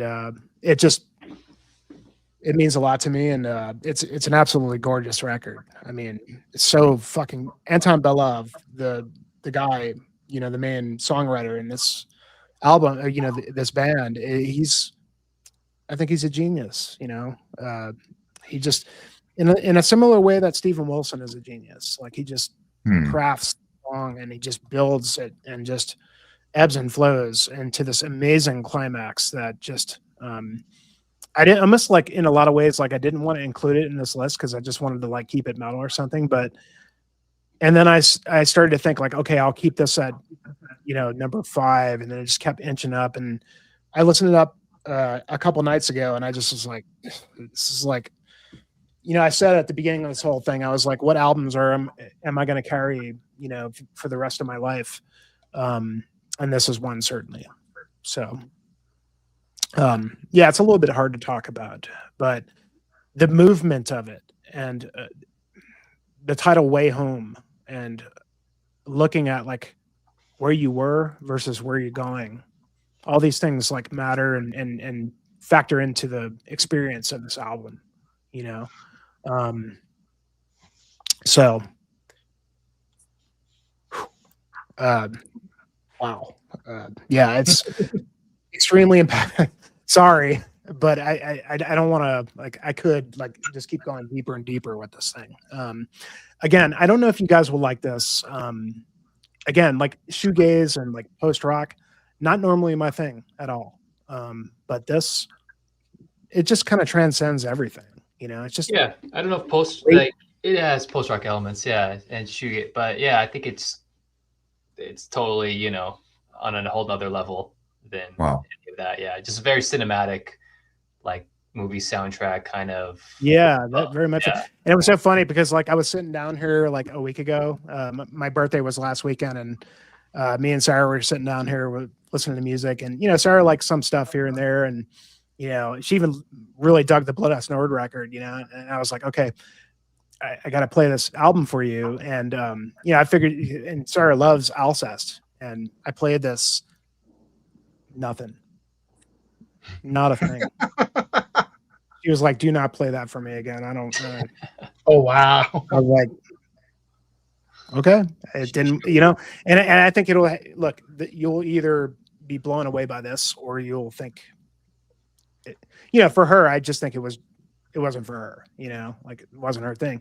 Even though like usually anytime I have something that's completely non-metal, I check it with her, which typically she'll dig it. But yeah, wasn't feeling it. I had the full vinyl. I was blasting it. I had the lights, we're just laying on the couch, and I was just like in oral bliss, and it was over. And she was just like, nope.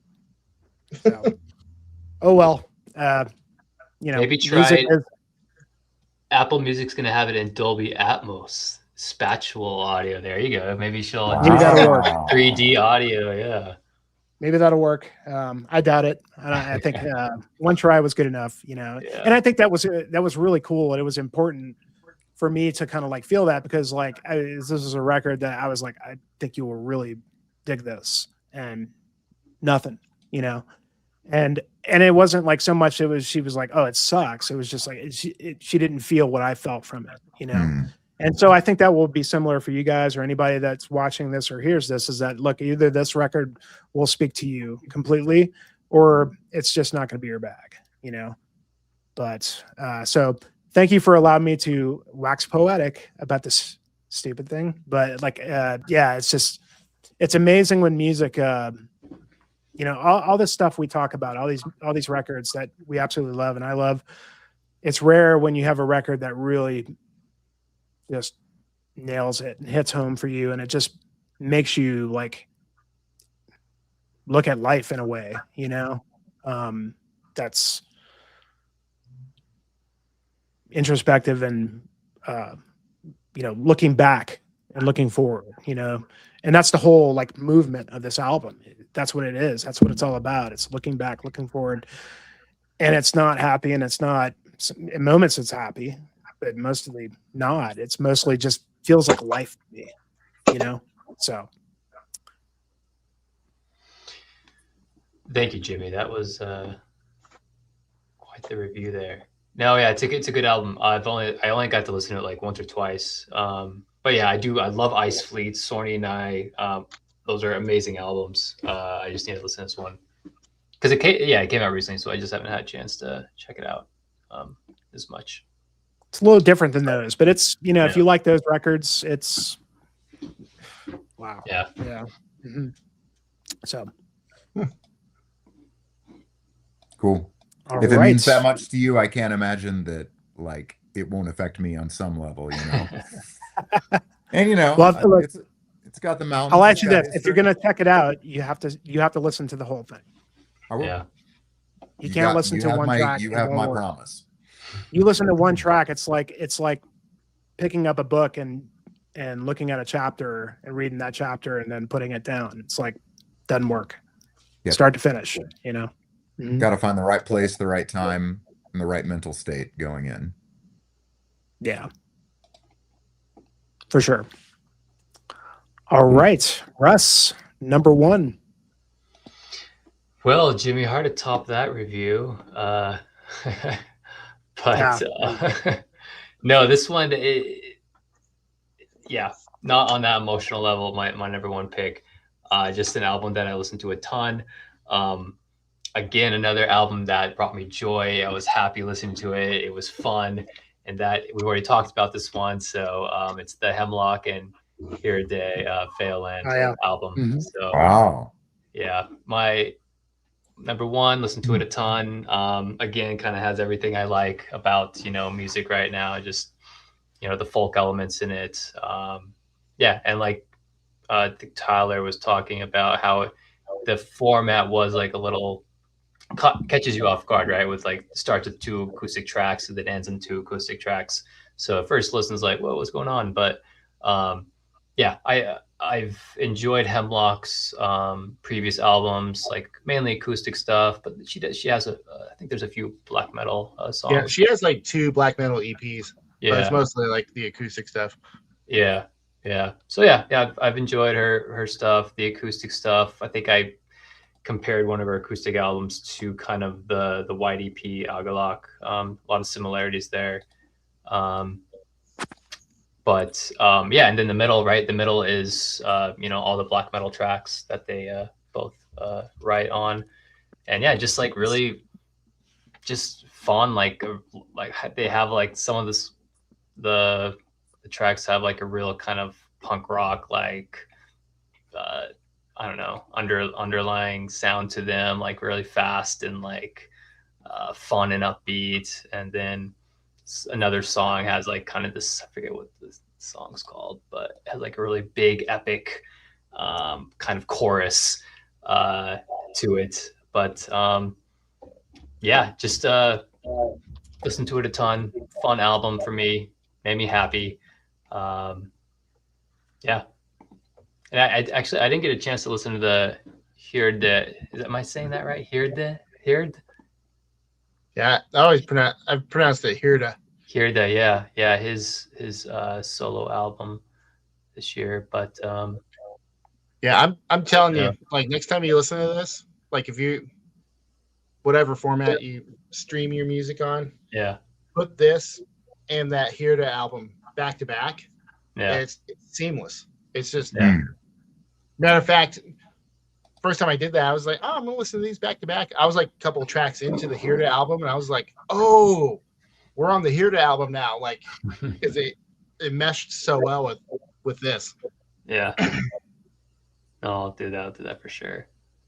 I mean, this album picture too, like, come on. It's the best. It's perfect. So look at the size of that shield. That shield is amazing. It's such a cool picture. Yeah, I love it. Dude, the Hirde solo album, like the picture on that is fucking awesome too. Yeah. But he's got the helmet on and he's like raising a sword up. It looks sick. Yeah. I wanted to get that Hirde cassette, but whatever label was putting it out, like they weren't shipping to the US. Like, was it the common problem of late, and then that and the shipping. If they would ship it, the shipping was going to be like 3 times more than the cost of the. Yeah, that's right. It's who shipped that German label? Does a lot of kind of folk stuff and the House of Incantation. Yeah. That's who did this. But the Hirde, like the cassette, is on a different label. Oh, you're right. And the Fiolen cassette is on that same label. Yeah. this different label that I forgot the name of. Yeah, but yeah, awesome album. Yeah, Yeah. so good. Maybe not as an emotional roller coaster as The Quan. your pick, Jimmy, but yeah. It normally isn't, Yeah. That's a rarity, but I am totally on this record because the cover art is amazing. I heard the was it the Hemlock? I think it was the previous one, which was really good. It was very much like the Wet EP stuff. I have not heard this one yet. Yeah, you guys sold me on this one. So on the Spotify.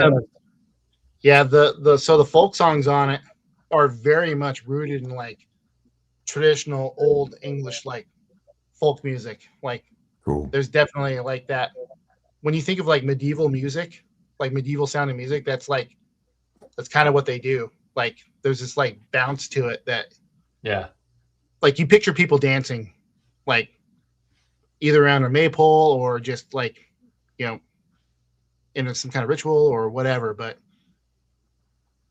I think the last song, Oak and Ash and Thorn, I think that one is actually a cover song. Yeah, that one was written in 1906. Yep. The other 6 songs I think are original, but I think that one was like a cover. Yeah, an old English song. Yeah. But no, just cool album, really cool concept for the album too. But yeah, I was taken back because, like I said, when I first listened to it, it was like 3 tracks in, and it was still folk music. I was like, oh, it's a folk album. Yeah. And then the black metal kicked in. And you're like, oh, there it is. yeah, exactly. But yeah, maybe not the best, most technical, whatever album of the year, but it's just like we were talking about, Jimmy. Like it's just the one I listen to the most. Yeah. So that's right. That's the whole that point. Counts, man. That so counts. If you're gonna carry it with you, like that's exactly. Yeah. Those are the ones that are the gems. I mean, that's important, man. I mean, killer, dude. I can't wait to listen to this.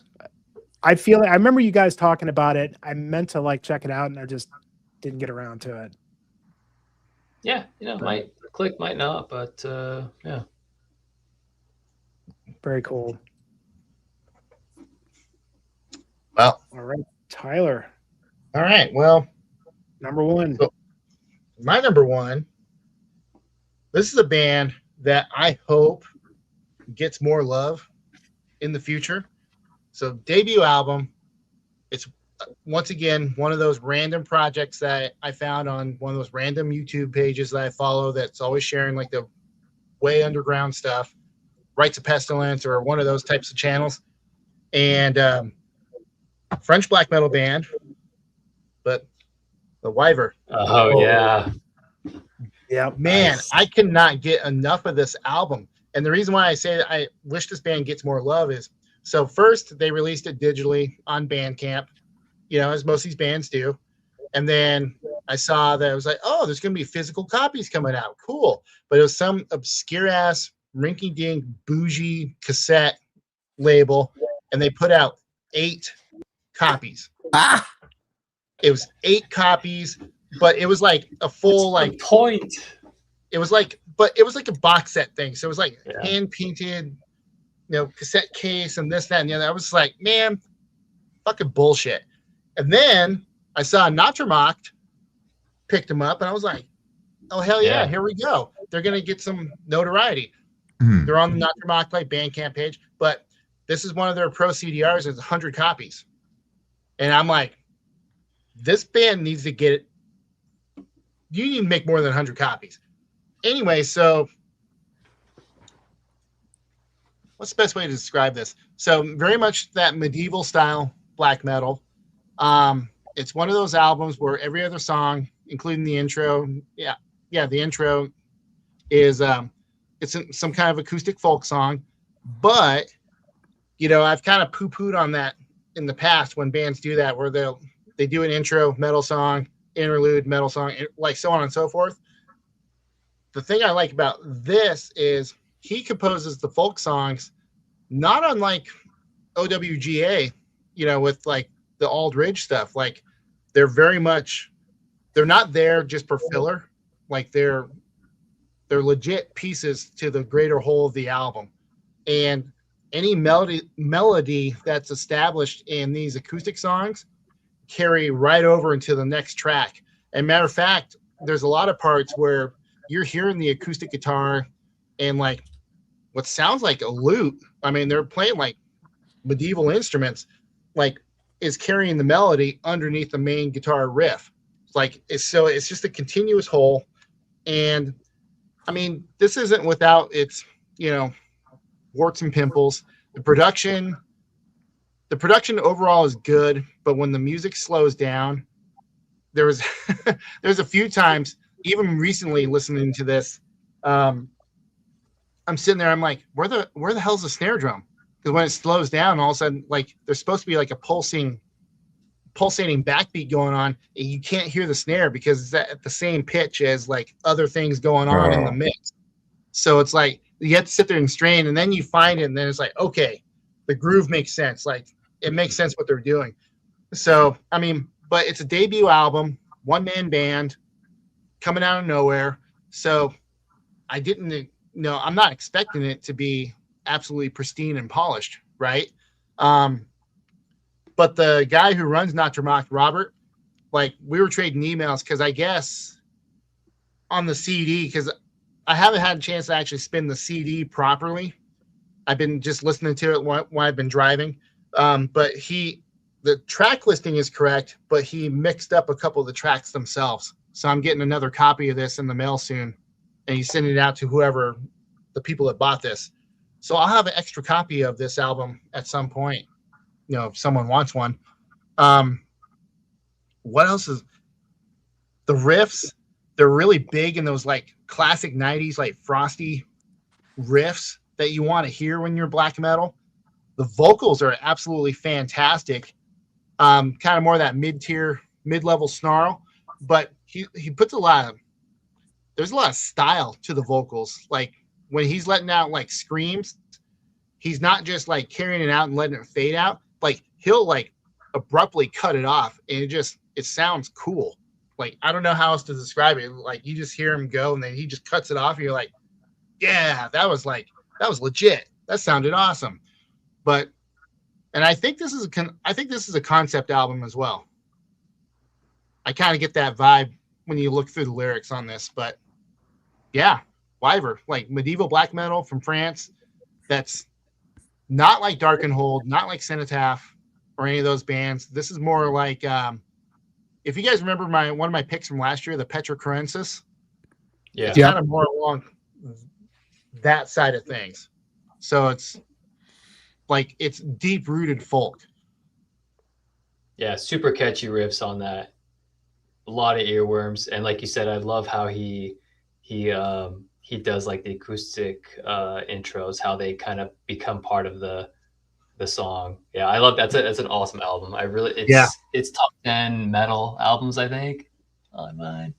But yeah, great album. But like I said, there is some warts with the production, because sometimes there's so much shit going on that there's some shit that kind of gets lost in the sauce, but it's not. Obviously, it doesn't take away from the listening experience, Mm-hmm. But yeah, I hope this is one of those albums that Natramock, they'll like repress it, maybe give it a proper CD pressing, and with like a little more, because like I said, it's their Pro CDR, but yeah, at least I was able to get my hands on a copy of it. But yeah, I was pissed when they were like, "Yeah, we'll have physicals coming soon," and it was like 8 copies of some bougie box set cassette thing. I was just like, man, get the fuck out of here. I know, it's annoying. Well, I'll take it off you, bro, because I dug that record. Really good. Look forward to see what they do next. I really like the interludes as well. Broke it up really nicely. Felt a little, like a first record for me, but like, for sure, they have a lot of promise for sure. Yeah. Wyver, very cool. Do you guys know what Eric is talking about? Astral Gauze. I'd seen this before. Yeah, it's shit, who put it out? It's one of the cassette heavy labels that put it out. It wasn't Medieval Prophecy, or maybe it was. It's one of those kinds of labels, but the cover does not.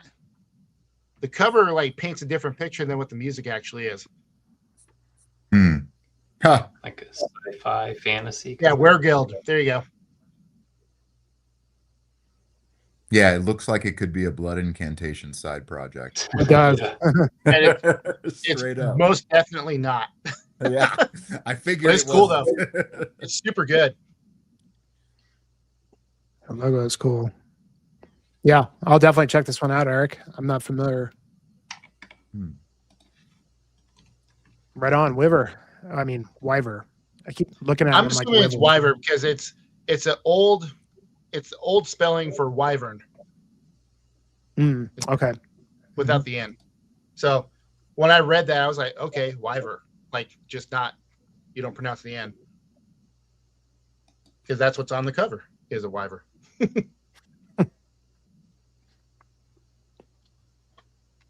All right, then. It has come down to you, sir. Well, I thank you for the privilege to close this out with my pick. It is not going to come as a surprise to Jimmy because we've talked about this album and listened to this album together. But I feel very good about this on numerous levels, mainly because it's just an album that is totally me in so many ways. But it's also a debut album, which has not been my vibe for top records the last, I don't know, maybe all of these, I think. But it's the new record by the band Ancient Death called Ego Dissolution. It's on Profound Lore. There's a familiar face in this band. It's the front man of this band has been playing guitar in Atheist. It keeps coming back to Atheist. He's been playing guitar in Atheist in the live version of that band for the past few years. It's very much a progressive death metal album. I would say it's also very accessible, and it's not. I would not say that it is overwhelmingly technical or anything like that. There are good leads, things like that, but it's not. I mean, it's not like there aren't like a bunch of polyrhythms and stuff like that. It's not like Scenic in that way. I would say that the main vibe, like if you look at the song titles, there's a lot of like Eastern sort of philosophy things being delved into here for sure. You know, this it was just instantly clear to me that this album was going to be a really difficult album for anybody to beat as far as I was concerned. I mean, the cover is super, like, it's like all this dark surrealist stuff. The music really reflects that in a lot of ways. The thing that really pushed it over the edge for me were the melodic vocals done by the bass player, Jasmine Alexander, which really, like, there's a track on this album, the third track, Breathe, Transcend into the glowing streams of forever, which is very like super atmospheric, super chill with like, it's really like bass and drum led thing with like guitar kind of atmospherics. Kind of maybe like Third in the Mortal sort of vibe. Like really, really, really chill and what's the word that I'm kind of trying Ethereal. to think. Yeah, very ethereal. Thank you, Jimmy. In a way that I wasn't necessarily expecting, but is also like struck me as like very, very natural for the flow of the heavy stuff on the album. Like everything seems to just kind of like flow seamlessly. And I think I think the thing about this album is it came out at exactly the right time to impact me with the album that it is. Because it came out in the middle of April, and at that point this year I was very much in the swing of like really reflecting on the past year, it being like a year since I was in the hospital. And there's so much on this album that resonated with me thematically. Just even the title, Ego Dissolution, there's so much in the experience that I had with nearly dying and everything that like the ideas of this album really resonated with. And the fact that it was at its core a progressive death metal album, but had this whole other dimension to it. Kind of talking about Eastern philosophy and lots of things that I had been kind of, meditation and things that I've been sort of really focusing on to help get me through my trauma. This album was just like perfectly timed, couldn't be better. And it's just one that I kept coming back to over and over and over and over again. Why I don't have a physical copy and the t-shirt and everything, I have no idea. But we'll see what happens. Yeah, no, no doubt this was going to be the record for me. So many things about it that are just, reflect my experiences, and I'm glad to see it showing up in some other pretty decent year-end lists around the metal world. I'd love to be able to see these guys live at some point. I haven't seen them on like any big tours or anything like that, so I don't know what the deal is with that, but hopefully I'll get a chance to. But yeah, these guys are definitely top of my list of new death metal bands for sure. Just ticking all the boxes as far as I'm concerned, and even surprising me with a little atmospherics that I don't necessarily demand from my progressive death metal. But yeah, love this record. My album of the year, without a doubt. Can't wait to hear more. Me too. Yeah, it ranked pretty highly for me too, Thon. It was like Yeah. number. In fact, I really wanted to include it in the top 10, and Well, you knew it was going to be covered. Yeah, I figured. I figured that. Actually, I wasn't sure. I was trying to think: is it going to be that one, or is it going to be the new Coroner? It wasn't Oh going to be yeah, the new Halloween. I don't think you were going to pick Halloween as the top one, but I like the new corner, but it's not.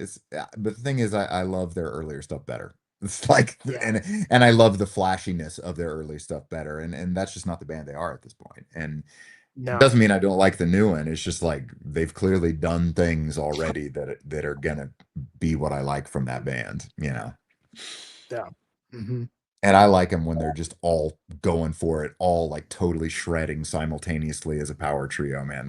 And they don't really do a lot of that on the new one. It's more in line with their more groove metal stuff. There's a lot more of that stuff. And I dig it. I dig it. And we heard them play a lot of that kind of stuff at Death Fest, and I loved that. But I like, what Punishment and Decadence, and like that's the stuff from them that I really dig.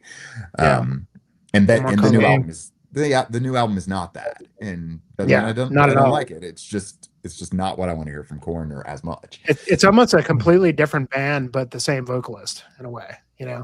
It's like they And took Gajira and Meshuggah and there's a lot of modern Gojira sort of stuff. influences. Yeah, And I love the lead playing on that album a ton. The new album has so much really great lead playing. well, that's why I said it, because I wasn't sure, like, because we hadn't talked about it. I Yeah. was like, either that's gonna be his record of the year, or it's gonna be what you're saying, which is either one would not have surprised me. Yeah. Yeah. Because a lot of people, was kind of like fluctuating on where they sat with that album. Yeah. But For sure. but that makes sense. Ancient Death. I mean, yeah, they're kind of like what I was talking about at the beginning of the stream, like the next generation, like Yeah. bringing the death metal sound forward, but not getting too like. That's what I like about the record is like it's not too crazy progressive. It's just slightly, it's slightly progressive, still really death metal. Yep. That's what I like about it. Yeah, It's just, super, super dark. Like it's a really dark album, But there's this underlying tone of like Eastern philosophy that's very like there's like hope built into that, or like it's balanced in that way. Um, yeah, it's one that I'm not going to get tired of listening to just because it's the end of the year and it's been my album of the year. Like I'm gonna keep listening to that record a ton. Well, that was the whole question and the points. And I think that, like, again, when I posed that, I figured you guys all, I just was like looking at it from my own standpoint. Like, what do I see like for myself? I go back and look, at like previous lists and I'm like, oh man, those are all great records, but I haven't even listened to this since that last stream, Yeah, it's always funny looking back at your lists. Yeah. Do you guys find that like your list has changed from like 4 years ago? Like if you go back, to your list and you'd be like, okay, like this was like my number 3 or whatever, and I really love this record. Like, and then you look at it, you're like, man, I haven't even gone back to it. And I remember thinking it was so amazing, and then I go back to it and it's like, oh, it's still great. But like, is it because like there's just too much stuff to like preempt it? Or is it just because like maybe you've moved on from it? I don't know about moving on. Maybe the order has changed a little bit, but yeah, like as a whole, I think it's kind of pretty solid. But maybe like number 1, maybe not that one. Order has changed, but I don't know. For me, I mean, constantly like on the last few years, all my top whatever lists, usually at least the top 3, those are set in stone. Everything else is absolute free for all. So like, those 2 years in a row where I had like Aldridge as my number 1, they're still giving me my number 1 from those years. Like, you know what I'm saying? But yeah, and that's always the disclaimer. Like when I do my big year-end list for like Black Metal Daily, I'm like, this basically the order is how I was feeling when I put this together on this day. Like all these are interchangeable outside of the top whatever. Like I said, this year I feel pretty confident that like the top 10 stays the top 10, or at least the top 8, kind of thing. And I haven't had that in quite a while. Yeah, that record was the same for me, Rick. In fact, I was pretty sure that was going to be, like number 3 or 4, and it still is. It's still a really great record. And then the rest of the year happened, but I almost kind of felt bad for not including that Ahamkara record, and I still need to check out that Nemeris. I mean, like I listened to it once and I really liked it. But I just didn't have enough time to like really focus on it. Cause it was pretty involved record, whereas that Ahamkara was pretty like immediate for me. In terms of like, I didn't really have a whole lot of atmospheric black metal like I usually do on this list, at least the way that I, normally think of atmospheric black metal. But that Ahamkara was really like the one. Yeah, that album was good. I kind of wish that one got the CD treatment, like the Panopticon and some of these other ones. Yeah, coming out are getting, because I only listened to it a few times and I liked it, but it kind of feels like the other band members that are involved, like Austin and the other chick, like you can tell that their influence is also part of the songwriting. Like I much prefer the first album. And I agree. Not just because of the story of like the vocalist and all that stuff, is just musically, like I like the music a lot more. But again, it's still a very good album. It's just I kind of prefer the styling of the first album a little more. Yeah, I like the first one too, a little better, but it was still really good. Have you listened to that Nemeris at all? Have you checked that out? Yes, I like the previous one, but it's still not Woden's Throne. What is? Yeah. I mean, that's my only big hang up. It's like it's all members of Woden's Throne, but they're not playing Woden's Throne. It's like, come on, just put out one more album under that banner. Yeah. So I think my little experiment kind of worked. We finished, I think, about 30 minutes earlier than we normally do. So that's pretty good. The whole idea was we we were talked a gonna lot try more and- about hiking too.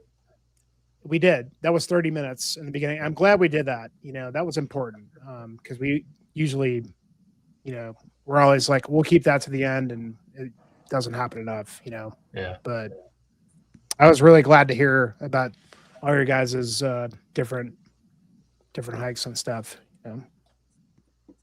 No, agreed. Yeah, glad we did that in the beginning. Yeah, actually, Rick's right. I'm surprised that Stan Garrigo, Oh yeah, no one talked about that. like that one was like, again, that's one of those ones is like could be the top. Didn't like it as much as the first one. Yeah, same here, Jimmy. Like it just didn't hit for me. don't know what I it still was. like it. It's good. I really like it, but it's just Yeah, It's I think it's less foggy. That's yeah, that's how I thought of it. It was like you've passed through the worst of the fog, and now you're just in a light mist. yeah. it Just was Man. missing. It was the missing story of that my magical element of that first record. You know, Yeah, um, and even it's the still EP. really good, but yeah, the EP too. I mean, Yeah. Do you have the? Is that the? Let's see. that's right- the insert of their Yeah. the insert of the Mhm. the two guys standing like under that waterfall with like Yeah. the fallen Yeah, leaves that- everywhere. Cool Dude, that picture is so cool. Yeah, it's classic. Yeah, that's thing. Actually, all those releases that came out right at the same time, the Stan Garrigo and the other ones, like I thought all those were going to be like vying for spots, and then I listened to them more, and I was like, oh, they're good, but I still like Yeah. these other ones better. I am surprised Yeah. at a couple. I am surprised at a couple of the albums that did end up in my top 10, though. Like that Feral Lord, like not normally my style, but something about it. Every time I came back to it, and I was just like, yeah, this fucking rules. But like I said, it's just, I mean, you guys know how it is. Like you just listen to the right album, and it hits you Right right. For time. whatever reason. Yeah. Exactly. Timing is everything, man. Yeah. Well, like I said, that Feral Lord, like, I mean, they get real abrasive, they get real dissonant, and it gets kind of posty at times. But I think what it was, I didn't explain it when it came up earlier, but I just think they didn't drag it out. Like they introduced that element, and then they moved on to some other cool, like, so they didn't drag you down with it. Yeah, Nick. Russ. Russ. Is number 8, I think. Number 9 or 8. 6, 7, 8. Yeah, somewhere in there. Yeah. That's good. Yeah, the Yeah. hack. Yeah. Yeah. Awesome So album. good. Yeah. Yeah, there was a lot of great stuff, man. I mean, that new Evoken was almost in my Yeah. top 10. Amazing record. Obsidian Tongue. Nobody seemed to dig that record except for me. I don't know Oh, why, yeah. but I think that record is amazing. One of 9. That album was. Oh, fucking no one awesome. talked about that. 1 of 9. That's That in almost my made top. my list. Mhm. That's Oh, top man. 20. That's in my top 20. Yeah. I think that record is awesome. Yeah, I'm really looking forward to see what those guys do. Yeah. That was a good one. The Listened new- to that one a ton, but Yeah. just didn't And then like- Rick's bringing up the Droog. Yeah. New Droog was great. There's Hmm. new what? There's new Drew? Yeah. Wow. Fucking I Roman put out a new Hate Forest. Droog I and missed Windswept. that. Wow. How did I miss that? Was it any good? Because their last few The- ones the- haven't been great. I like the new Droog a lot. I actually Really? like it a lot more than most of their albums. But it kind of falls in that same train of thought as the last couple of Hate Forest albums. Actually, not this newest Hate Forest album, but the couple before that, the Hour of the Centaur and Innermost, where all of Roman's projects are kind of intermingling, and there's kind of a homogenous thing happening between the projects. The newest Hate Forest though, like it's Sorrow 2.0. Like it pummels you for 30 minutes and gets out. Yeah. But yeah, the Drook and the Windswept are very much like you can hear the elements from his other projects. Yeah. I see Unleashed. Oh yeah. Great record, man. Yeah. I love this one. It's so good. And nobody, I wanted to include this, but Chachwan, Oh yeah. excellent, just Oh, real yeah. focus. Yeah, Straight that's real focus. super good. That's super good. So good. It could have been top 10, but it was kind of just like a one-off for him. He even told me like he just, this was like old songs that he had. He Yeah. just like reworked, and man, so good. The new Paradise Lost, man. Dude, I listened to more Paradise Lost this year than I've ever listened to in my life. And I saw him for the first time doing Draconian Times at MDF.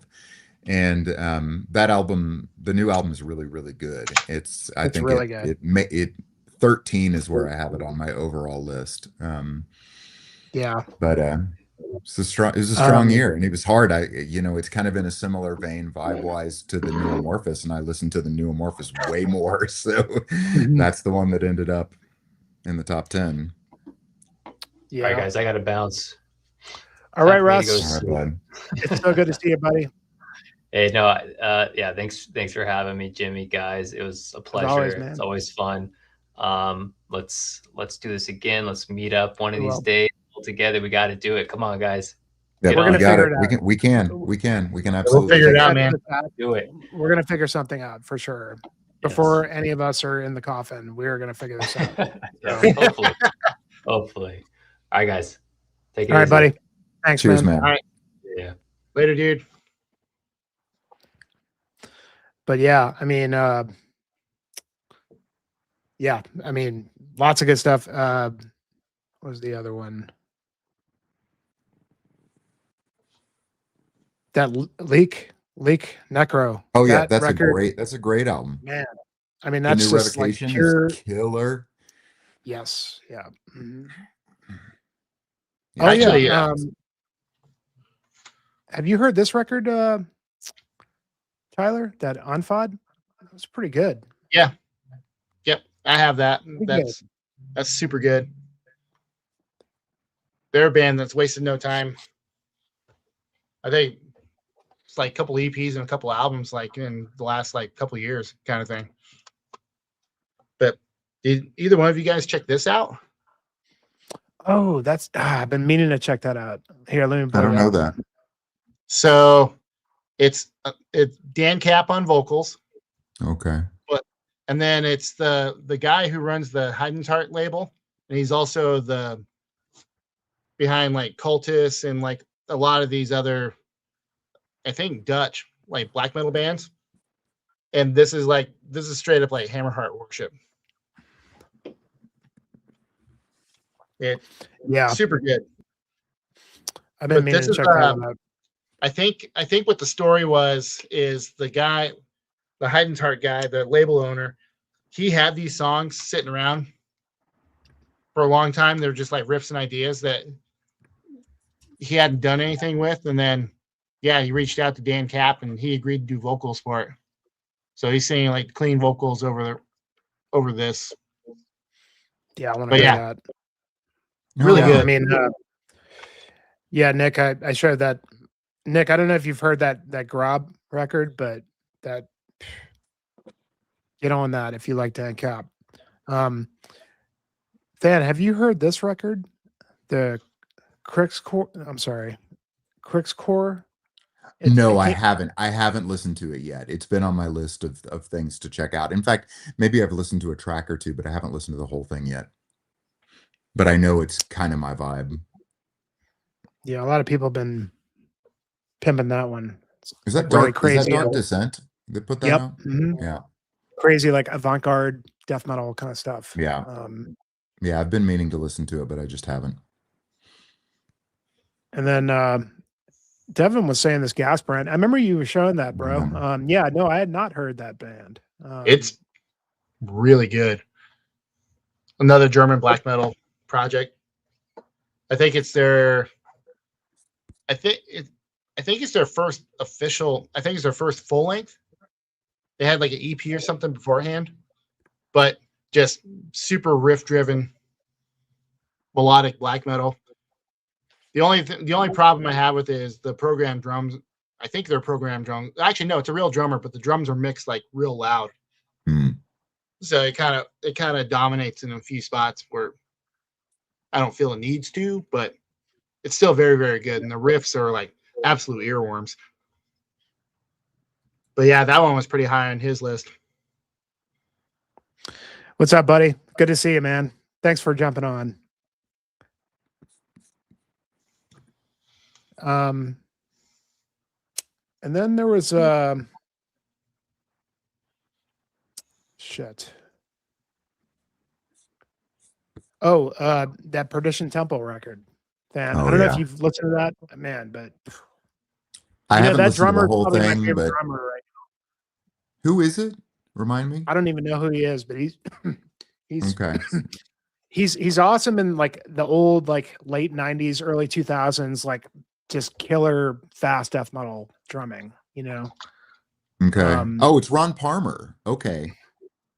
He's played for a bunch of classic bands, like he's played for Brutality and Malevolent in the past. Yeah, I've seen him pop up. Yeah, I was in a big like Angel Corpse, Gene Palabicki thing because I read a big thing that Bardo Methodology did with him, a big like multi-part interview. So I was listening to all the Angel Corpse stuff again.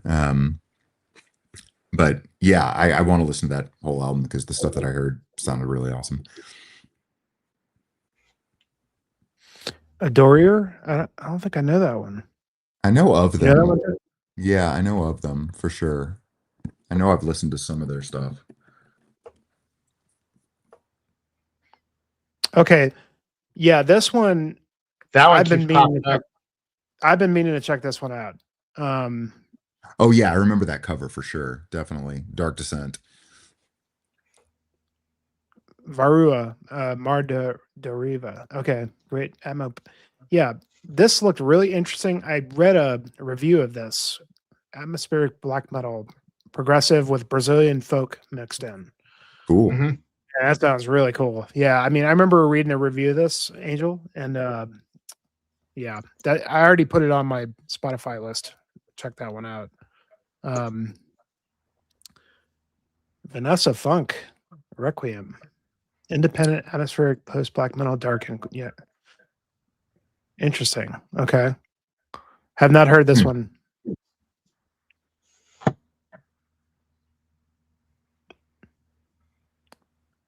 Cool. Okay, we're going back. Adore. Okay, yeah. Okay, everybody's like, see, this is what I'm talking about. This is like a billion fucking releases to check out that we haven't even considered. You know, hopefully, you know, people in the chat learned some stuff tonight. You know, from some new shit that we like. But I don't know. 1914. Have you guys checked that one out? Verbis. I'm not big on that band at all. No. Nah. I I don't know why. If I listen to it, it's kind of, I don't know. It doesn't do it for me. Too produced. Too. Well,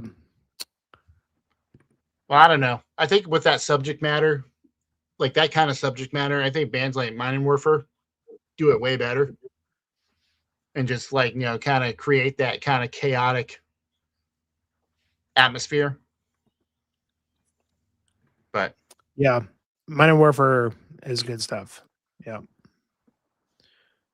I've got the last two albums by them, which are both like quite different, actually. yeah, so yeah, Fearvalls was the last one, and then Alpenpass was the one before that, and both albums kind of sound like the terrain that they're singing about, or you know.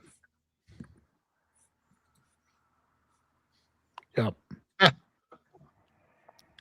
Yeah, your buddy Nick there, like he's a kindred spirit for sure. Oh yeah, man. I mean, do Do you remember Nick? Fan? We hung out with him at MDF. Yeah, for sure. Totally. Yeah.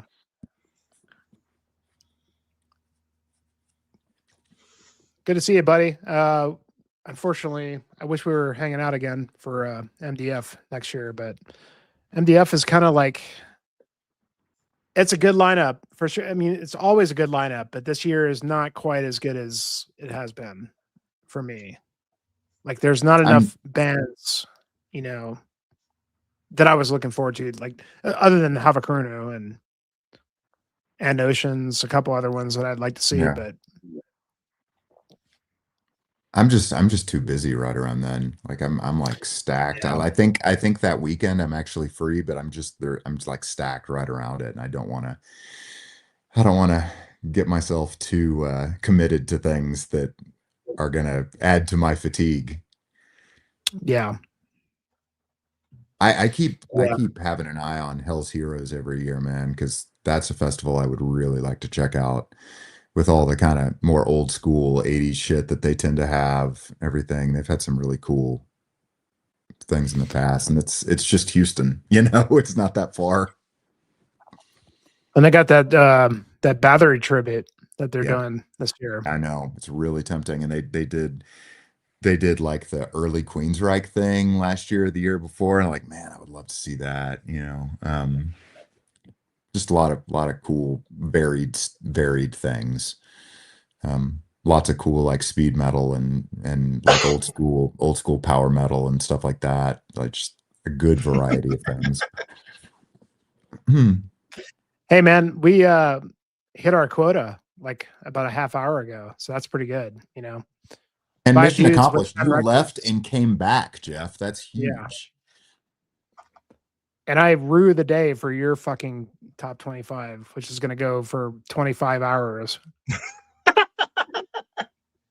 Dude, last year it was like, dude, I woke up the next Sunday morning and they were still going. It was like 8 a.m. And I looked and they were like, oh, everybody was like, so what's the next one?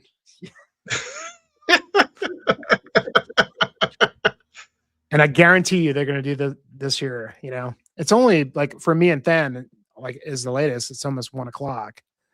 For that fucker, it's 3 o'clock. You know, or Yeah. almost 3. You know, Wolf. so, and we're at the very, very end here. You know, just shooting the shit. I said that like if we were gonna like do this stream the right way, we were gonna get all of our lists. Everybody was there, and then like if we had time, we would just, you know, hang out. So we're just hanging out.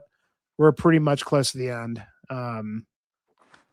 Well, even if you don't, you're still going to be up till fucking 10 in the morning on Sunday.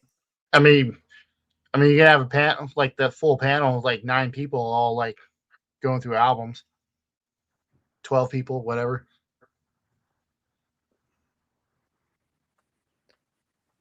Well, the cool thing is like if we jump on like on that stream, like we'll have already done our lists, so we can just like pop in and be like, oh, these ones were good.